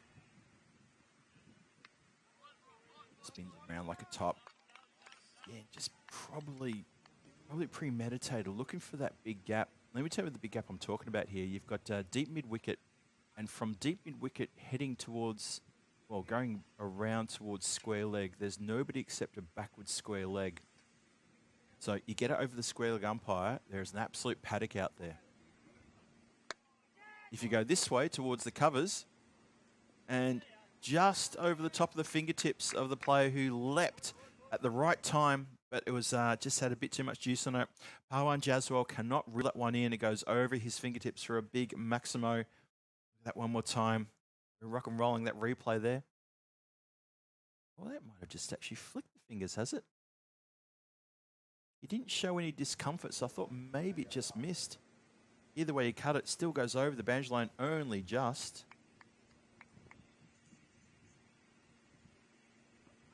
Interesting, they marked it as a 4. Okay. Well, there you go. They say replays don't lie, but maybe there's something else untoward there. I'm not sure what happened there, but it looked to me like it went all the way. But hey, it's 4 in the book, 74 on the board.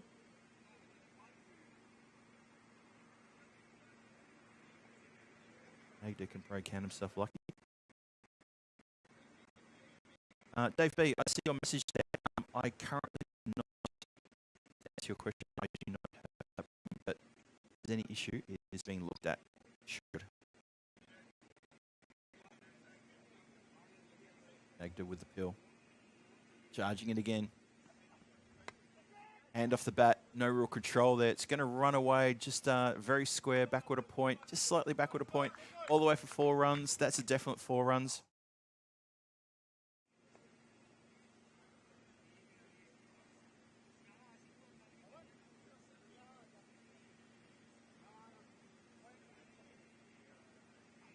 Just a quick message to everyone in the chat there. I can see a few people getting pretty excited about the cricket out there in the chat. Please just remember to follow the guidance of the men in blue.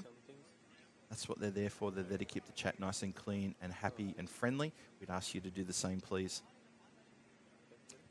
Please follow the messages from the men in blue. Always, before you write your message, just read above to see if there's anything you may have missed, such as toss news and things like that. But also our friends in blue, they do a fantastic job, our moderators, of keeping the chat clean, friendly for everybody.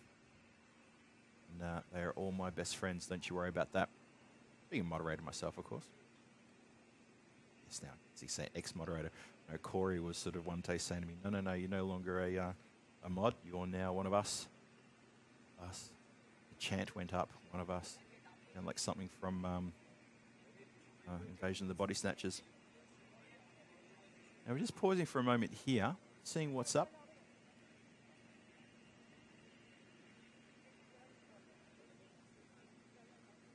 I make it, yep, 80 for 2 with one more to go in the 6th.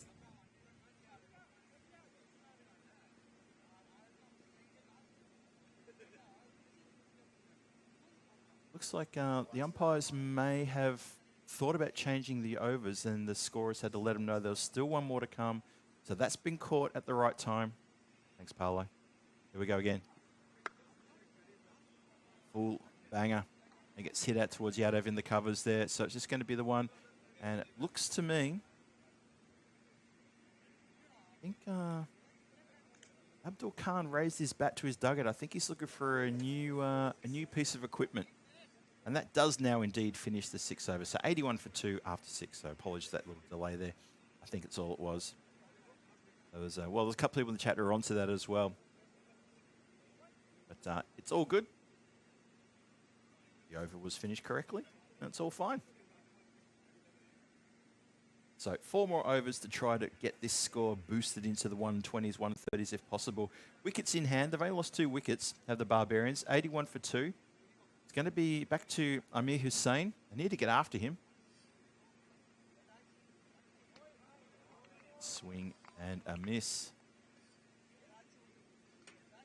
4 overs to come. Well, 4 overs minus 1 delivery to come. Let's have a look and see the field placing. So you've got a wide long off. So you've got a regular long on, deep mid wicket. This one comes down the ground. Interesting that the wide long off, for some reason, I'm not sure he was so wide. He had to run into a regular long off position to field that ball. Square boundary rider on the offside. There's no one behind square leg. There is a deep backward point as well.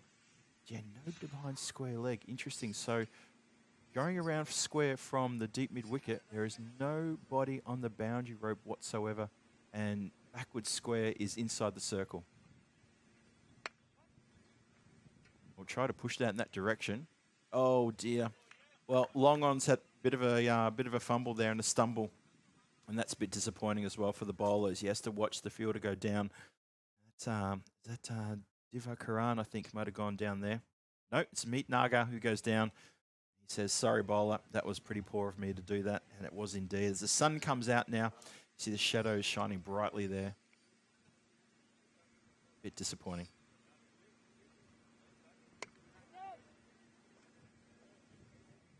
And that adds insult to injury with a the top of the deck for a big 6. So the 4 that probably shouldn't have been a 4 turns into 10 runs with that 6 now. And that is a nice big hit. So the Barbarians continuing a bit of carnage here. They're getting after Moravians. That's exactly what the Barbarians had to do as well. I did sort of suggest at the start of this innings that you're going to see Barbarians with the mindset of power. Let's get after the Moravian bowlers. That's what you're seeing as well.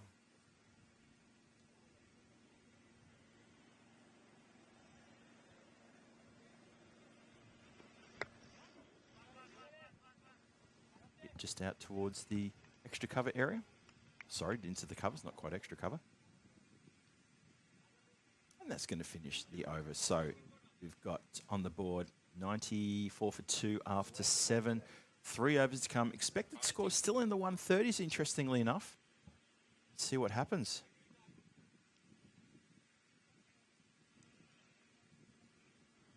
Thomas Martinez asking the question, how many extras and misfield related runs? Yeah, you got to wonder about that.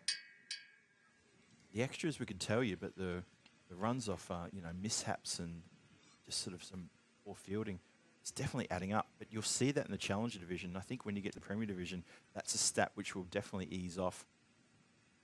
Always see that when we split the Premier and the Challenger division, as we did in Portugal and as we're doing here in Czechia. Punch square, happy with a single there. Not looking to do anything more than that. Turn the strike over.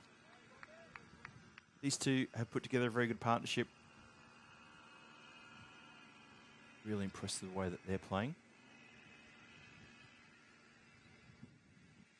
Came together with a score on 48. So there are 47 runs this partnership's been worth. Kumar and Khan. Holds the show aloft. But it's been taken. Well, Amir Hussain has run around and pouched a very good catch. Just as I was almost going to compliment the batter for holding the pose. Well, he held the pose, but didn't hit it hard enough. One more time. Takes it nicely. He's in the air as he catches it. He's well inside the boundary rope, and that's a good catch. So the party's been spoiled. It's not a 50-run partnership. It's a 47-run partnership. And Kumar has to go. Had a really vital time for the Barbarians when they were just starting to really get back on top again. Look at that, a few overs in a row of 13 plus. Then wicket tumbles. Well, Virendra Kumar comes in, and he's not a bad person to have come in right now, though. Not bad at all. Yeah, Johnny Heesum, good to see you in the chat, Johnny. And Johnny, with a good reminder that everybody, if you're enjoying what you're watching here today and you haven't yet subscribed to the European Cricket Network YouTube channel, please hit that button and make sure you subscribe. Also hit that bell so you get all the notifications and updates, and keep in touch with what's going on in European cricket, because we are the channel for you. We've got an amazing back catalogue of all the games that have been played on the European Cricket Network, so please make sure you subscribe. Like the video, that also helps us as well. We'd like to know people are watching. And the subscription is also good too. We're looking to get that subscription number up and running, exactly as Johnny is just saying as well. I think that would be really good. I've already made a bit of an arrangement with Vinny on what we're going to do if we hit 500,000 subscribers, and I've already got exactly what I need. This one goes straight up in the air. A couple of players running in. Both have eyes on the ball and both run into each other. There was no talk, no chat, no nothing. Just two players with eyes on the ball. And no one bothered to talk. All one had to do was to say mine. And oh boy, a fielding coach would be hanging his head in his hands saying, why couldn't they just one person to say mine? That's all it takes. That's a bit disappointing, that. A little bit disappointing. Just a fundamental there that was missed. Slower ball, clever delivery. The run out's missed. And they're going to take one. There was no one at the bowler's end to stop that one. It's a throwback to the keeper. That's been stopped now. I think you might all remember the infamous, was it 4 from nothing, which involved the Barbarians as well many years ago here on the European Cricket Network. That was against the Vinirati team though, wasn't it? And it was the Barbarians who ran 4 from nothing. The ball was pretty much on the pitch the whole time and they ran 4. Incredible stuff. Leg side wide. Score ticks upwards to 98-3. Still 2 to come in the over, then 2 more overs after that.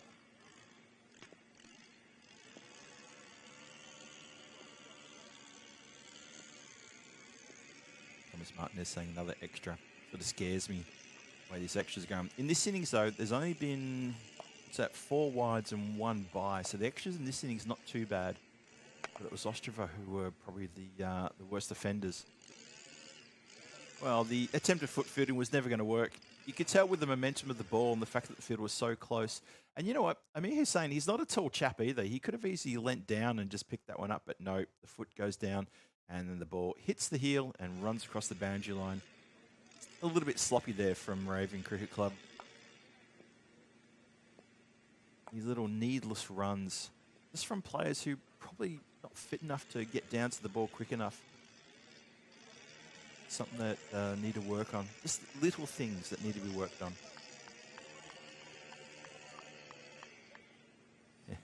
Add 4, says Thomas Martinez. Yep. You're indeed correct.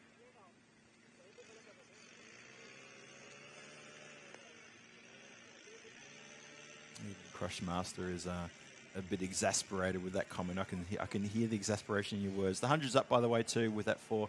102 for 3, 2 overs to come. Expected score can still get to the 120s. Kind of expect the Barbarians to fetch about a 120-something score now with still 7 wickets in hand. Try to get after the bowling in these 2 final overs. Divakaran, who went for 24 in his first over. See if he can do better. Well, he gets an edge, goes straight up in the air. It looks like it's going to land safe. It lands safe, then takes a bit of a left turn. And I think that's found the boundary rope. It has indeed. Well, it has completely bamboozled the fielders there. It's taken a left turn as it pitched and bounced. Not surprised it came off with a bit of a spin. And it's found the boundary rope for another boundary. Another 4. Wicket keeper and 2 players running in. Couldn't stop that one. As indicated there by the umpire. Sees it go to the boundary, of course.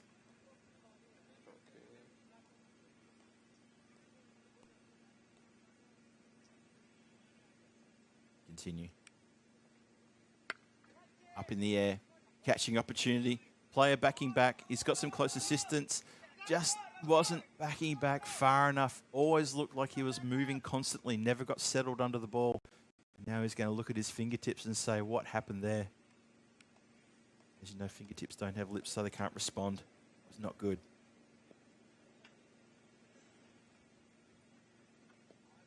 .107 for 3. Changes the shot. Just checked his shot there and opened the blade, and happy to just guide it out towards backward point. Interesting change of mind there. Very obvious change of mind from Barendra. Once again, the Barbarians just try to find a single wherever they can. 8 on the board. Still a very gettable score, though, for a Moravian cricket club. Swing and miss. Important dot ball, that one.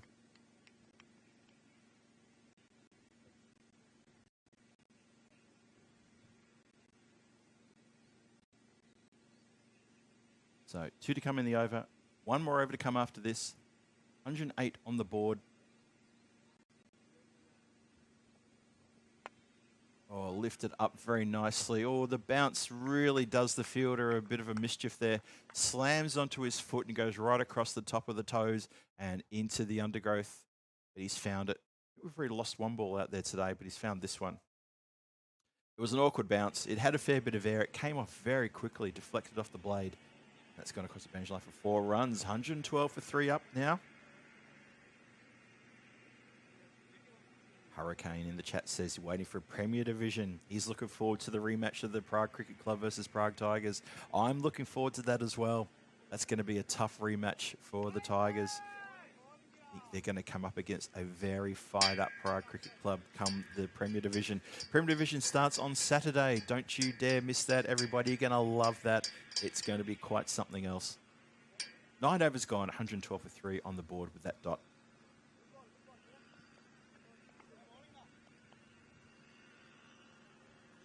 So Barendra Kumar and Abdul Khan. Abdul Khan's on 43. A bit of a quiet achiever out there, Abdul Khan. I'd be pretty impressed with him. He's 26 balls, who's 43. He hasn't sort of been a massive shining light, but he went out there early and he's done very well. Barendra pushes this one out towards backward point. Just the single. Chances though maybe come up for a second. No, he doesn't. Abdul Khan now 7 away from a half century. Let's see if he can get there. And also let's see what he can do for his team to try to fire them up his last couple of deliveries. Well, there you go. He's gone around the corner. He's picked the gap beautifully over the infield, over that backward square leg player, and all the way for 4 runs. So he's now within touching distance of a well-deserved half century. Good shot. Have a look at that graph. Those first, well, the overs number 2 and 3, 24 runs and then 18 runs. That's quite something. After that, things sort of got back to normal in terms of the run rates. But those first 2 overs really put paid to what is a pretty good score on the cards. Mishits this one, just gets a single. He's going to get himself to 48 runs. Then he's going to have to wait at the other end to see what happens for the next 3 deliveries. Will he get a chance to get back on strike to maybe pick up a half century? I don't know. Don't know. We'll see. Hussain in again. Oh, picks up a wicket for his troubles. Kumar gives him the chase, gives him the charge, and he's come undone completely there. Pretty much, well, I wouldn't say quite yorked himself, but just got himself completely out of order. You can see the way the ball pitched and came into the player. Collects the stumps on the way through. Earned himself a good wicket there as well. Kumar has to march off and say, well, I did what I could.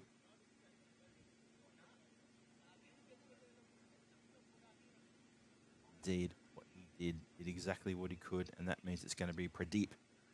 Comes in now. He's going to be facing a couple of deliveries. Let's see if he can maybe just get a single and see if he can try and get Khan on strike and give Khan a chance maybe to notch himself up a half century if he can. 118 for 4, 2 balls to go.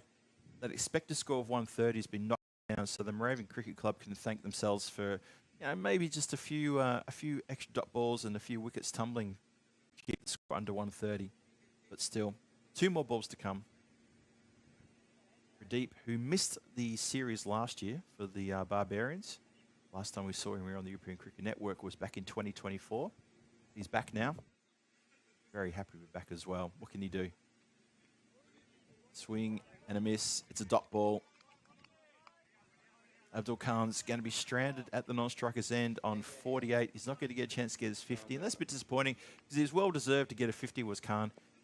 You have to watch the last ball of the innings coming up. Pradeep swings at this one. It's actually a pretty good shot in the end. That's going to carry the boundary all the way for a big 6. Nice shot. Very good shot indeed. Look at this. He has middled that one. And Hussain has just angled that completely wrong. So the score ends up on 124 for 4. The Barbarians with a good score in the 120s for the second time today. And they've given their bowlers a fair bit to work with there, which is good to see for them. For the Moravian Cricket Club, they're going to walk off and have a think about what went wrong there. There was a couple of wild throws. Some of the bowling was a little bit wayward as well. Didn't get as many dot balls as they wanted. Just struggled to contain, especially at the start of the innings where it just was all Barbarians. Have a look again. The first 3 overs. The first over, very good. Wicket tumbling and only a handful of runs, but overs 2 and 3 just got away from the Moravian Cricket Club completely there. So that's where it's going to finish then, on 124 for 4 after 10. And we're going to see what the run chase, or how the run chase unfolds in about 10 minutes' time. We're going to take a short break here. We'll see you back here shortly. Phil G here for the European Cricket Network saying, don't go too far. We'll see you back here soon. Back here at Vinoj for this run chase in this ECS Czechia 2026 edition. See you soon.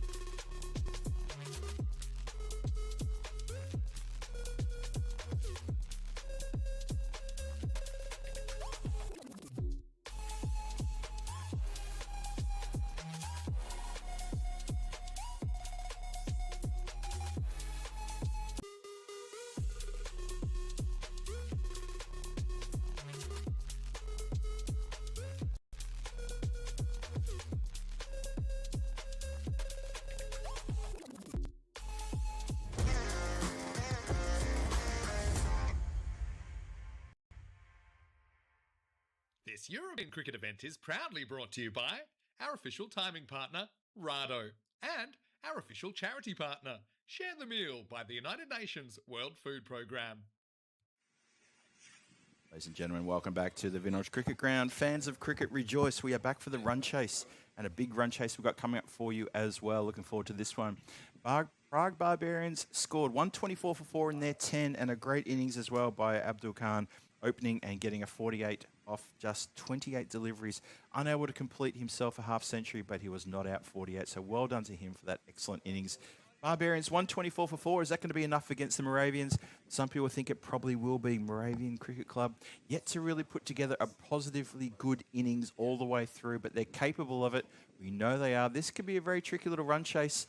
This could be a bit of a surprise coming. I'm looking forward to see how this unfolds in this match number 7. ECS Challenger Division. Phil G here to take you through the action and through this run chase. And I'm looking forward to this one. Hope you are as well. And welcome to everyone in the chat watching from around the world. Wonderful to have your company as always. And a lot of people in the chat talking about all sorts of business. Been just scrolling back through some of the comments of the last half hour in the chat. And wonderful to have so many people interested in this game. And also talking about a whole bunch of topics as well. In case you missed it, this happened earlier. The Barbarians, they won the toss, elected to bat first. They chose to bat first, and they put in that 124 for 4. And now they're going to look to defend that. Got a pretty strong bowling lineup as well. Been really impressed with them in their first match this morning. They played against Ostrava. They didn't give Ostrava a sniff, a chance whatsoever. And they defended a score of a 121, managing to contain Ostrava to only 83. So defending a score of 124. Let's see if they can contain the Moravian squad or whether they actually let loose here. So, in case you missed it as well, it's been 156 games since a golden ball. That number again, 156 games since a golden ball. Let's hope we can get something happening here. We'll see. And also, the last thing I want to give you is the bonus point equation is that the Moravians need 87 to pick up a bonus point.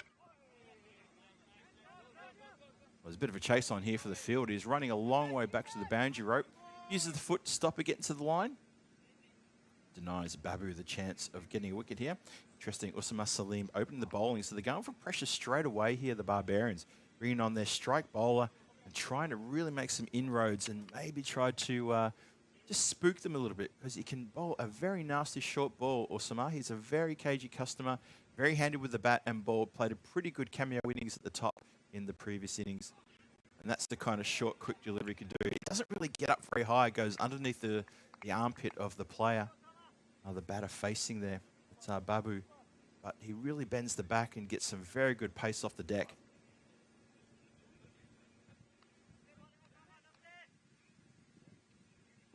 So welcome to everyone joining us again. Dave B, Thomas Martinez as well. And everyone who's joined us there in the chat watching from around the world. I can see what a fair few people watching at the moment. So it's good to see. Thank you for joining us.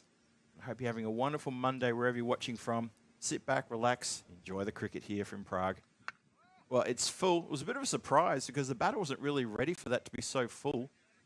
And he ends up just sort of swatting it away for a single. Missed the chance on hitting a rank full toss there. No movement from the square leg umpire to suggest that was over waist height. Saw a call missed yesterday. Well, I felt it was missed yesterday from square leg umpire for a high ball, but it's in the book as a dot as it was. We continue. Intensively pushed there onto the offside for a quick single. So doing it in a few singles here at the moment, just making sure they're turning the strike over, keep that scoreboard ticking as well.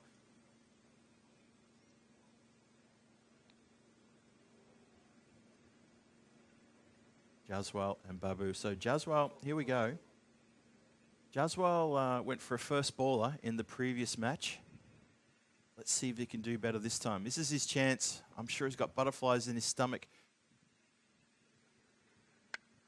Goes to swing hard at this one, gets it around the corner. Good bit of work there from square leg, just to tap that one down so it doesn't get past him. If it gets past him, it's going to go for 4. No protection out there. The deep protectors here are a deep mid-wicket and a long on. That's it. So in the power play, of course, the first 3 overs, only allowed 2 fielders outside the circle. Everyone else inside the circle.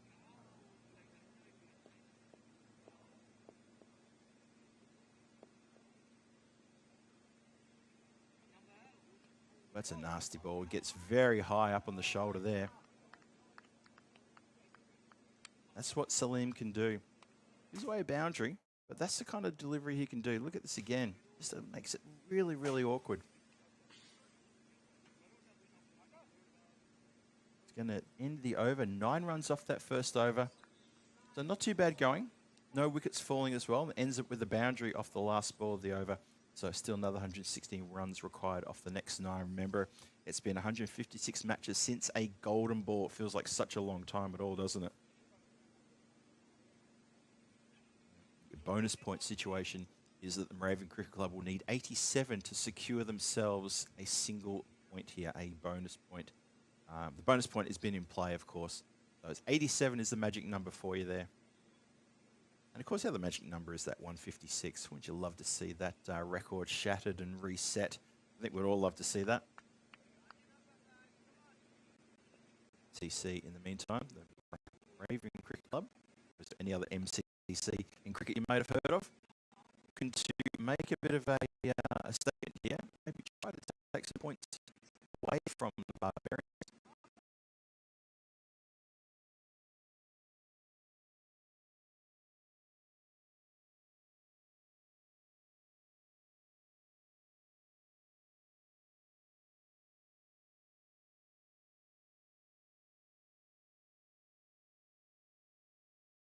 Coming in.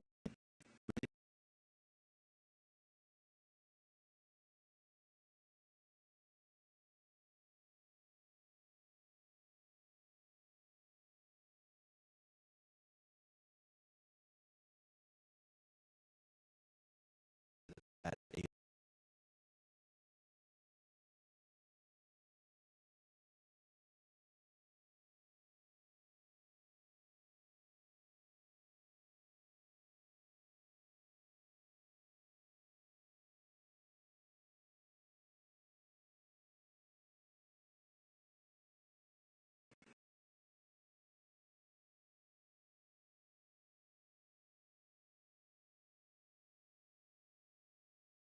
Pradeep, the keeper, has to sort of take is way down there at third. It's like Smith with protection, Alcorn and Lon on. Now Pradeep, that's around third and point on the boundary. Everyone else up inside the circle. Straight up in the air, chance opportunity here. Still gets out of the way. 3 players. Well, the player staring into the sun. I know, you know what? He was staring directly into that big ball of light in the sun. Yep, he pulled out of the catch just at the last minute. Watch this in the replay one more time. Kind of don't feel bad for him here because watch this one more time. Staring straight up towards that ball, that shining orb, which tends to turn up there every day. Regular monotony. Out of the catch. He got a little bit of a word in his ear from his teammate, and I think he was quite justified saying, well, you try catching it next time. That was a little bit tough. Not wearing sunglasses, not wearing a hat. Not that the hat would have done any difference because he had to stare straight up at that shining orb. Catch put down, and a bit of a life there for Babu as well.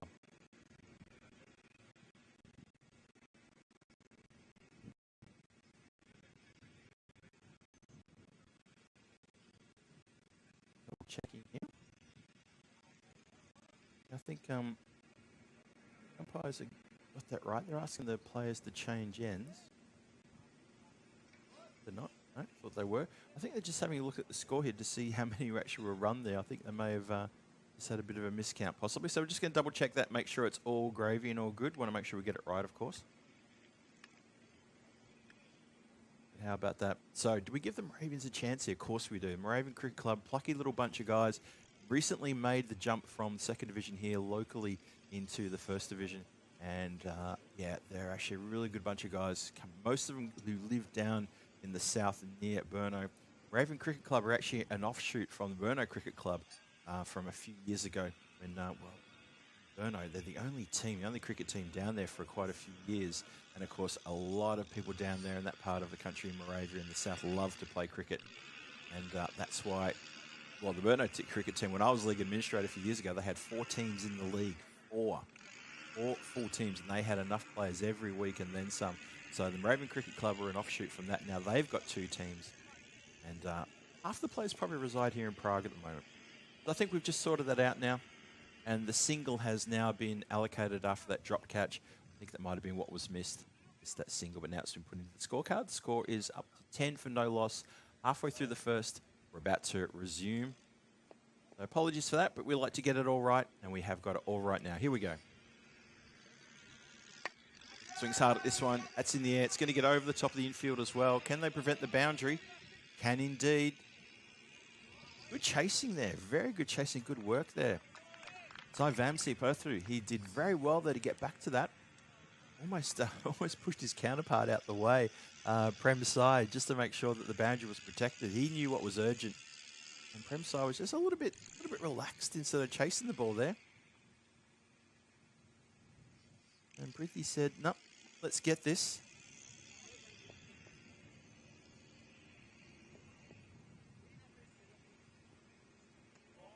Quick delivery there. Good bounce off the deck as well. And good to see the bowler. So what the bowler's done there, and the reason I'm going to give him a shout out is because what he's done is the keeper had to chase after that, turned around to shy the stumps, and the bowler ran to the keeper's stumps to take the ball. And that was just clever. It's one of those little small things that a lot of teams don't do. And it's just one of those things that needs to be drilled into cricket teams, that they need to be thinking constantly about who's got the stumps. If a wicketkeeper runs off to get the ball, if the bowler runs off to field the ball of his own bowling, who's taking the stumps? That's the question. The answer, of course, is, well, one of the players has to do that. Oh, gets a leading edge, pops up, should be a dolly chance that doesn't go to hand. It lands very, very short. And two players who were running together from mid-wicket and mid-on cannot get to that. It was in the air for a long time, but just felt it had enough hang time to be collected. Not taken, though. The Moravian Cricket Club is living dangerously here. EC6 in the chat saying, let's relocate to Prague. Well, it's one of the most beautiful cities in the world. That's why I live here. That's why a whole bunch of us live here. I think ECN headquarters might actually move here one day. Why not? You've got Vinny, Danny, me, Shoban, Charles, Sheriff, Joe Foster. Well, he doesn't live in Prague, he lives down the road. There's a few of us here. Probably more of a ECN commentary centre than anything else. But yeah, now Prague is a beautiful part of the world. And obviously that lovely promo video we play in between the matches, in between the innings, gives you a bit of a taste of what's on offer here in this city. It's a gorgeous city. It's as good as the pictures look, let me tell you that. Good full delivery. Punch out to the covers. Shy at the stumps, probably not really necessary. Just flexing the arm and giving a chance there. Slow going here though for the Moravian Cricket Club. They need 112 runs off 48. Ticks down to 111 off 47 now with the start of the third over. Only 14 on the board. It's very tough going. Barbarian bowling and fielding has been pretty good. Okay, we saw a catch go down, but bowling has been very, very good indeed. Oh, this one probably won't go down. It should be taken. Is taken. Nicely done. And that is a wicket that you felt was always coming. That's the first wicket that's going to fall. So Babu tries to get marching along here. Can't do it. And it's going to be Osama Salim with the breakthrough. It's a nicely taken catch. You see mid on there, just shuffles across and takes a pretty straightforward catch. And that is the end of Babu. So the first wicket falls at a time when they're needing runs.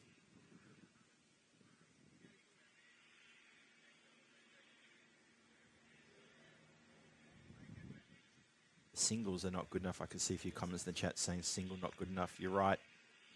You are exactly correct there. It's not going to be good enough to overhaul this target. You need 111 runs. You got 46 deliveries to get it. And those 46 deliveries will go very quickly as well. This is what happens in T10.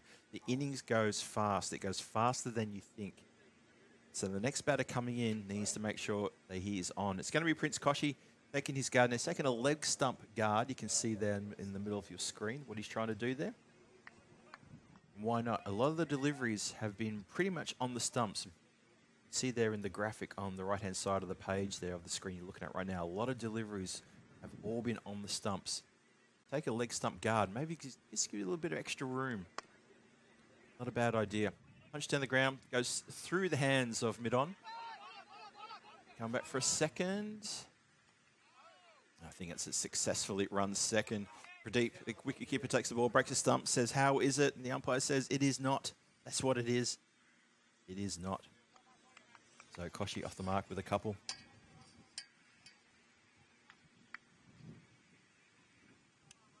Thomas Martinez with a good observation about the Barbarians. I agree with you 100% there, Thomas. They are batting and fielding better. And sometimes that's all the difference is. Sometimes if the batting is the same, then get the bowling, the fielding is just completely different.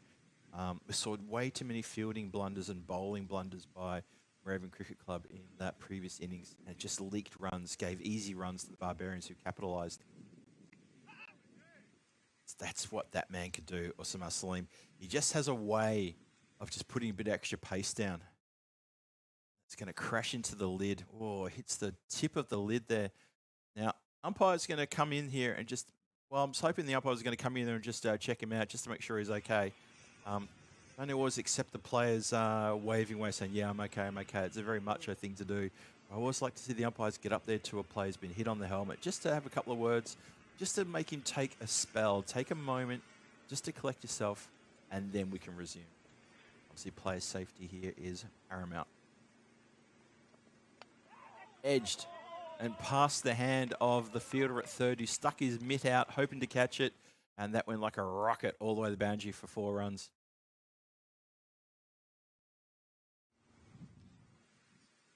Score gets up to 20. Osama Salim, he's gone for 16 from his 1.5 overs. 1 ball to come to finish the power play, but 20 on the board only. Need more than that, need a lot more than that.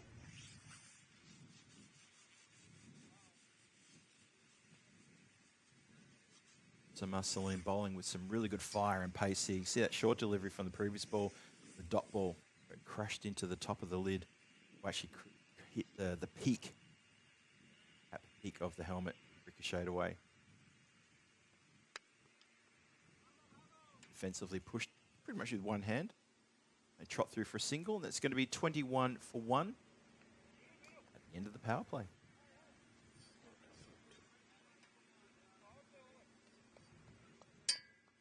The 21 chasing a score of 125 for the win, so it's 104 required of 42. There's a lot of work to be done here. That run rate now pushing just under 15 for the Moravian Cricket Club. And you've got to wonder which one of these players is going to take control of this chase and really try to muscle things along. It needs 1 or 2 of these batters to just get amongst it. Really sort of command the rest of this innings. Barbarians are probably thinking, look, we've bowled 3 really good overs. We've contained them to 21. The run rate's at 7. They need to be going at 15 from here on in. We've done almost half the job. Almost done half the job.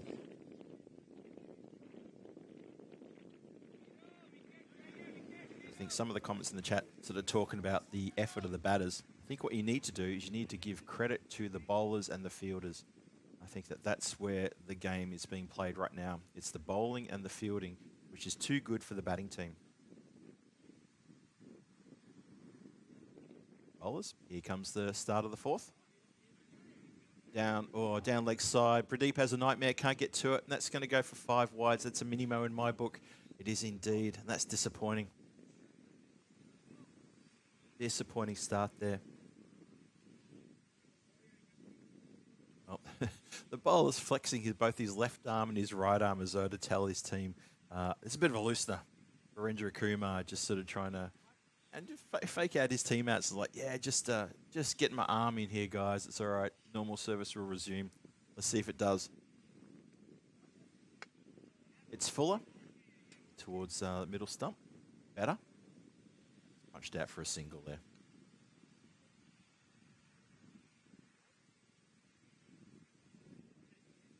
Thomas, you're keeping score of the misfields now. Okay, that's going to be keeping you very busy throughout the rest of this week then. Let's see if you can keep that up. Oh, that is a lovely shot. That is picked up off the toes, just outside of leg stump, only just, and he's absolutely nailed this one. One more time, look at that. It was just drifting down leg, and he's middled that towards the bottom part of the bat, but that was crisp, and it was beautiful. What a great shot. So Jaswal is doing well here, having lost his wicket with the first ball in the previous match that he played. And now he's biting back nicely here, making up for a little bit of lost time when he didn't get a chance to do anything in that previous game. Maybe he's the one to step up here. Maybe he's the one who can actually sort of grab this game by the scruff of the neck, make himself a good half century and then some, guide his team. Well, he's hit this one up in the air. Running around from long off. It's going to, no, from long on, sorry. It's going to bounce just in front of the fielder there. Lucky. Oh, I thought I might have put the curse on him.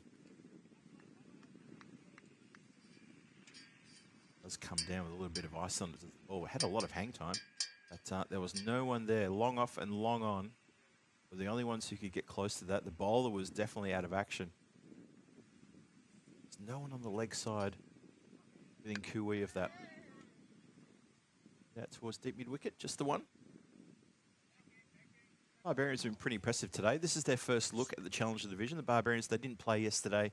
We had the Spartans, we had Ostrava, and of course we had the Moravian Cricket Club yesterday. And today we've got Moravia and Ostrava one more time, and with the Barbarians as well. Well, that's been hit a little bit better. No, no, no. Can you believe it? It's been put down. Second catch dropped by the Barbarians. No, probably the third catch. Sultan Arif drops an absolute howler on the boundary line. Can't believe it. Got in position. He was steady as well. Wasn't moving. Stopped, propped, put the mitts up, and it just went straight out. That's disappointing. So, Thomas, make sure you put that one in your book as well, please. That's got to really hurt. That'll sting. Should have held that one. 35-1 on the board.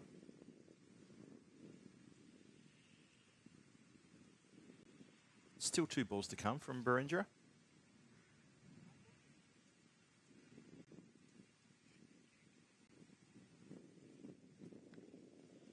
Just wait for the batter to get settled. He's good now.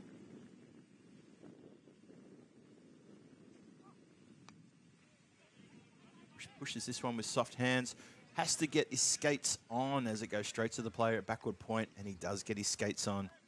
Makes his ground. So a few quick singles coming here. The occasional boundary. Looking to sort of muscle things along. The run rate required is, we've got now, it's at 14 and a bit. 39 needed off 37. Sorry, 89. Get my eyes checked again, Phil. 89 required off 37. 36 on the board. Still tough going. The door's still well and truly open, don't get me wrong, but the Barbarians, they do look like they're on top here.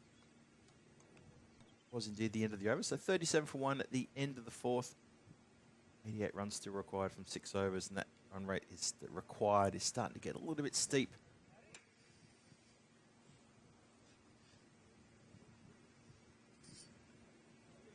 Yeah, I think Sultan Arif have his time back again. He'd probably say to his skipper, put someone else here to take that catch, because that was a howler that he dropped. Bit of an easy one. Never mind, we move on. Bertie now continuing the attack. Starts us off with a wide +1. As indicated by the umpire there. Thank you very much.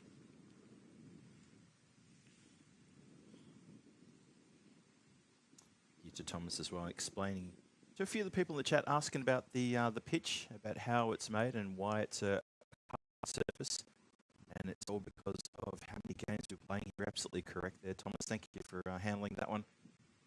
A lot of games get played here. During the T20 season, which is on right now, obviously it pauses for the European Cricket Network. There are 2 games every Saturday and every Sunday. We're trying to get at least 1 game maybe on a Friday afternoon, but it's a bit difficult because people have work commitments. But we've got a few public holidays happening this year in Czech Republic during summer. Hopefully we can get a few games up here on those public holidays and try and get 2, maybe even possibly 3 games. I've always been a big fan of maybe trying to start a game at 9 o'clock in the morning. So, you know, with the days when they get the longest in July, you want to have a T20 game that can start maybe 9 o'clock. Second one starts at 1 o'clock, and the last one starts at 5 o'clock. And when it finishes, it's still actually pretty good light here in this part of the world. But that's T20. That's later in summer. Talk about T10. Well, it's twice as many games, isn't it? You play a T10 competition here in the middle of summer, you can probably get 5 games. And we used to always get 5 games here on the European Cricket Network. There's no reason you couldn't play a 6th game. We don't have lights here, obviously. But if we did, imagine how much wear and tear that would take on the pitch. That's why it's a green carpet mat with a clay base. And Danny will talk a fair bit about the pitch tomorrow. He was around during the time of the planning and the building of the original pitch here. So he'll He's a very good person to talk about the pitch and how it plays, how it's supposed to play, the theory behind it, and the way it's been built. I can tell you now that the pitch just undergoes maintenance every winter. Carpet comes off, gets re-rolled, more clay added to it, and then we let the elements have a go at it, let the clay settle, then put the safety tarpaulin on, and then put the mat back on top again. And it usually plays very well, nice and bouncy, good true bounce as well. Just found yesterday it was a little bit sluggish. I described the pitch as being a bit slow, and today it's actually not too bad. I think it's playing pretty well. The quicker it dries out, the more true it's going to bounce.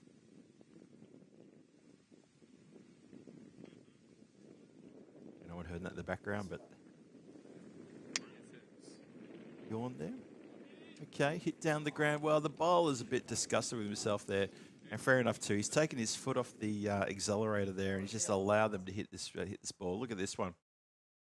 So look at this. Bang, bang, bang, bang, bang, and just placement. Just very good placement there.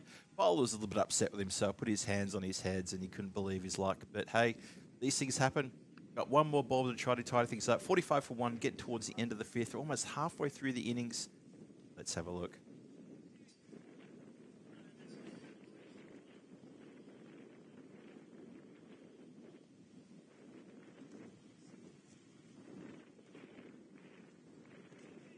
Going to finish the 5th over with a dot.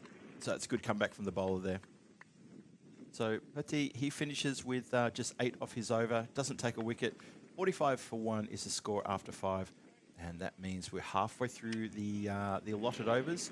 And the Moravians, they need another 80 runs. So they've only scored 45 so far. They need another 80. It does seem like that kind of trend may not happen. They're struggling quite a bit.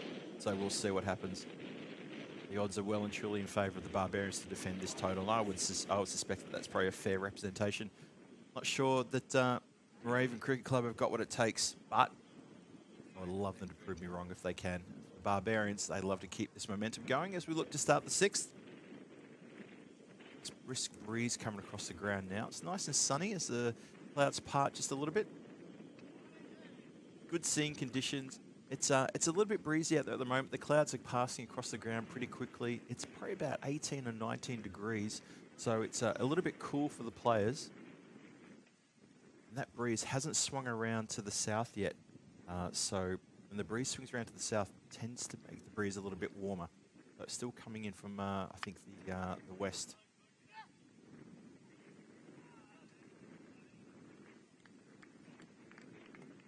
See, I'm not your meteorological expert here. That the breeze when it comes in from the north or from the west, it always comes in very cold.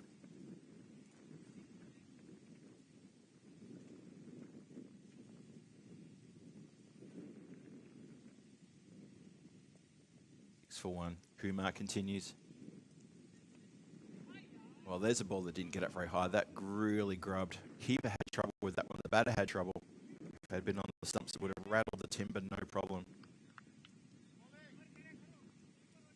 Occasionally, getting a few of these deliveries just occasionally that pitch and don't really pitch up. They just sort of grub along a little bit. Makes it pretty tough.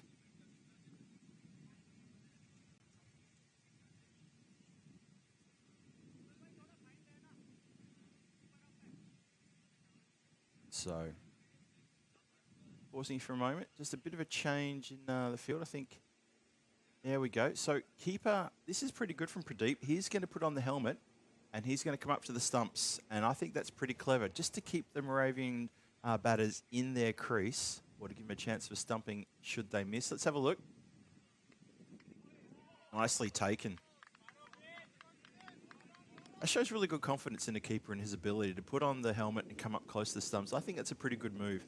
And obviously what they're trying to do here is that the Barbarians feel they've already got the game pretty much in hand. But in order just to apply that little bit of extra pressure, this is very clever. It's a slow ball. It hammers into the pads. Pradeep has to just underarm to the bowler.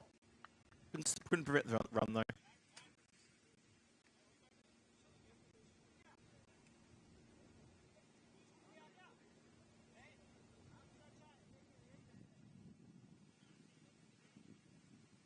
About to continue. Just asks the non-striker batter to go to the correct side. Fair enough too. Usually that's the umpire's job. Again, slams into the pad. I got a sense of deja vu here as the ball slams into the pad and the keeper does the fielding. And that is a pretty good over from Nirmal Kumar. He only goes for a couple of leg byes and a handful of runs. That is trouble. 6 overs gone, 49 on the board. Or 3 leg byes. How about that? 3 leg byes. Well, there you go. That's from the local airport. That's going to go into land at Letnani Airport, which is just, I wouldn't say quite next to us here, but it's just a short way over. That's one of the airports that is very close to us here. We also have the military airport, which is behind us. And occasionally we get some very, very impressive airplanes coming to land at the military airport, including the Prime Minister's plane, sometimes the President's plane, and sometimes some pretty cool military aircraft as well. So there's that. You never know. So we're up to, 6 overs gone, 49 on the board, as there's another plane coming to view there as well. And we continue the attack. Not quite. It's like the players weren't quite ready.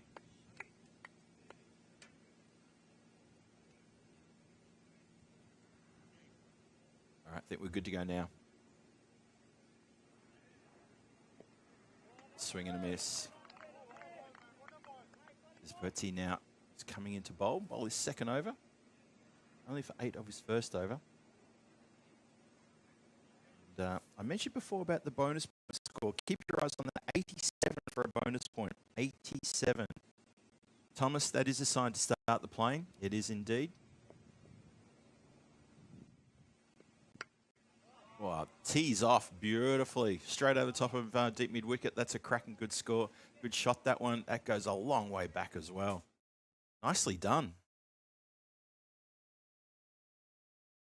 So, Moravian Cricket Club here, they're running out of time if they want to sort of get moving. So, fingers crossed this is a bit of a moment for them to maybe step up.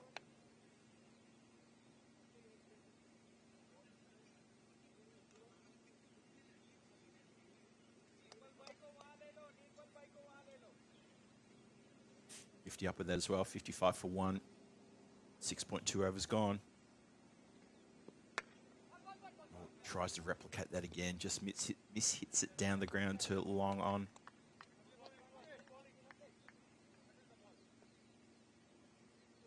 So I mentioned before about the bonus point, 87 to pick up a point out of the contest. That's still 31 runs away. You do feel the Barbarians may get another 4-point win here. Moravian Cricket Club just really struggling to get the runs when they need it. Well, that's going to help big time. That goes through the gap. That's really well hit too. Picks the gap beautifully. One more time.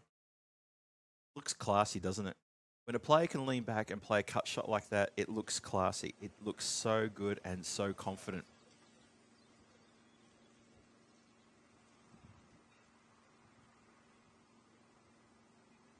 That's going to help matters because now the score's up to 60, so we need 27. Moravian Cricket Club need 27 to pick up a point. They still need 65 for the win. They've only got 20 deliveries. I feel that the win indicator is pretty much correct. Lofted through the vacant mid-off area and just the one. Can't do it in singles though.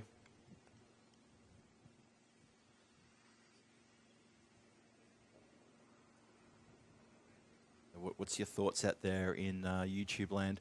Can they secure a bonus point? A bonus point for them would be really important because I do feel, and I've said this a few times, I'll say it one more time for you, I feel that in the standings, 4th position in the standings out of 5 teams, 4th gets into the finals. Maybe this team, along with Ostrava, will be battling out for that spot, that 4th spot. The bonus point may come into play. It probably will come into play. So how important would it be to make sure you get as many bonus points as you can? Oh dear, oh dear. Well, what's going on there? This is quite unbelievable, isn't it? Let's have a look at this one more time. I'll talk you through what's happened here. It's been a lofted shot out towards deep mid wicket, saved on the boundary. The throwback, just a dolly throwback. And what was the bowler thinking? That's just insane. If I was the captain, I'd get across that bowler and he would get a proper telling off, and I'd be asking for a please explain. That's craziness. So 66 for 1. There was a very rarely seen 5 in that over off that last ball. Just ridiculous. Not sure what it was in his thinking there. It's not just that the throw was bad, it's also that the batter was in his ground anyway. Oh, there's another plane. There we go. This one leaving a contrail this time as well. Believe me, that's not landing at one of the local airports at all. That one's off to... Actually, I've got to try and find which direction it's going. Oh, there it is. That one's going... I'm going to say Romania. Hungary. No, I'm going to say it's going to Budapest. That's my guess. Anyone can jump on Flight Radar 24 or AirNav and tell me where that one's going. That was a little bit crazy. So, Jaswell and Koshi trying to do the job here for Moravian Cricket Club. Got to find a point here. Desperation. Tries to hit out in the air. Catch. Juggled. Put down. Almost held, though. That was pretty close being held. Could have just ended back in Dilak Kumar's hands there as it came off the chest. Might have even come off the bit of the, maybe some soft parts of the body. Maybe just the upper sort of in the face area there. But just the juggle almost spun around and could have held it. That would have been a bit of a fun catch. But it goes down. And it's only worth 2 runs, so not too much damage.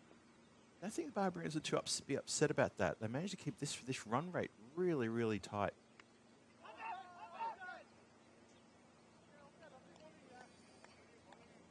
Quick work there from the keeper trying to affect the stumping. Do you want to see another plane?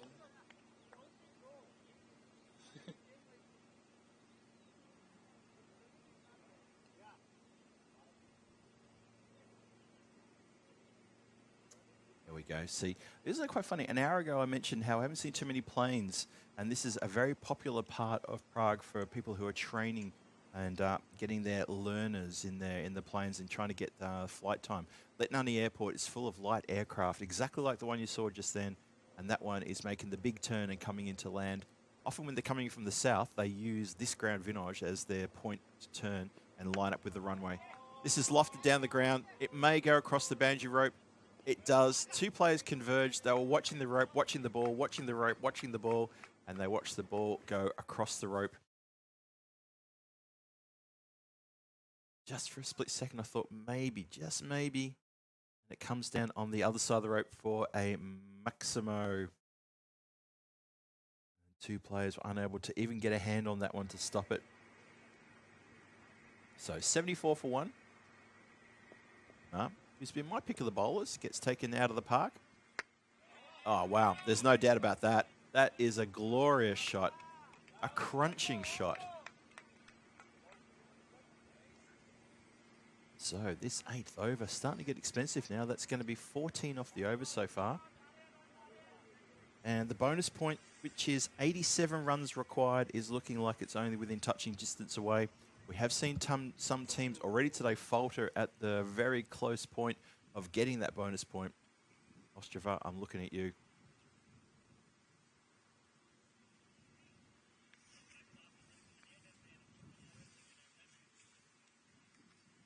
Still work to be done. Kumar, who bowled very well early today and in his first over, he's come undone here. Getting taken apart a bit by bit here. Well, there you go. Where was this earlier? Jaswell, he's going to bring himself up a well-deserved half century here. Moves to 54 from 24 deliveries. That's a half century to that man, Jaswell. And his team should give him a bit of a shout out there. So well played to him. Excellent, excellent stuff. 54, he went for a first ball duck in the first game. He's now got himself a 50, a half century, unbeaten, and he's helping his team to get to the bonus point. And who knows what else can happen here as that man, Jaswell, gets himself a 50. 54 not out. Well played. Well played indeed.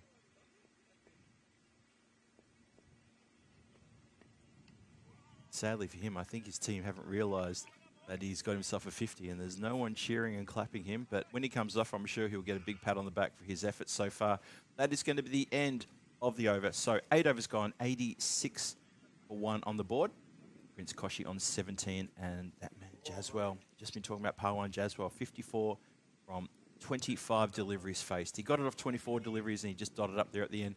But 54 off 25 for that man, doing very well indeed. So the half century helping his team to maybe get to that bonus point there within touching distance. Just a couple more runs required. In fact, no, not a couple. 1 run required and they get themselves the bonus point. The win, though, Oh, what is it? 39 off 12. Well, they need a massive, massive over here to even be within shouting distance of that. Me, I think the game may be gone. Also because you want to get that man back on strike again. A roving cameraman busy there catching all the aircraft flying around the area. Good to see. Any plane spotters watching? Be very happy with the vision we're showing them so far. And almost straight down the throat of third. He decides to wait back for that one. Pick up a single for their trouble though. Vince Koshi turns the strike over. He's done the right thing, has Koshi.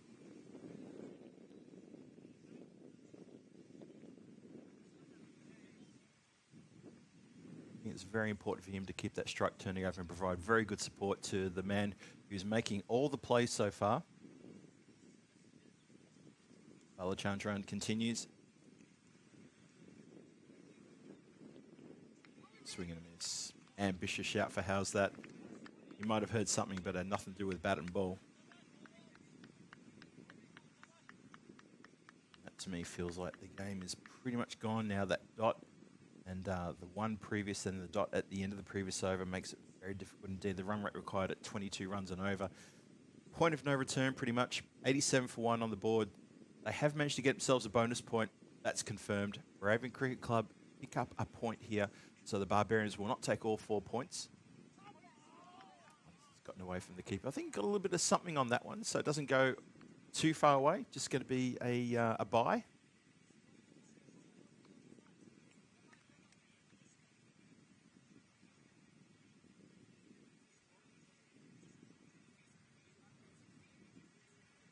Martinez about snacks.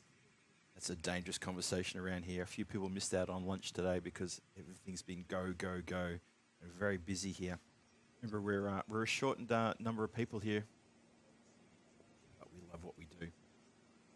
Thrive, feed on the energy. Pushed out towards the covers, just the one run. So I can confirm for you again that the Moravian Cricket Club do pick up a bonus point here. That way they prevent the Barbarians from taking all 4 points in this contest. However, the actual game itself, the win looks like it's off the cards now. It's almost mathematically impossible. Unless Jaswell can find, well, 6s in a row. Goes around the corner of this one. They're just going to take the single, go straight to the player who's strategically placed there on a 45 at fine leg. Just the one.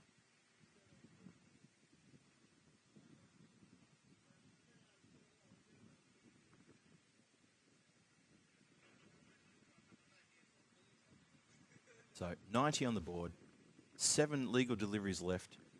Here comes one of them. And it's a dot to finish the 9th. Or is it a dot? Now, I think the batter was definitely home as the stumps were thrown down. Pradeep is still asking the question. He's saying, how about that? How's that? Umpire is saying, no, that was fine. So, oh, there's another light aircraft. As I said, there's so many light aircraft who operate out of Letnani Airport just next to us here. And they do use the Vinoj ground here as a sighter for a turning point. I know that I've heard a couple of friends of mine who know some people who've been getting their pilot's license, that's what they say. Yeah, the cricket ground. Well, they didn't know it was cricket ground, but they actually used to say the golf course. But now they say the cricket ground. Yeah, that's the turning point. You see the big two big fields. And the Zarmek as well in the background, this whole area, that's where you turn. And it's fair enough that Koshi has retired out and Rama Murthy comes in, gets a chance to face a few deliveries in the final over. But Koshi, I thought he'd done pretty well. He lent very good support. And he's just coming off the field now. I can just see him out the corner of my eye, coming over to his dugout. Rama Murthy goes out there, but it's 35 required from 6. Which, as you know, the maths pretty much tells you, well, they need 6 sixes to win the game. They can't get 6 sixes, that's fair enough. They've already got themselves a bonus point. I find it strange that they've retired Koshi now at the start of the 10th. Maybe that's a little bit too late. What do you think? I think it's probably a little bit too late. But hey, that's just me. Start the 10th.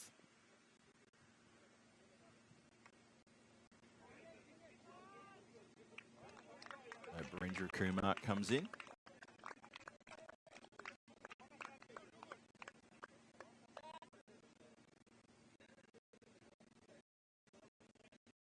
A bit of the steam running out of the game.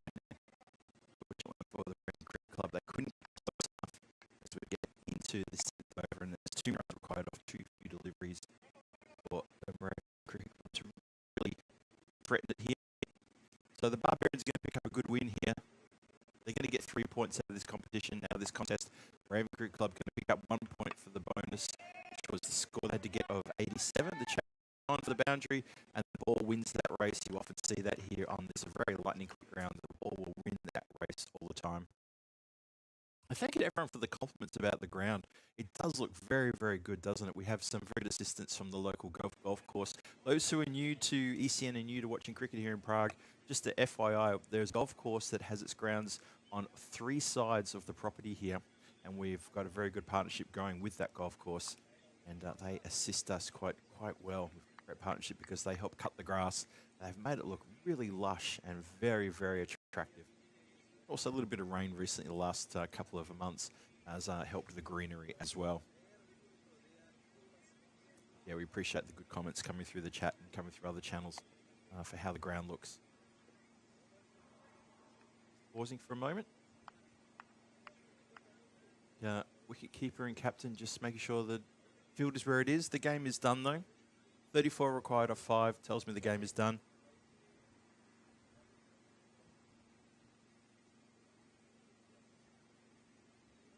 Not sure what the hold up is. I think because the bowler's now changing sides, and I think there was a bit of a reset of the field. Hopefully we're good to go. Here we go. And would you believe it's a dot ball? For all the resetting and everyone getting prepped and ready, retaking of the guard. 34 from 4 required now.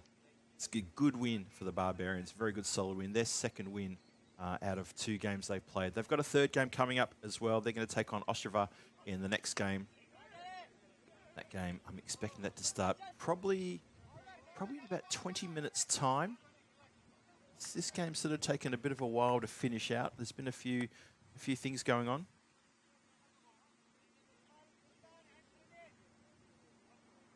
Starting at 40, I've been told through some interesting sign language here from my counterpart here in the comms area. It's going to start at 40, at 15:40 in exactly 20 minutes time. Nice shot for 4. Gets it around the corner. There's nobody back there behind the wicket on the leg side. Square leg. Still stands there, looks a bit forlorn as he realises he's the one who has to go and chase the ball. Maybe a few tired bodies out there again. One of the things about playing T10 is when you've got to play 3 T10 games on the trot, it does make it a little bit hard to pick yourself up, especially for that 3rd game. Just one of those things.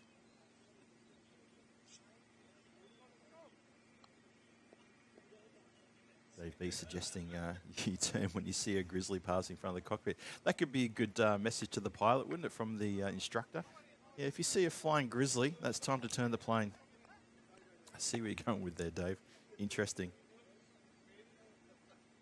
Don't get too many bears in Czech Republic, by the way. I'll tell you who's big on the bears. That's Romania. Oh, goodness me. The countryside does encroach on the city. The big cities. Cluj is one thing about essentially get there.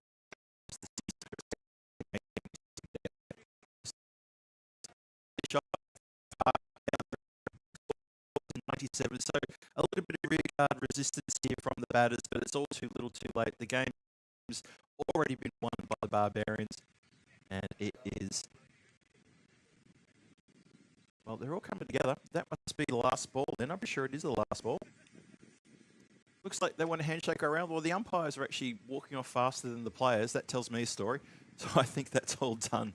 And there we go. So Going to bring you back into the commentary area just for the last time here during this match. Welcome back here, Phil G for the European Cricket Network saying thank you for joining us and thank you for joining me for that game. So the Barbarians pick up a very good win there. I'm just looking out the door at the players there. It is indeed the end of the game. The Barbarians get a very good win there in the end. For the Moravian Cricket Club, they do pick themselves up a bonus point, but they just did not have enough in the tank, and that's a bit of a shame for them because we're kind of hoping to see a bit more out of them, but we don't get it, unfortunately. Hey, by the way, how much do you like this little... Let me just get that out the way, see if you can see that. Nice little ECN pin. I'll try and get the camera a bit closer to that. Nice little gift there from Vinny Sandhu to me just during the last match. But that's for good. Finally, I have some insignia on my gear. So there we go. Hey, look, enough about me. Let's talk about the Barbarians. They're looking hot. They're looking really red hot. Now they've got to come up again and play the team from Ostrava for the last time. That's the next match coming your way. That's starting at 15:40. That's about 17, 18 minutes away. You're going to see the time on your screen in just a moment there, give you an idea of how much longer we have to wait until that game starts.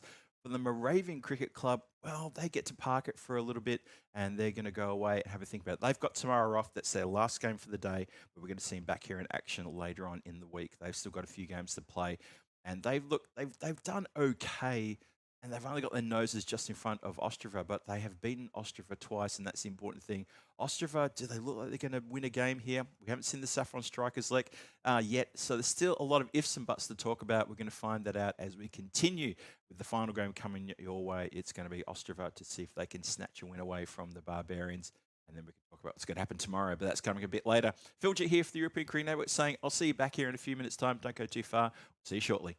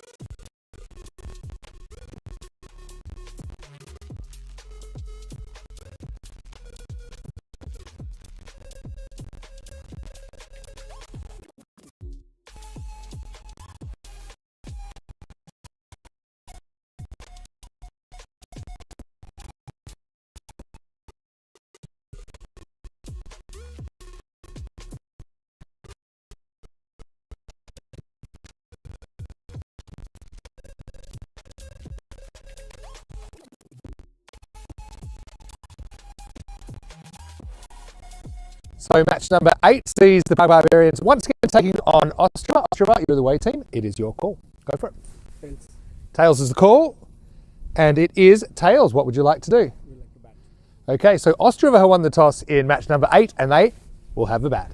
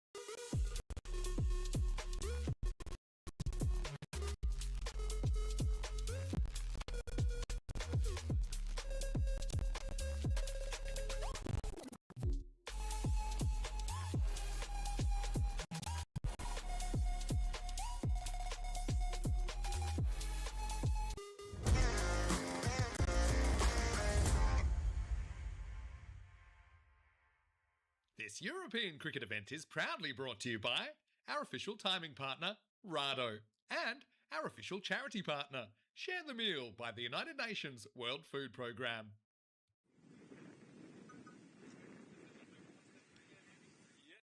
Welcome everybody back to Vinod Cricket Ground. Phil G here. Welcome you for this last match of day number 2 at ECS Czechia 2026 edition. Hope you've had a wonderful Monday wherever you're watching from around the world. It's great to have your company as well. The final match of the day is going to be the Prague Barbarians taking on Ostrava. That's right. It's a repeat of the first game we had today where the Barbarians posted a good score of about a 124 and Ostrava just couldn't get things up and running. They couldn't find it in their groove to try to chase that down, and it was a good 4-point win to the Barbarians. Very good win indeed. So this time around, what's going to happen? It's going to be a little bit different. I'll tell you why. Because the news in the coin toss, thanks to Rado for the coin toss as well, is that Ostrava have won the toss, going to have a bat first, and it's a great opportunity for Ostrava to get out there and make a good score to start things off with. Let's see how they go. It's just going to change things up a little bit as well, and let's see how the Barbarians go with chasing too. So it kind of flips things around a little bit. So I talked earlier about comparing and contrasting this game with the game we had this morning. Was a few differences already. That's the number one difference. Maybe that can change the fortunes of the team from Ostrava.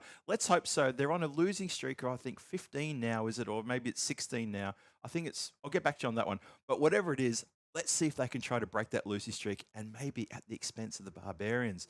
The Barbarians are looking good, though. You got to say, looking very good indeed. I can't wait to see this game start. It's the last game of day number 2 here in the Challenger Division, and that means we are now only 3 more group days away from getting towards the finals. That's right. We've got Tuesday, Wednesday, Thursday for group games.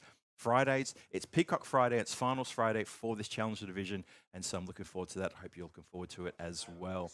The players are getting out towards the centre now. I can see the new Grizzlies being thrown out there to the bowlers, and the Barbarians are in the field, and they're looking to do maybe what they did before against the Moravian team. That is contain them to a very nice total score of maybe around about 100. But Ostrava batters here, look, they've taken the chance to bat. They've won the toss. They're saying, we want to get runs on the board. Good luck to them. Let's see what kind of total they can get. What sort of total they can maybe give their bowlers to work with at the time. Let's get out there into the field. Let's see what happens as we're about to start this contest, this final match. Game number 8, the 4th match of the day. Let's see how we go. I can see the Moravian Cricket Club filing past the commentary area here as they head towards the car park. Here we go. First ball of match number 8. Out very nicely. That's Velavan who's opening the batting. We tried Velavan to come in around about, I think, the fourth position in the batting in the previous game. He batted very well indeed. I really enjoyed watching him play. When I said the previous game he played, which was match number 6, scored a 31 in 11 deliveries, looked really in good touch. And then he got run out in the last over. Well, it was his batting partner, Vincent, who tried to take a suicidal run. And unfortunately for him, it was Velavan who got run out. So let's see how he goes. Batting partner is Anil Kumar. He's facing his first delivery. And dots up there. Balachandran with the duties to open the bowling. Haven't gone to Osama, interestingly enough. Let's have a look at the squads and see what sort of, if we have any changes in the squads. Looks very similar. Just running through the list there of the names. Ali Hassan Sitar comes back into the Barbarians team. He did miss that second game, which was the game just previous to this one against the Moravian Cricket Club. So he's back into the side to play against Ostrava for the second time today. Tucked around the corner. Bit of work there for backward square leg. Does well. Underarms it back to Pradeep, who makes a bit of a meal of that one. And of course, for the Ostrava lineup, going through their lineups and seeing if there's any change. It looks like it's all the same there. They probably had one change from this morning. I know there was a bit of an injury worry over a couple of the one of the players who actually came off, had to retire hurt. Now the news is that very looking forward to a couple of days off. Because Ostrava will get a couple of days off. Well, the backing up is too far. If it had hit the stumps, it would have been curtains, and it misses. Luckily, oh. There you go. Anil Kumar backs up way too far and he would have been come undone. Dave asking me what's behind me. Well, yeah, we've got that sort of effect, haven't we, Dave? So you're asking me what's behind me. It's basically like imagine the inside of a shipping container. How about that? That's been nicely tucked away. Just angles the bat and lets the ball run off the blade, does Velavan. Nicely played. Just going to be the single. Anil Kumar wasn't happy to take a second run there. I think Velavan changed his mind at the right time as well. So, Dave, that's what's happening behind me. I'll tell you what I'll do, Dave. I'll take a picture of it and I'll post it in the Spanner squad. So only you and a certain elite number of other people can actually see what that looks like. Oh, now this is interesting. So, Ali Hassan Sitar has just come to the ground now. And that tells me that, well, I'm not sure when he's going to be allowed to come on and play, because he's only just turned up. And Anil Kumar celebrates Ali Hassan Sitar come to the ground by putting it out of the ground. Sends that one downtown. Got every bit of that. Wow, that's a good strike. Alachandran gets taken well out of the town.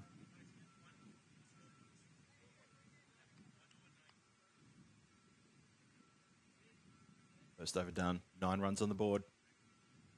Alachandran just gets taken out of the park. It was a good over just until that moment.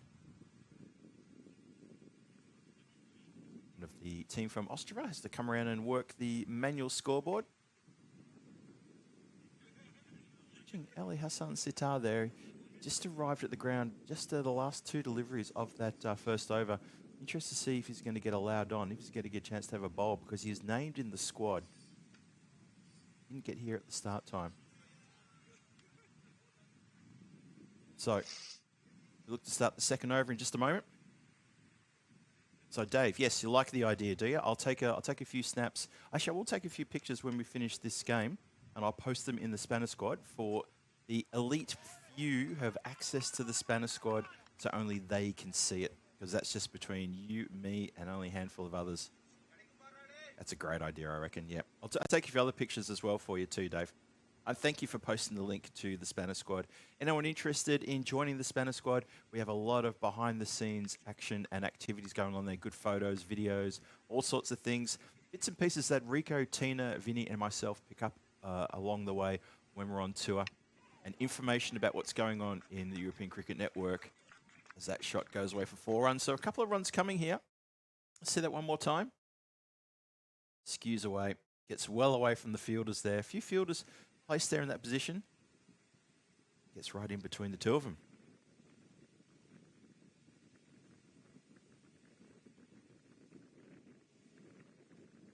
$13 on the board now, that boundary. So the last 2-3 deliveries, 6, a dot and a 4. Sama Salim, gun bowler, loves to bowl the occasional short ball. How's he going to handle that? Tends to come back quite with a bit of feistiness. Hit for a boundary. Let's see what happens. A wide one down leg side. Balavan tries to chase that one, tries to get him around the corner. There is a deep backward square leg fielder. It's probably not quite on a 45. He's a little bit squarer than that. But there is a fielder there waiting for that kind of shot to be played, and he would love to take anything that comes in his direction. As I speak, though, that's interesting. They've actually brought him in and they've put a regulation deep square on the boundary rope. So they've just switched those two fielders over. I would have kept that backward square leg out there.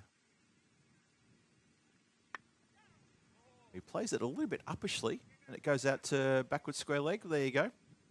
That's what I know. The other deep fielder out there. Looks like that's going to be, well, for the right-hander, that turns into fine leg. I wonder if fine leg should move over to third, and all the field will move for the right-hander, of course.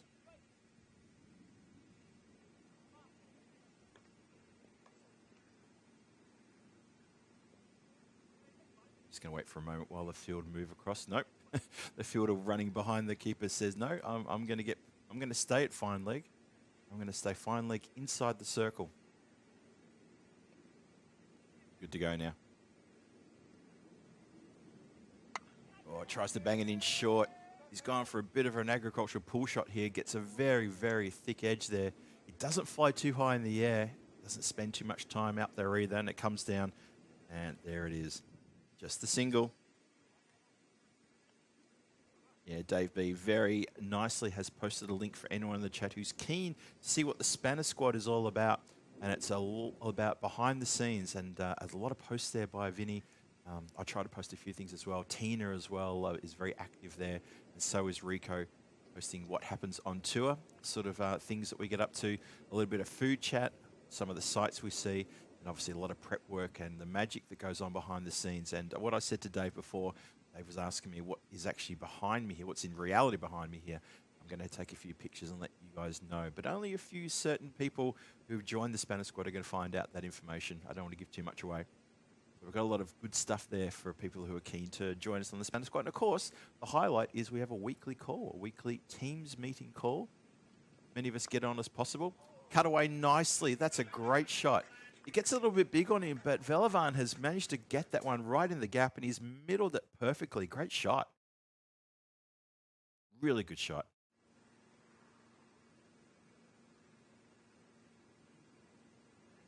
So yeah, the weekly call, the weekly Spanner session, as Vinny calls it, is well worth tuning in for.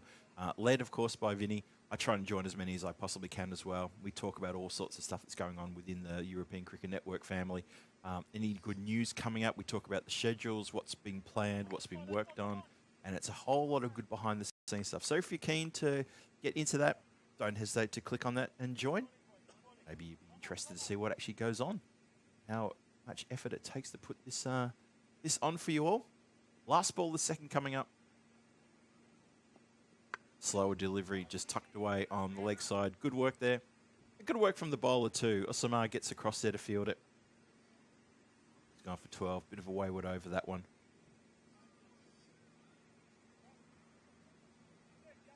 Thomas, that's right.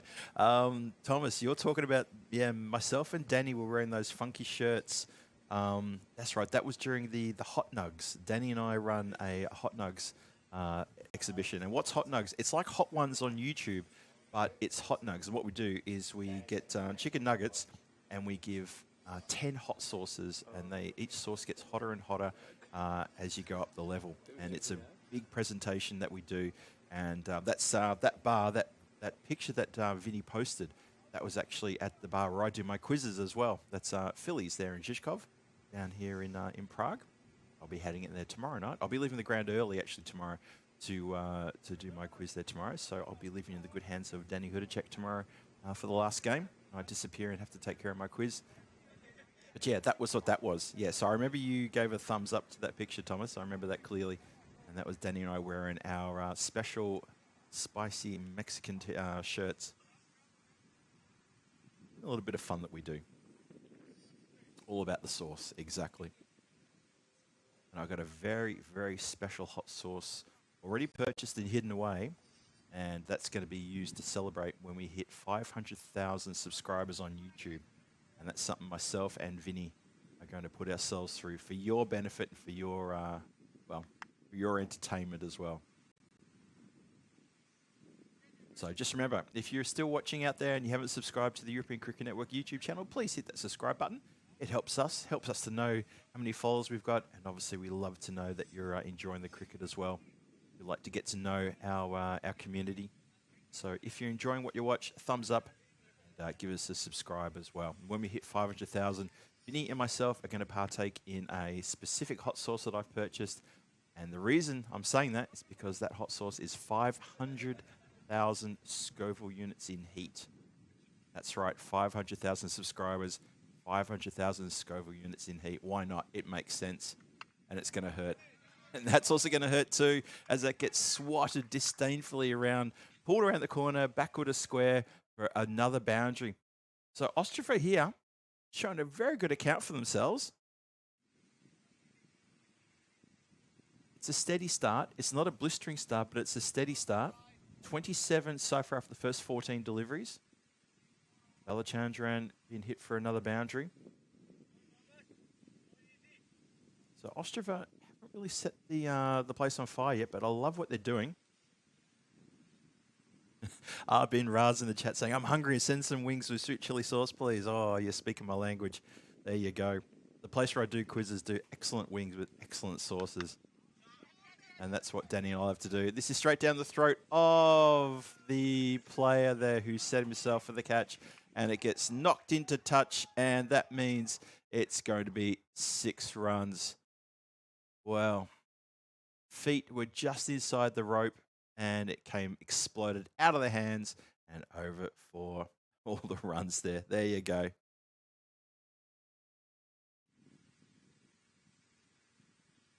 Oh, good to see Frantic in the chat too. Good to see you. Giving you a good shout out to Vinny. Tucked around the corner. Oh, good placement to have a fielder there as well. Just was unsighted, that fielder, as the non-striker got in the way. I thought for a moment it was going to get past. But no, well done. Keeps it to a dot. Couple of boundaries in a row there, but then dots up. Good comeback there.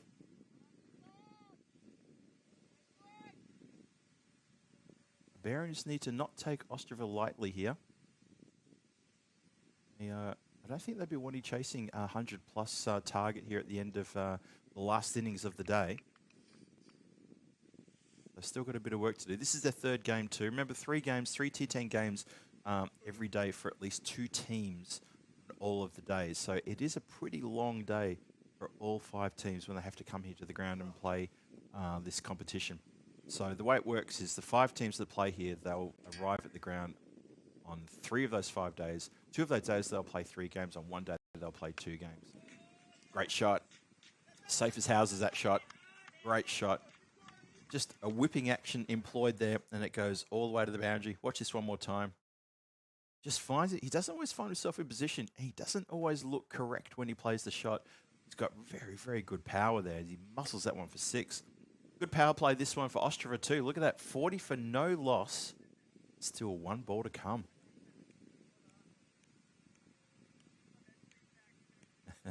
Arbin Raz saying don't order the KFC wings. 100% agree with that one. Let's not get the KFC involved. Not at all. Everyone can do better than KFC. Be better than KFC, people. You always can. Oh, that's a good delivery. Change your pace. It's a looping delivery. It smacks into the base of the stumps, and that's a very happy bowler. Bowler Chandran, having been taken to the boundary a couple of times, he bowls a beautiful slow Yorker. It's just, I think, just tickled the pad on the way through, but it missed the bat, and it doesn't miss the stumps. And that's the end of a very good innings, though, nonetheless. Really, really good batting from Anil Kumar. Did what he had to do, saw out the power play, got the score up to 40 in the power play for Ostrava, and he's done very well. 24 runs, scored him in quick time as well. A good innings, and good for Ostrava to have that little start. Let's see if they can kick on now and make a really good fist of it with a good score on the board.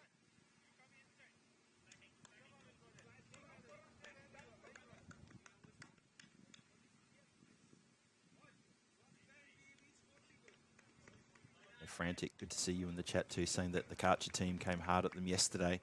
Good to see high adrenaline bowling from them. Yep, I agree. Good shout out there, Frantic. Thanks for that comment. I didn't get a chance to say hello to you. I was here as well, but unfortunately, I think I was on comms a bit too much. I didn't get a chance to pop over and say hello. So sorry for missing you there. I did pop over and see Chris, and I had a brief chat to him and a couple of the players before I had to head back and get back on comms.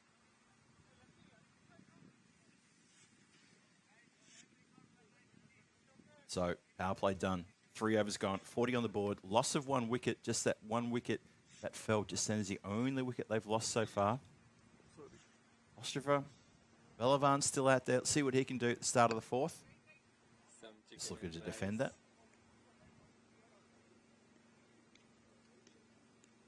The Barbarians haven't gone too over the top here with any big defensive move. They've, as I say that though, they just dropped the cover back to cover, deep cover. Long off, long on. Third is back as well. And Belavan happy to show us his leave. And that is a classic leave.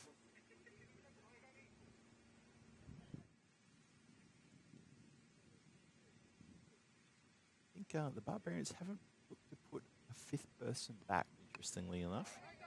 I kind of feel, obviously they feel they don't need to. Well, backward point is deep-ish, but he's not on the boundary rope.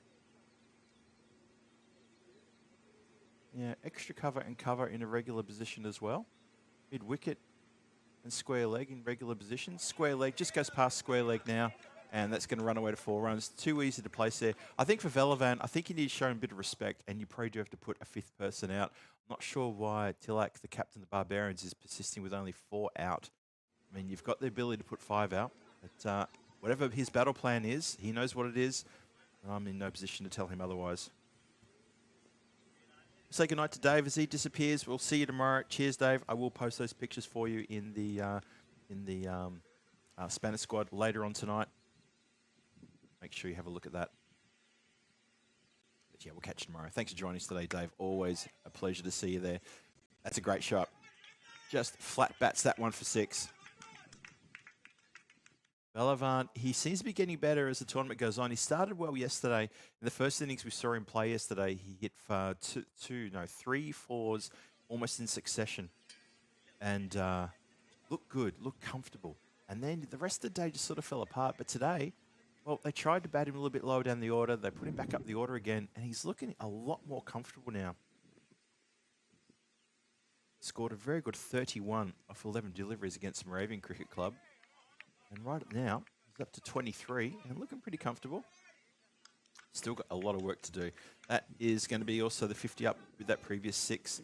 And it's 4 overs gone. 50 for 1 on the board. Ostrava looking about as strong as we've ever seen, to be honest. Very good. Good on you, Dave B. Good on you.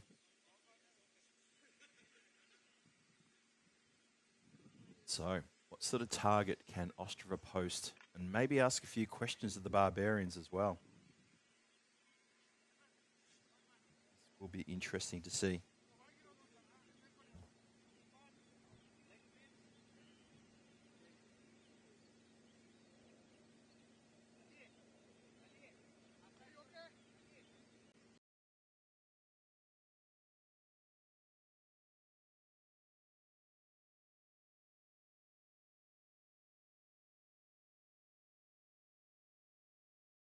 So there we go. Ali Hassan Sittard finally gets the ball. He did rock up a bit late, so he wasn't allowed to bowl immediately. But now he's into the attack. Going to bowl the fifth. 50 on the board for loss of 1 wicket. Keeper up to the stumps again. That is a wide ball. Shown wide by the umpire. Bowler, for a moment, couldn't believe it. Turns his head to the umpire and says, "Are you kidding me?" Sure, the umpire said back to him very straight down the line, "I look like I'm kidding." Pradeep, though, good to see the keeper from the Barbarians, Pradeep, taking a bit of risk there, putting the helmet on and saying, "I'm going to stand up to the stumps, see how I go."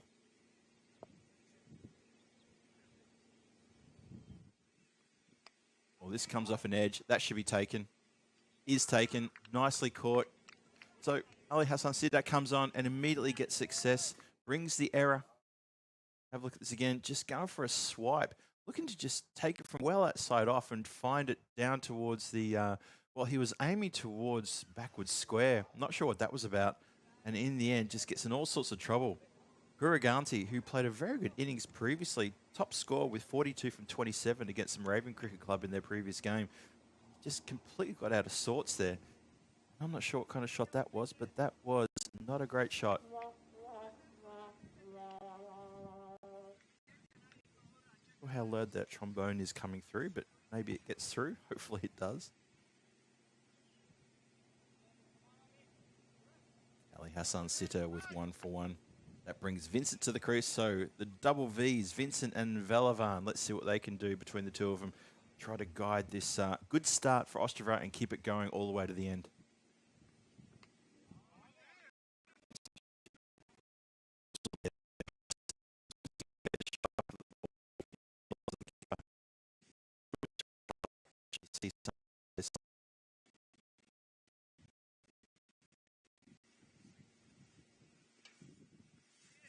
Two wickets down. There's a good scoring here from Ostrava. Let's see if they can continue. Edged just to the side of the player who took the catch previous. He has to now chase it over the boundary line for 4 runs. That goes. Go fetch that one. Vincent just playing with a bit of fire there, but he kept it low. Didn't try and sky it. Have a bit of a flick of the wrist as well. So Ali Hassan Sittard gets taken to the boundary. Score jumps up now. Oh, cheers for that, Kev. Thanks for the note on that one. I definitely haven't turned into a Dalek. Not just yet. Just yet. Hit in the air. Not convincingly, though. It's going to come out towards the boundary line and collected easily by long off. It gets around. Turns the strike over. Ones are better than dots. Casual boundary will, of course, help big time.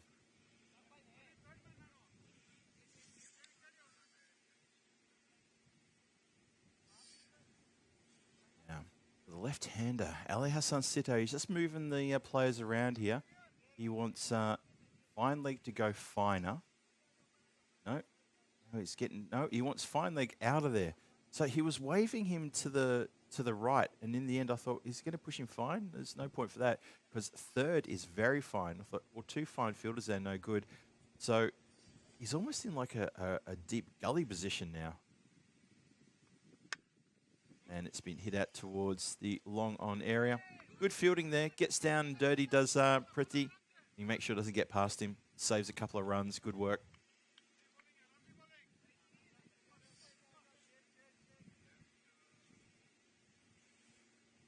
Field now switches over for the right-hander. The left and right-hand combination causing issues for the fielders at the moment. Crush Master in the chat seems absolutely assured that a collapse is coming. Straight to backward point, who fumbles but no run.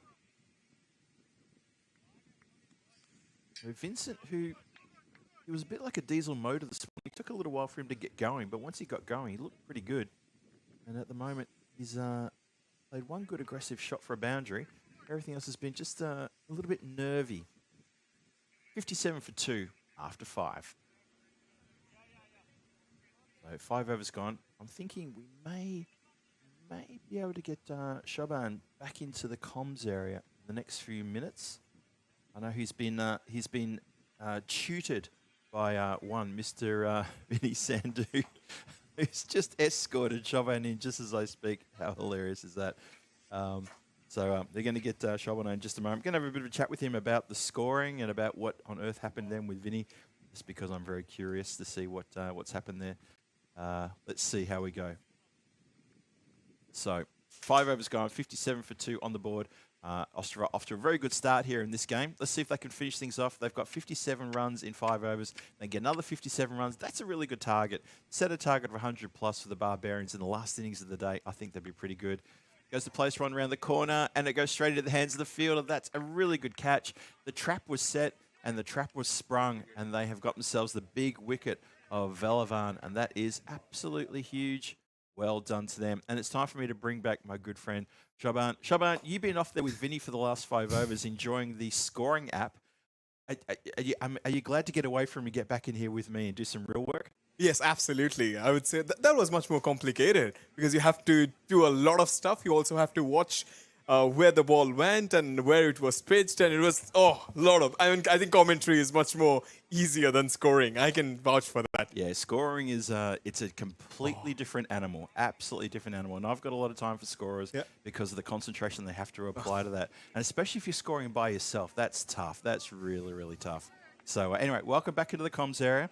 Now you're gonna stand with me for the rest of this innings, and then when we start the run chase, I'm gonna let you take full control of this battleship, and you're gonna bring it home for the fans as well. So everyone in the chat, you'd be happy to know that Shaban's back here with me again, and after playing a couple of games for Moravian Cricket Club as well. So I'm interested to talk to you about those couple of games you played, and just give me an idea of how the team is travelling as well after this first delivery of the over.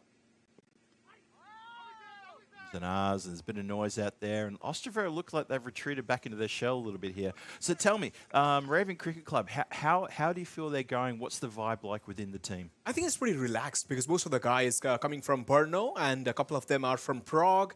So it's a all unit. They're playing Division 1, most of the players in Czech Premier League. So they have a very well-rounded squad. So when I went there, they were welcomed me. And I think the roles are defined. So that's why if you see the performances, even though there was a blip of a performance against Barbarians, but the ones that they played against Ostrava, it was really good. So I think the morale is still there, and they can perform better if they will be much more braver in the upcoming games.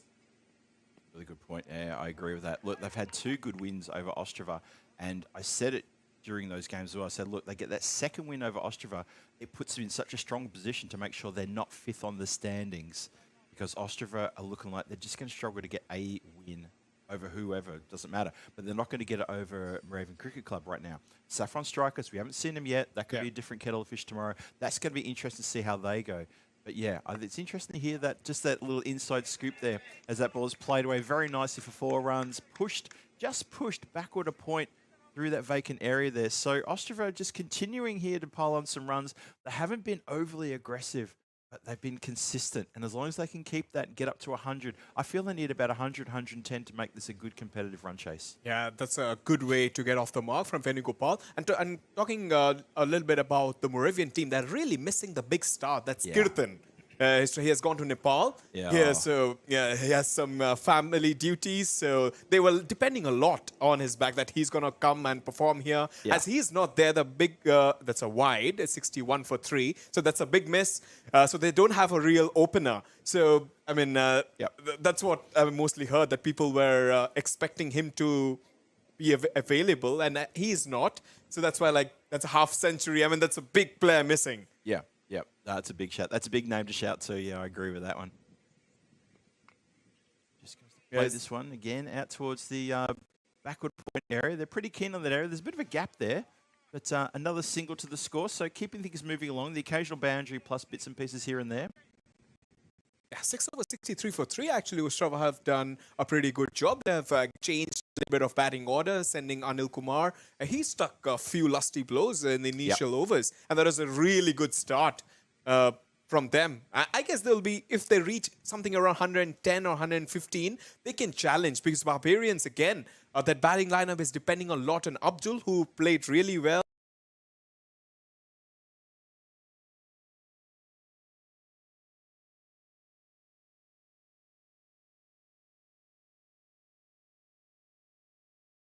Salim. He's Yeah. also one of the big batting stars for the Barbarians. He is indeed. He's a good name. Yeah, definitely. Usama, he's been bowling very well, really good fire, and he had a good chance in a couple of games today to pile on some runs. He played a good cameo in one of those games, got a good 28, I think he scored, before he was unfortunately given out off a ball that we thought maybe should have been called maybe a no ball, but doesn't matter. This has been hit straight into the hands of the player coming in there off the boundary rope, and it goes out of those same hands as well down to the ground. So living to fight another day is Venkapal. Yeah. And also, Phil, it's a very nerve-wracking experience once you have given the ball, like I bowled a over, and you just felt that everybody, all the 500K subscribers are watching us, and the viewership, it just gets into your head. Even though you try to ignore it, you try to play it down, and you just say, it's just another day. But whenever you are in that moment, you just feel it. And all the people chatting, and there's a lot of discussions about the commentary, about the people who are, writing the text. It's really good. Yeah. As a player, you'll enjoy. And I think you can also give it a shot next year. Are you still playing cricket actively? Hold that thought as we just had the stumps rearranged. Look at that. Bang, crash, wallet. Venkapal has to go. And Ali Hassan Sitar, that man again, strikes with a big wicket. Just when we were talking about Ostrava and how they were steadying the ship, getting some runs, occasional wickets, Ali Hassan Sitar comes in and goes, let me hit the stumps and let me put Ostrava back on their heels. Another wicket falls. Yeah, that was a really good delivery from Sitar. He just knew what he was trying to do. It was a fuller length, and it just came a little bit back in. Another wicket lost. As we all know that Ostrava are a team in tatters, but they're still trying to find their feet in this tournament. So far, they've not been able to capitalize from a good start. But here, 63 for 3 for 6 overs. Yeah, it's again, it's back to the walls, and they have to build this kind of stitched partnership. And against Sitar, it'll be tough. Yeah, just looking to make sure they've got the right person out there. I thought that was Vincent who actually got bowled. It was the short stature of Vincent. Thought. Just double checking that. Venkapal's still there. He's at the non-striker's end, so I think the scoreboard's still just catching up. And that will be caught up in a moment. It was definitely Vincent who was bowled there. Well, it was the new batter who's almost come undone. Well, shy at the stumps there and given. Well, it's all happening out there in the centre, as that is a big, big throw. Yeah, that's really well bowled. Back off length and no communication at all. Both the batters were ball watching. That was the much... Oh, yes, that's out, I guess. Yeah, Yep. I think he fell short. So both the batters were ball watching, and that's what happens when you don't trust your partner's call. And his innings has been cut short.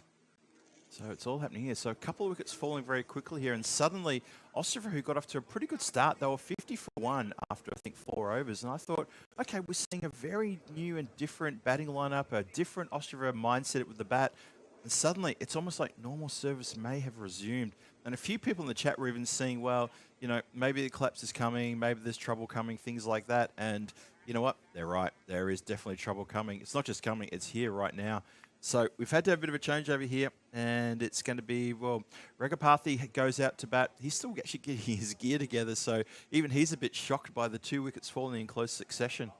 Yeah, he was not ready there because a couple of wickets falling in quick succession, and now they have to again start from scratch because the kind of batting lineup they have, they're heavily dependent on the top order, and both the batters have gone back to the hutch, so it'll be pretty hard now for the batting side to score a big total.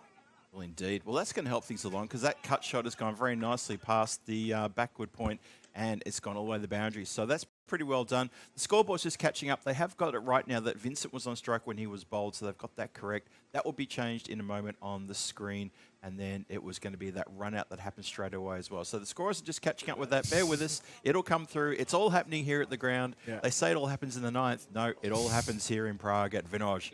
This is where it all happens. Yeah, trust me, scoring is not easy. So I can definitely give a little bit of luxury there to the scorers. True. It's pretty hard job because you have to focus on everything. And you are just on air all the time. You are. You have to be on there. Oh, swinging and missing. I can tell you what, Ali Hassan said I thought he might have had another wicket there as that cannons into the pad outside the line of the stumps. just goes away for nothing. But that was pretty close indeed. So there's a fair bit going on here, and it's all happening in the centre. Barbarians just clawing their way back. Well, I wouldn't say back into the contest, but just managing to get their heads above the Ostrava team here. And this is a pretty good fight back, led by that man, Ali Hassan Sitar. This has been lofted, not well though. It's landed almost in a regulation mid-off position, and two deep fielders combined to pick it up and give it back to the bowler. Yeah, the captaincy has been good from Tilak. Definitely watch it on the screen, and because he has been quite particular with the bowling changes. Even in the batting as well, we saw how he sent Sultan Arif, who has been in phenomenal form.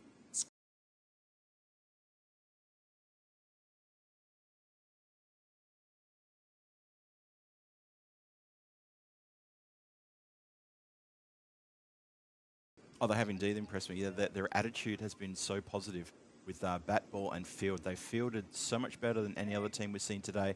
It's a big difference when you see teams like the Barbarians who, as we talk about, they're stacked full of Division 1 players playing against teams that are more Division 2 and even some Division 3 players. You just see difference in the drills, the way that they take the stumps, the way that they get around, they back each other up, the way that they get in position for catches to field the ball. There's so many little subtle differences you see, especially in the field. And you'll see this when the Premier Division kicks off as well. Just that difference. I remember when I was in Portugal about 7 weeks ago, and the difference between the Premier Division and the Challenge Division in things like fielding, polar extremes, absolute extremes. Wow. And it's also just the basics as well.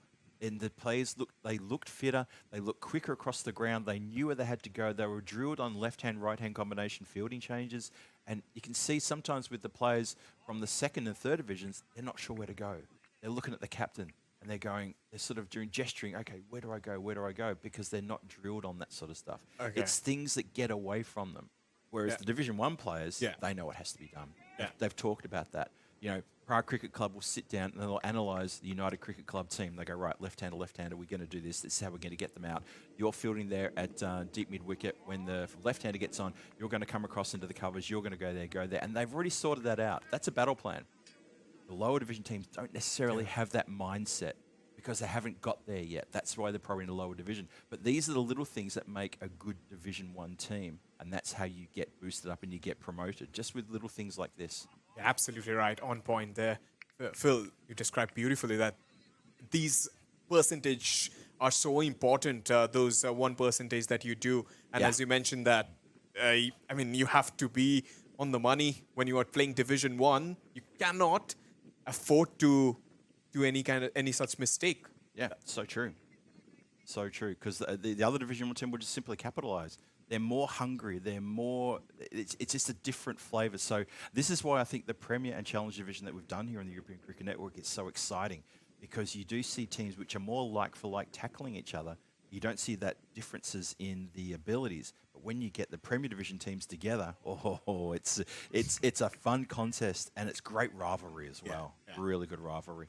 Next week it'll be fabulous because it'll be Division 1, and hopefully I'll be able to do a bit of commentary with Phil or with Vinny or with Danny. Yeah. So it'll be much more excitement. Different kettle of fish. Yeah, absolutely. Sure. Nice shot down the ground here. Didn't to pick up the singles here. They're just doing it in singles at the moment, aren't they? The scoreboard's caught up with everybody, so well done, scorers. Well done indeed. But it looks like it's gone off the boil a bit now, because that is 8 overs gone. Oh, so it's incredible. The last 3 or 4 overs, I'm sure if I could have a look back there, there's probably been, I think, about 4 wickets falling for 20 runs in the last, I'm going to say, 4 overs. I think that's how dramatic it's been. And that expected score that was about a 115 at one point is now dropped down to 89.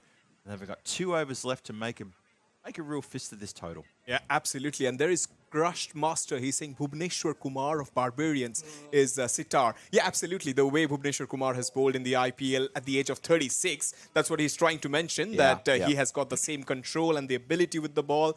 And that's why we see Ali again among the wickets, and he's contributing on the field as well. A lot of decision making. So it's really going good for him. That's what experienced campaigners do. They just know that what will happen that next delivery. They just preempt all the time. Oh, that's a beautiful shot. Wow. Yep, great shot that. Really, really well played. So Ostrava still trying to find the boundaries here, still trying to find the runs. Look at that. Yep, that has been carved beautifully through the covers there. And again, the Barbarians missing a trick here, not putting any protection on the cover boundary or even on the point boundary. And I think that maybe that's a little bit of, I don't want to say arrogance, is the wrong word to use, but it's just not showing the respect to the batters of the opposition and thinking, well, are we that good? I would put someone there. Just put someone there. Drop a fielder back. They've got a ring of infielders there. And if the bowler's going to keep bowling it outside off like that, he's going to get taken to the boundary more often than not. So they need to be onto that. And now, I think Jaisuriya is just trying to just place shots on the offside because the offside is packed. There is a couple of fielders behind square, one at backward point, another third. So he's just trying to access that offside, little tiny gaps in and around that extra covered region, cover point. It's a short ball again, beaten by pace there. Jaisuriya. Salim is actually pretty good with the bat as well. I was just at the other end watching him. He was on the field and he was hitting some amazing sixes. And with the ball as well, he's rapid. He is someone to watch out for if they qualify for the finals. Oh, yeah, for sure. Yep. He will have something to do on the finals day if the Barbarians get there, which looks like they probably will. He's got a great short ball and he's got a good bit of pace about him. And he's got that slower ball too. He does this guy's a slower ball well. However, if you're going to bowl a short, slower ball, have protection on the leg side behind the umpire there. You've got to have it behind protection behind square because that will happen time and again. And unfortunately, he has bowled a good slow ball, but yeah, he didn't have the proper protection out there. Yeah, when behind square is easier. Maybe you don't expect these kind of field setting from Salim here, such an experienced player. Even had a word with Tilak. He mentioned that Usama maybe he's available only for today. He might not be available for the next games. Really? Wow. Or else he would have played for PCC because he's also one of the mainstays of Prague Cricket Club.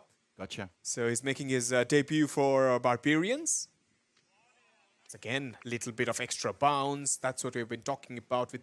When it comes to experience, you cannot buy it from the supermarket. You just have to play enough games and you just have to be in that moment. And the pressure doesn't get to you if you have used to those match situations. It's interesting that he's chosen to play for the Barbarians in the Challenger Division. Does that mean he's not available to play the Premier Division then? Because surely you'd think he'd like to play Premier Division for PCC, but now he's chosen to play for Barbarians. Yeah. I don't think he's eligible now to play for PCC. Because you can't jump across teams in an ECS. Yeah. Just can't be done. Lofted up in the air, miss-hit. Probably luckily it was a miss-hit. There was a couple of fielders there keen to get amongst that. So the score it's edging its way along with the occasional boundary, but there's probably too many dots on that scorecard at the moment. And it's just ambling along now. I think about 30 runs have been added in the last 5 overs. Probably not really good enough. Expected score at 89 now. So 9 overs gone, 80 on the board. All happens in the 9th. A fair bit happened in the 9th, but no wickets fell. Let's see who bowls the 10th and how they go. Yeah. 80 for 5. But when they opened the innings, I thought that this is the moment that they're going to reach those 3 figures. But now, I would say that it's looking a little bit far away from them. Because 100, you have to get 20. The run rate, 8.9, is not good enough. So they have... the last over will be bowled by Birendra Kumar. And he'll be bowling to Jaisuriya. It's good that Jaisuriya is on strike. At least he has hit. At least he has a couple of boundaries, so he is no mark with the bat, and it's the best position for him just to finish it off. Couple of sixes. You never know. 90s and 100s. That's a swing and a miss. They will go for a single. It's interesting. Pradeep was gesturing to the fielder to say throw to the bowler's end.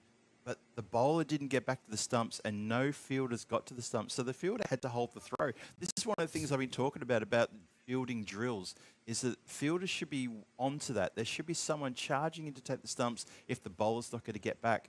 I mean, I don't think a run-out would have been affected, but it's just one of those things. You'll see the Premier Division teams will do that. They'll know they have to do that.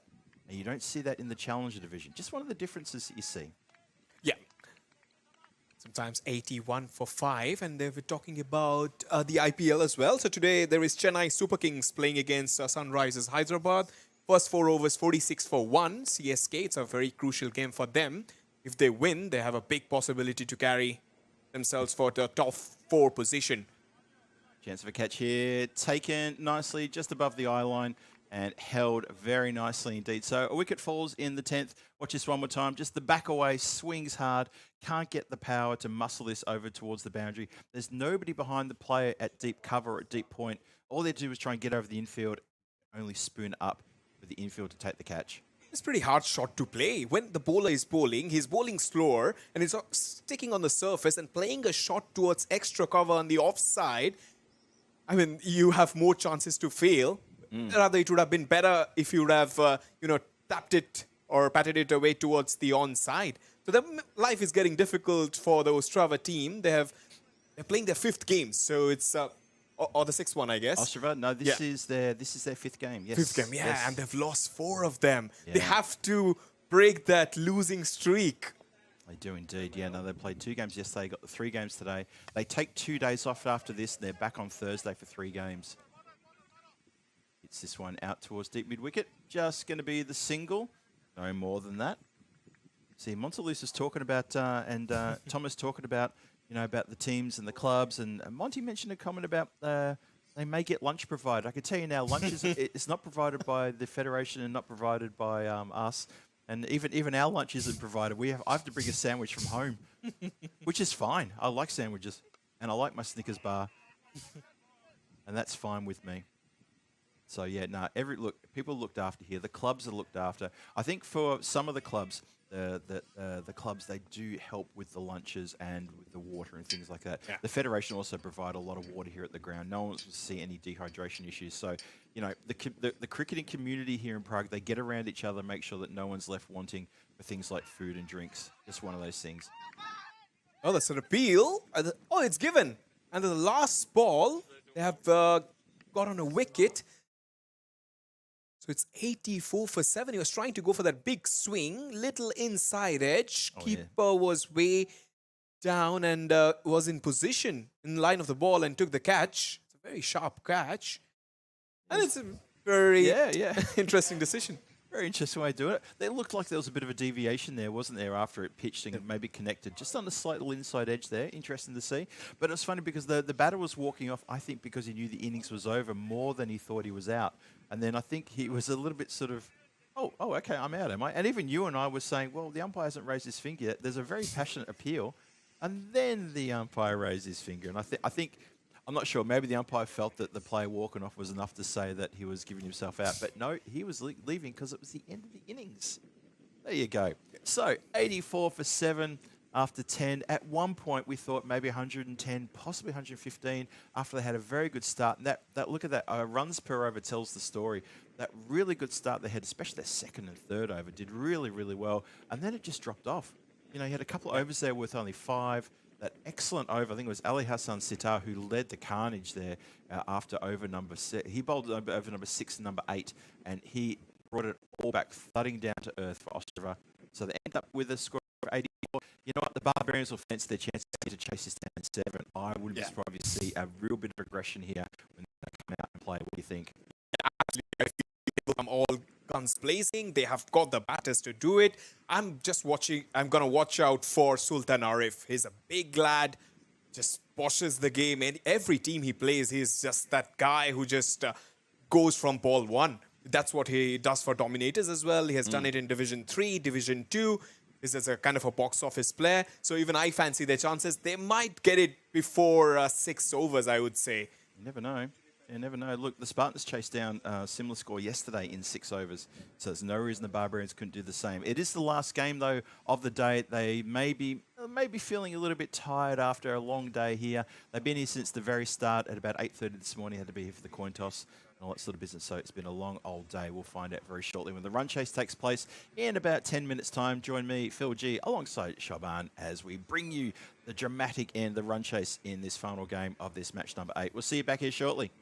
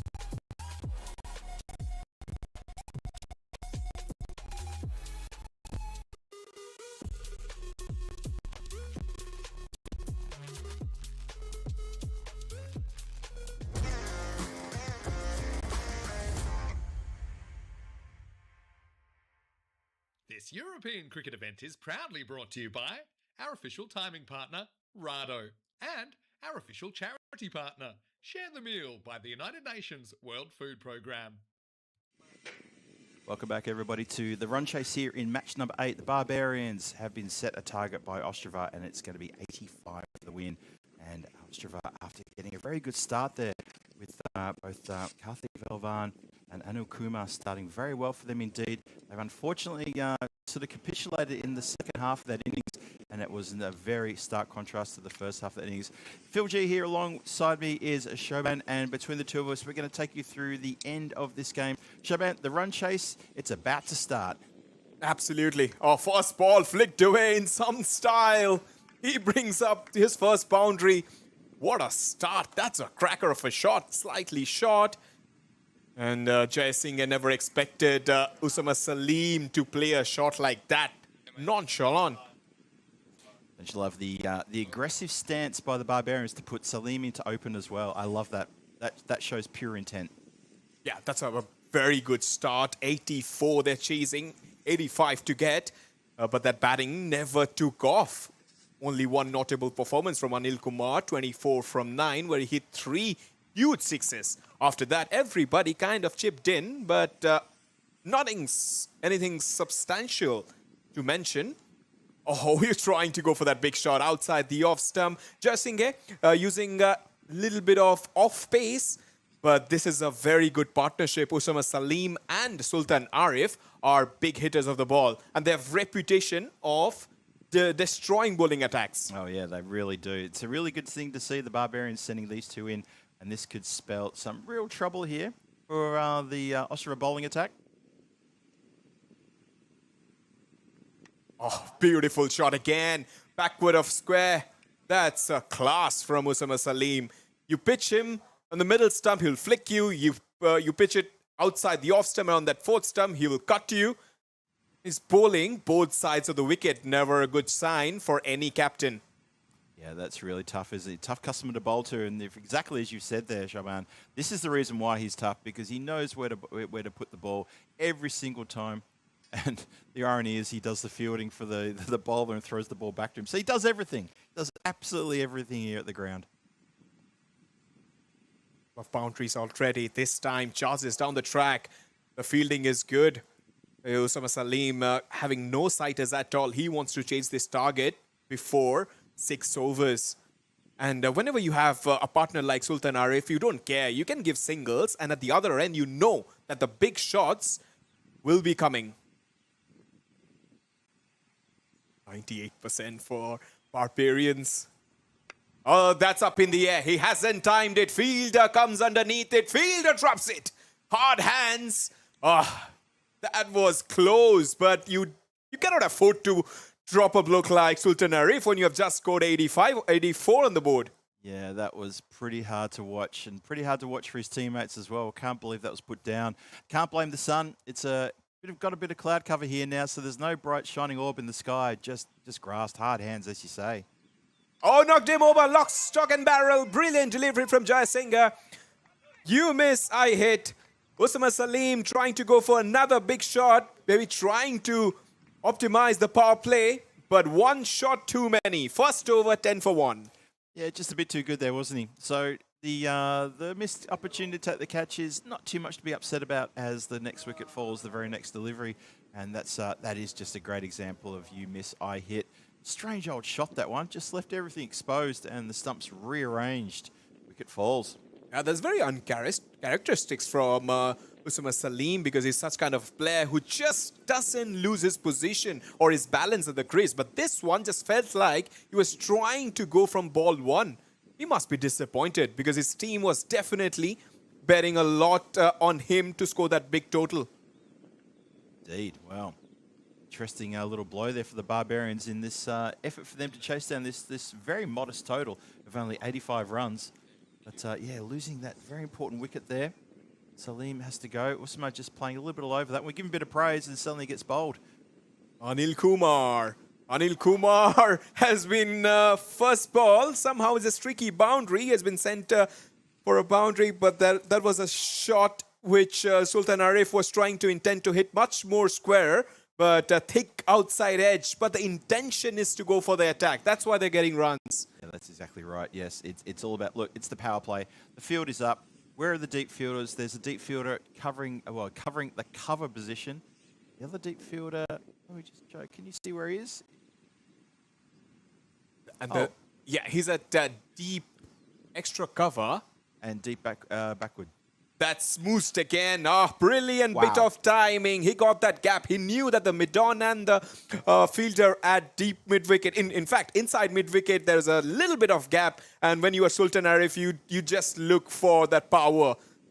He's seeing the ball like a football for sure. 9 of 3. He's a player we have been mentioned. He's an absolute box office. You need to get rid of him if you are just going to defend 67 of 52.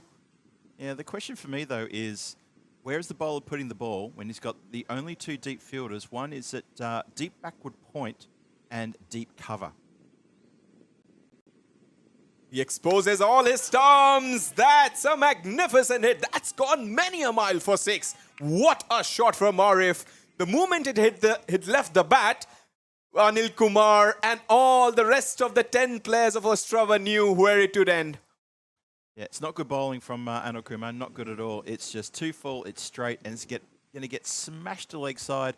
So the reason I'm asking why he's got the 2 deep fielders there protecting the boundary behind the wicket on the offside and in front of the wicket on the offside is if you're going to bowl it there, those fielders are they're a waste of putting fielders out there. Don't put them there. Put them on in cow corner. Put someone at deep backward square leg because it seems that's where you're putting the ball. And don't worry about putting the fielders out there. Just seems a bit academic. I'm not sure they've got it right here. Absolutely on point. Philji there. 24 for 1. Just 9 deliveries. Waits for the ball to come. And it's a wide. Anil Kumar is definitely feeling the pressure here. He's not moving quite swiftly as well. 3rd game for him. He has done a bulk of the scoring as well. It's just the fatigue that grows in him because it's 4-4-6 and it's a wide. He just needs to get out of this over. Willie, he has been... that's a good delivery, actually, right on the block hole. They will go for that single. It was a good delivery, yeah. It makes up for a few rash deliveries there. And have a look at the, this over. So, yeah, it starts with the wicket. Starts amazing. Then the 4-4-6 wide. It's like the pressure's on with the wicket. And suddenly the pressure's completely released in the next 3 deliveries. Yeah, Barbarians are they're on the train. For sure, they're just trying to hit every ball. Oh, that's a good one. That's Abdul Khan that Tilak, the skipper, mentioned before the game. One of the players to watch out for. He played well, actually, against the Moravians. But here, he has to, again, get off to a good start. 26 for 1. Kumar, final delivery. Swing and a miss. Couple of overs gone. It's 26 for 1. So not a bad start for the Barbarians. Just a few little dots there towards the end of that over. And, well, yeah, a couple of dots, a single in that wide. But for me, it was just the pressure off with some pretty poor bowling from Anil Kumar after getting the breakthrough. Just at a moment when Ostrava needed to really turn the screws and keep the pressure on, he released the pressure, and that was a bit of a problem. I've said this a few times about Ostrava. Ostrava, they're a team who show you glimpses of how good they can be, but they don't put it together to make a total game. And that's why they're not winning. And that's why they're having trouble just trying to see a game out, to put a big score on the board, to chase down a total. When they get into the momentum and they actually put all those little moments together to make a game, they're going to be very, very tough to beat. Yeah, the script. And if you see Ostrava, the same way they got off to a great start, Barbarians have done the same.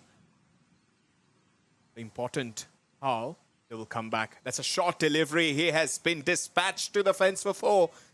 Little shot again from Jay Surya. Sultan Arif is such a player. He'll always try to look for the boundaries. And that's the power of the man. Go and fetch it. 30 for 1 in just 13 deliveries. Have been mentioned what will be the approach of Barbarians. You can see just the score on the board, 55 of 47 needed.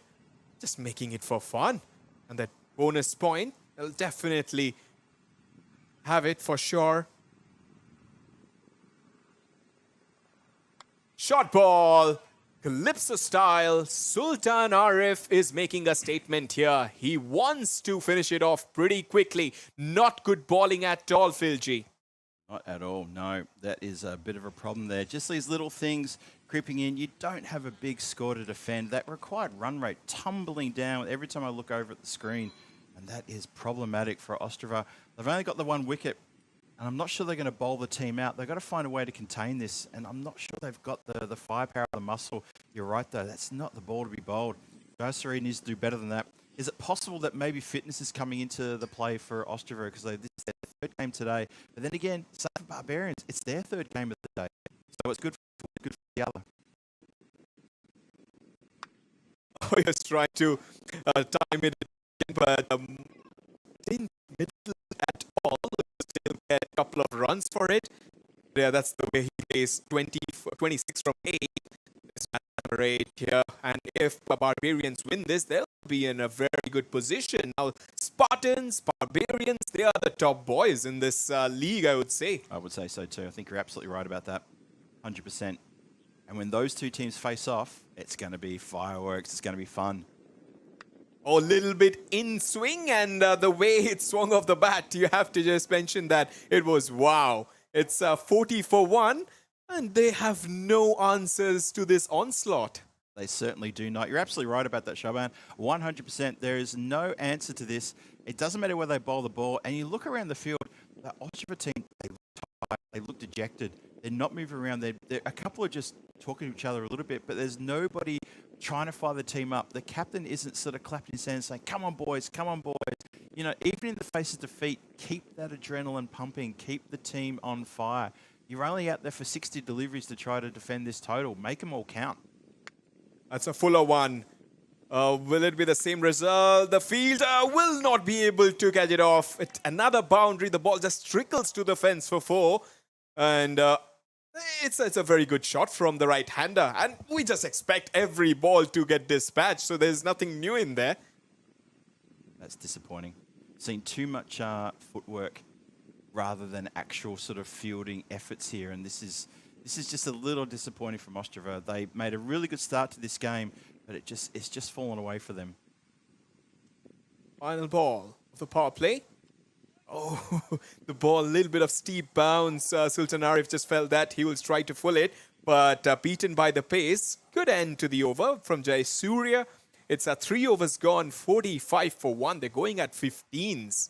Incredible batting. And we said this right from the top, didn't we? We said, look, that's the kind of score where a team like the Barbarians, they'll look at that and they would have licked their lips at the opportunity to go, hey, you know what? We've got this, and we're going to get 4 points out of this, the same way that the Spartans got 4 points out of the corresponding game yesterday as well. And I reckon that's exactly what's going on here. And look at that. Yeah, going at 15. It's 45 in the power play, chasing what could be described as quite a modest total of 85 runs. So yeah, they're doing exactly what's needed and wanted here for Ostrava. You know what? It's almost at a point of the game's almost gone. So you're the Ostrava captain.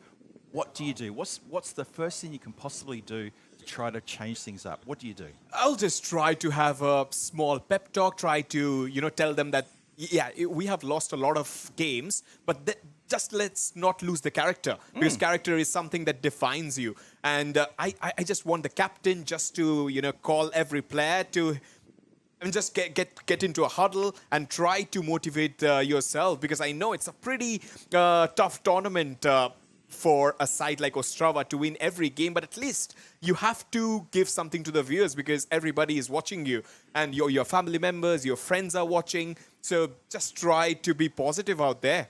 Yeah, look, I mean, in the power play in Ostrava's innings, they looked good. They looked really good. They made 40 runs, 50 runs with barely an offer of a chance of a wicket. They did lose 1 wicket, but they just looked good. And then it was after that things started to change them, after that 5th over. And since then, it's been all Barbarians. They fought back hard. They bit back hard. And Ostrava they need to find something here. I think for me, what I'd think if I was a captain would be, after the game, I'd want to get the people around me and say, look, we've got 3 games on Thursday. Everybody who's going to be selected for that game, make it count. You're only out there for 60 deliveries. I'm not asking you to change the world, Has he play tipped that on? Yeah, they've Yes, got him. Indeed, yes. Yeah. Well, there you go. A wicket out of nowhere. And it's that man, Arunagiri, who gets the wicket. Look at this. And played on. Bang. Well, that's needed.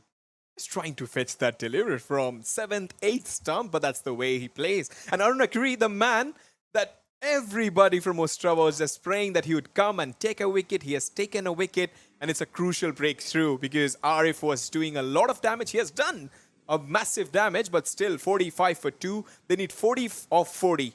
And the man who everybody expected has done the job, Arunagiri. He has indeed, yep. He's again, he's one of these players, when he pops his head up, he looks very devastating with the bat and ball. But that effort there, that was really good. Look, he deceived the batter. He got the batter chasing that wide delivery. Could have let it go. Could have played a completely different shot. Didn't. Brought him in to make a shot and picked up a wicket. So well done to him. Giri, he's been pretty impressive from Ostrava. But again, he's one of those players, I love to see him string a whole game together, and that will make him a very good player. And he also bowls slow. So Yeah. that's very important. Yeah. He doesn't give the pace to the batter, and he bowls in a very good length and line. That's very important. Again, he's just, he's not bowling into that arc. He knows that, yeah, the batter are trying to heave it towards that onside. He's just taking that ball away from the right-hander. He wants the batter to use all his full range and force, but he's not been able to do it. That's N. Kumar, which just comes out to the center. Played a delivery. Oh, that's out. That's out. Plumb. Oh, Kumar, what have you done? Just a wild slog there. He didn't Crazy. even look where the ball went. That's crazy. That's crazy batting. Look at this one again. That replay tells a story. That's someone who had no idea what was happening there. And well done for persistence from Arunagiri. He just kept it at the stumps, and he's claimed another wicket in the over. So well done to him. This is what he's capable of. This is the kind of thing he can do. And I'm really happy for him to put that together. Well, it changes from a regular wiki to a golden wiki, as we noticed. That is indeed a first baller. And that is telling. Really, really telling. Wow, there you go. Oh yes, it's 46 for 3. That's the underbelly when you talk about Barbarians' batting lineup. 2 batters have just come out to the center, and it'll be important because Abdul is there and he has Gangappa, but they have lost those huge wickets. So how will Captain Tilak, will he come next just to steady the ship? That'll be important to see. It'll be very important to see. Let's going to see what's going to happen here. Pradeep comes out, the wicket-keeper comes out. He's going to get a chance to try to change things up a little bit. Maybe gives a chance himself to get out, because he's batted a couple of times today, but he comes in very, very late as well. And so it's good to see him coming in now. And let's see what he can do here with 3 wickets already back in the shed. So you've got to be fair to say, Barbarians made a bit of a meal of this. They started well, they're making a bit of a meal of it now. That's overcomplicating things for, oh, that's a little bit short. And grab for room there. Gangappa is a good player down the ground. He's trying to square cut it. Didn't middle it. But this over, Arunagiri is creating some kind of magic. He just gently pats it towards third for a single.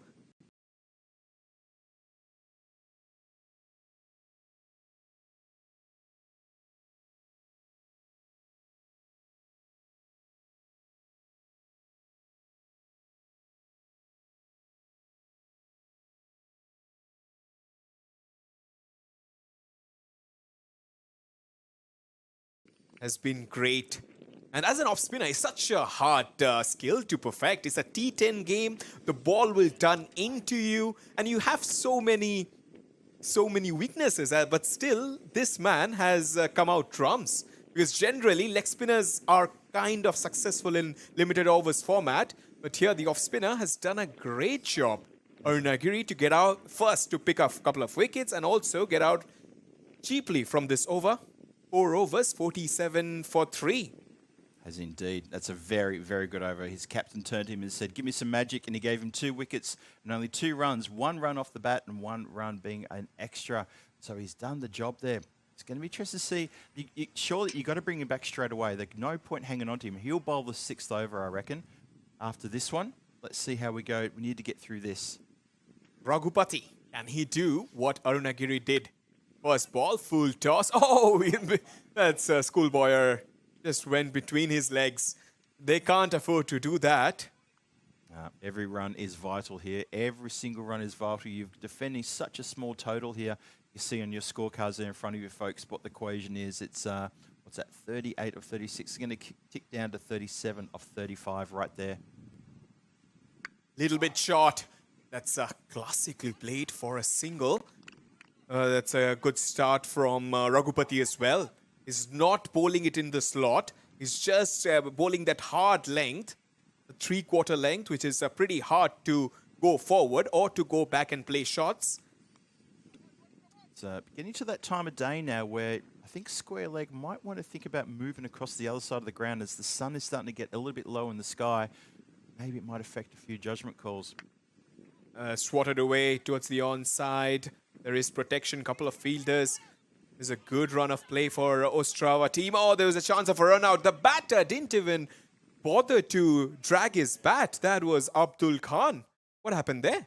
Yeah, that looked a little bit slack. Watch this one more time. Goes out to the boundary rope here. Two fielders combined to stop that one coming across. And it's that man again, Arunagiri. The throw was a bit wild, but he doesn't ground the bat. Felt that that ball was going to go nowhere near the stumps. And to be fair, the bowler was nowhere near the stumps to back up either. Oh, well, that's probably going to leave a bit of a mark on the bowler's foot. He's going to try not to show any discomfort there. Can I just say on behalf of everybody around the world, ouch. Yeah, I had a couple of bruises when I was playing before an hour. So 50 comes up for Barbarians. But this over has been quite decent from the right arm off spinner. Dragged away. Will he find the gap? Oh, that's a misfield from Anil Kumar. You can't afford to do that. Oh dear, that's not good at all. Hey, Montelus is saying goodbye to us. He's got to tune out now for now. Thanks for hanging in with us, Monty. We hope to catch you tomorrow. Thanks for staying with us throughout most of the day. Yeah, that was a bit of a howler there on the field, wasn't it? Just taking a bit of pressure off there by allowing that one to get through. And the score is going to jump up now. Once again. Oh boy, what could have been? Yeah. 34 from 33. They need some kind of inspiration from somewhere. Mangappa, 4 from 4. Oh, that's a short ball. That's a wide one and a wild one as well. The keeper has been hurt massively. There's a chance of a run out. Have they got a wicket? Oh dear. They have got a wicket out of nothing. That's a wide. And somehow Abdul Khan has managed to... Oh, you never murder a man who's trying to commit suicide. And he's gone. There you go. And the batter cannot believe it. He's turned a couple of times to the square leg umpire and said, really? Are you sure? And square leg says, I have to tell you once. And that is gone. Capital G-O-R-N-E, gone. You are out of here. And that is another wicket fallen. So the Barbarians making an absolute meal of this run chase at a time when we said after they lost that first wicket, well, Sultan Arif and Abdul here, they were doing very well. Abdul Khan, they were doing okay. And now suddenly... Not sure what's going on. It's just a little bit strange. Osama Salim went for 9. Sultan Arif got bowled out of nowhere for 35, playing a strange old shot. Nirmal Kumar went for a first ball duck as well. So it's a funny old situation on the scorecard there for the Barbarians, and you just kind of feel that taking it a little bit easy. Maybe they just sort of shifted down a gear and they're just sort of just enjoying themselves a bit. Yeah, that's called a proper harakiri from the Barbarian side. They've lost 4 wickets. Oh, a chase which was looking easy at first. They have kind of messed it up and trying to make things difficult for them. And maybe trying to drag the game towards the 10th over.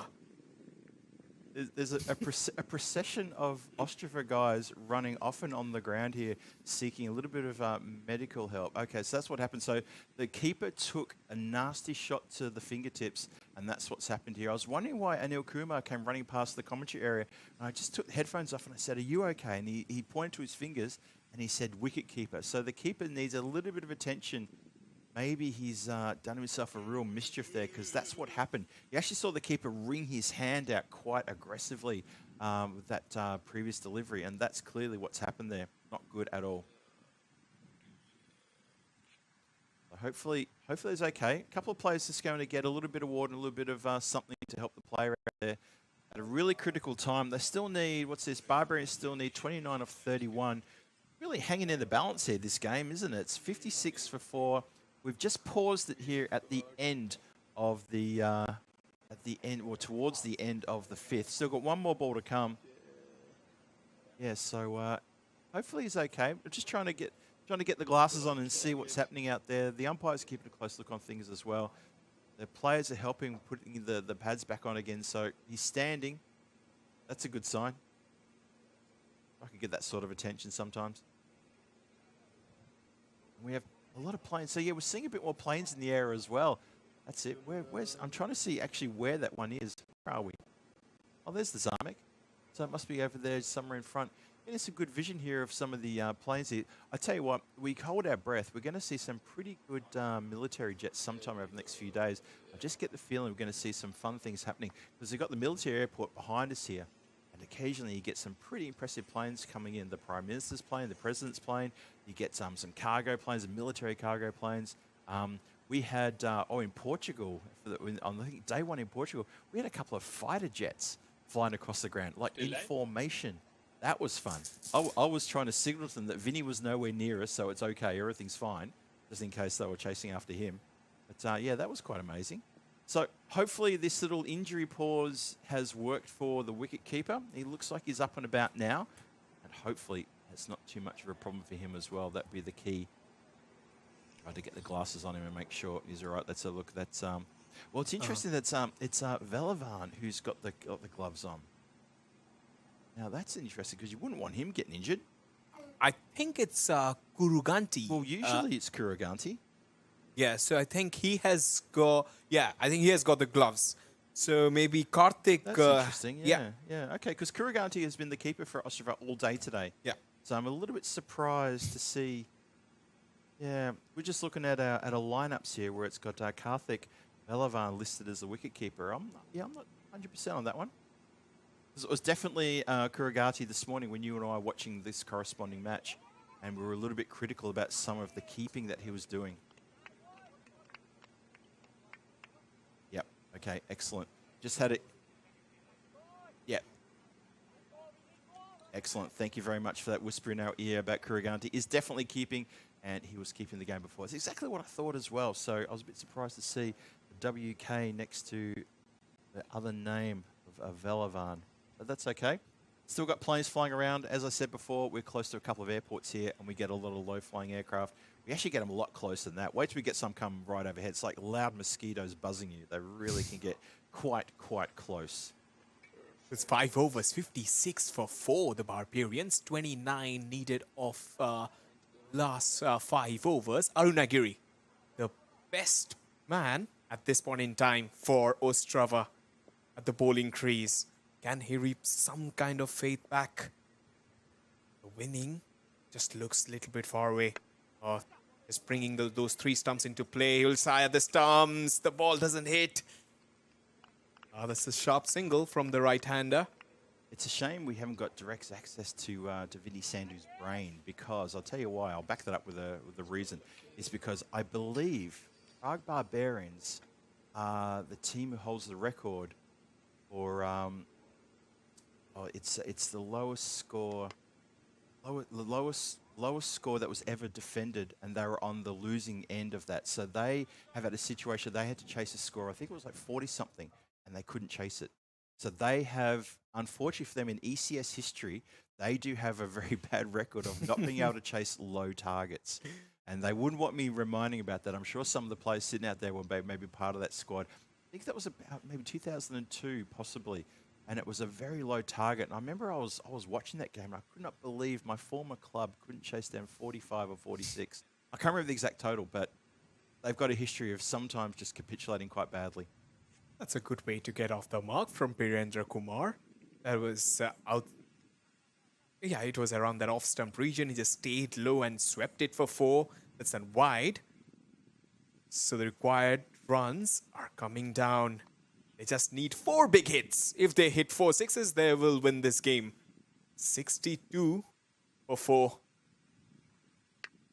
Solid stroke. And the fielder again, messes it up. Prakash Raghupati this time, the culprit. Taking his eyes off the ball. Oh, that's a howler, an absolute howler. Oh, Shoban. I was just thinking, imagine if we could maybe find another wicket here, get right into that soft underbelly. And just as I was thinking that, ball got straight through the defence of the fielder out there. 4 runs. Oh, boy. It's pretty hard. If Arunagiri bowled so well. Oh, beaten him all ends up. The ball just pitched and slight bit of outward movement there, but that's why the batter was deceived from the flight. And the wicket keeper, he has been a makeshift wicket keeper.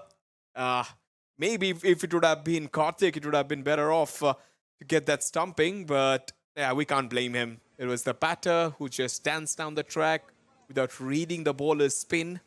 Another chance goes begging. Yeah, disappointing there. I was thinking maybe Arunagiri might get another wicket. Imagine if we pick up another 1 or 2, that would be quite amazing. And Kumar is just trying to put bat to ball because he knows that this over is the trump card for Ostrava. He doesn't want to mess it up. Final delivery of his spell.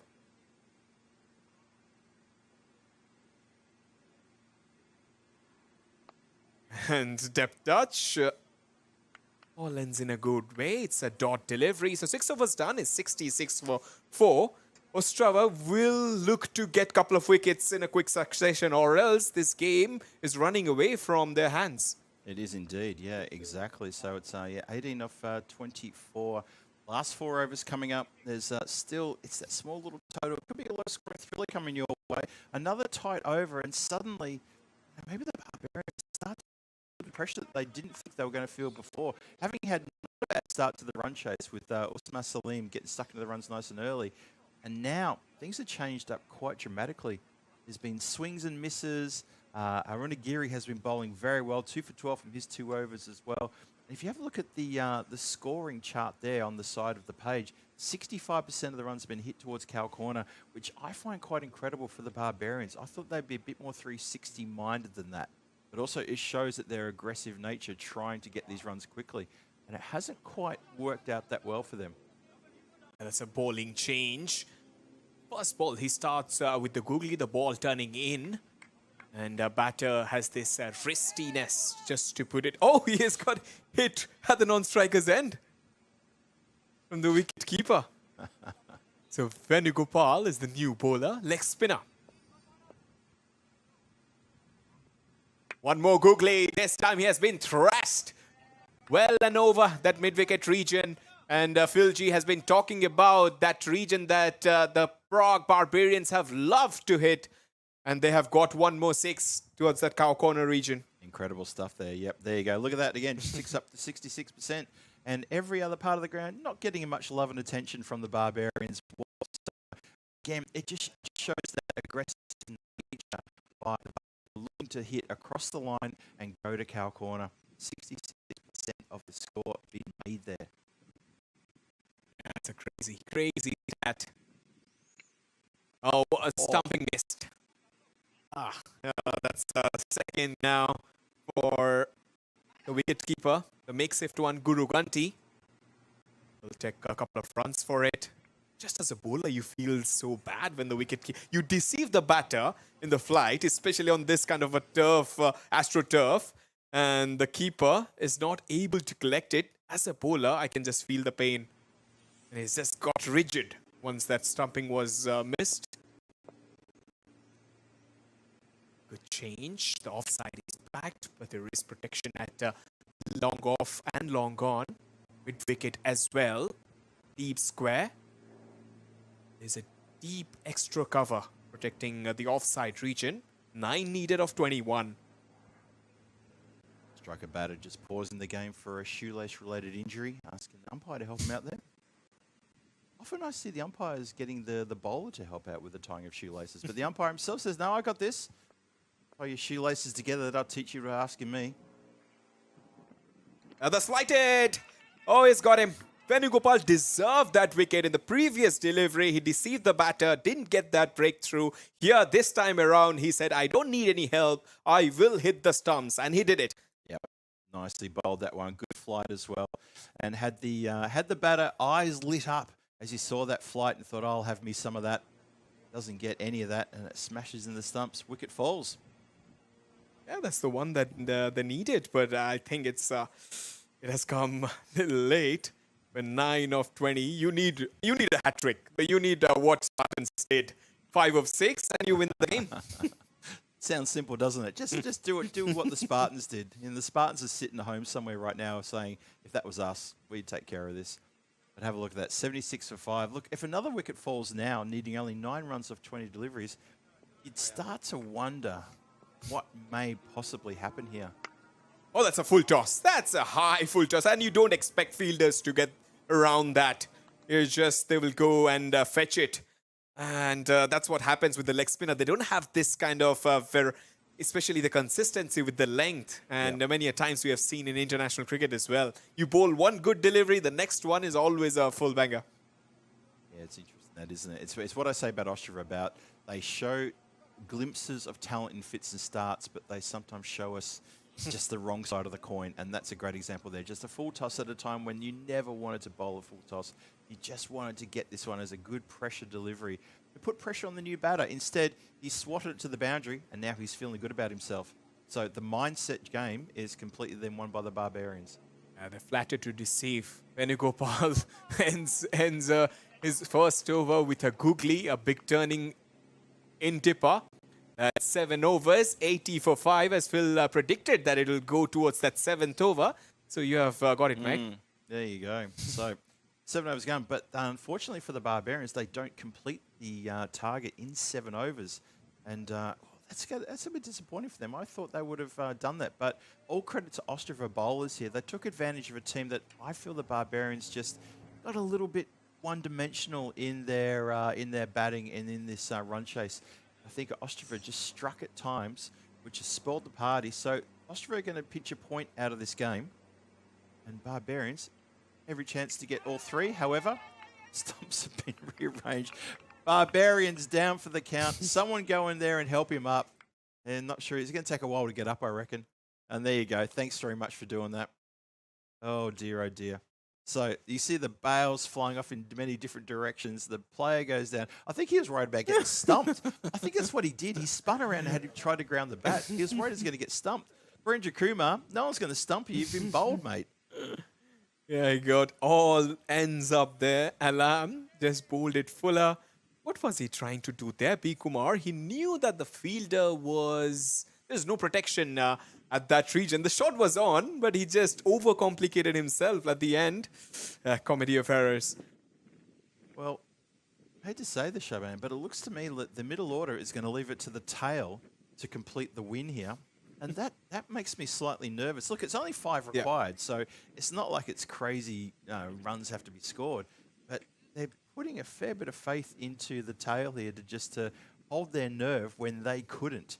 I'm looking at the middle order especially saying, what were you doing? Oh, what a way to finish it off. Well, there you go. He just comes in and he just belts it out of the park. Brilliant win for Barbarians. They win by 4 wickets. That was the winning moment. It was in the slot. It was out of the park. Brilliant batting display from the Barbarian side. First of all, they bowled pretty nicely.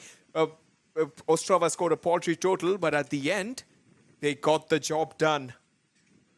Yeah, quite incredible stuff. That really incredible. I mean, it's quite funny, wasn't it, that Javi just walked in, and after I was saying to you, like, oh, well, you know, the middle order's leaving for the tail to try to do all the job here. He just walked in, just went, hang on a minute, crack, and just sent it out of the park. That was a fitting end to look a game that we thought would probably be, you know what, a little bit more one-sided than that. So all credit to Ostrava for making a good contest of it. Shaban, how did you see the game? I think it was quite a good game. It was a low-scoring thriller. We thought that it will be quite easy for Barbarians when they just bundled out Ostrava for a low total of 84. 85 would have been chased quite easily, but then we saw Sultan Arif. Once that big wicket is done, there is a little chink in armor, Phil G. They're not so invincible. So other teams watching, Saffron Strikers and then Spartans as well, if they play Barbarians in the final, they will try to get that prize wicket of Sultan Arif and Abdul Khan.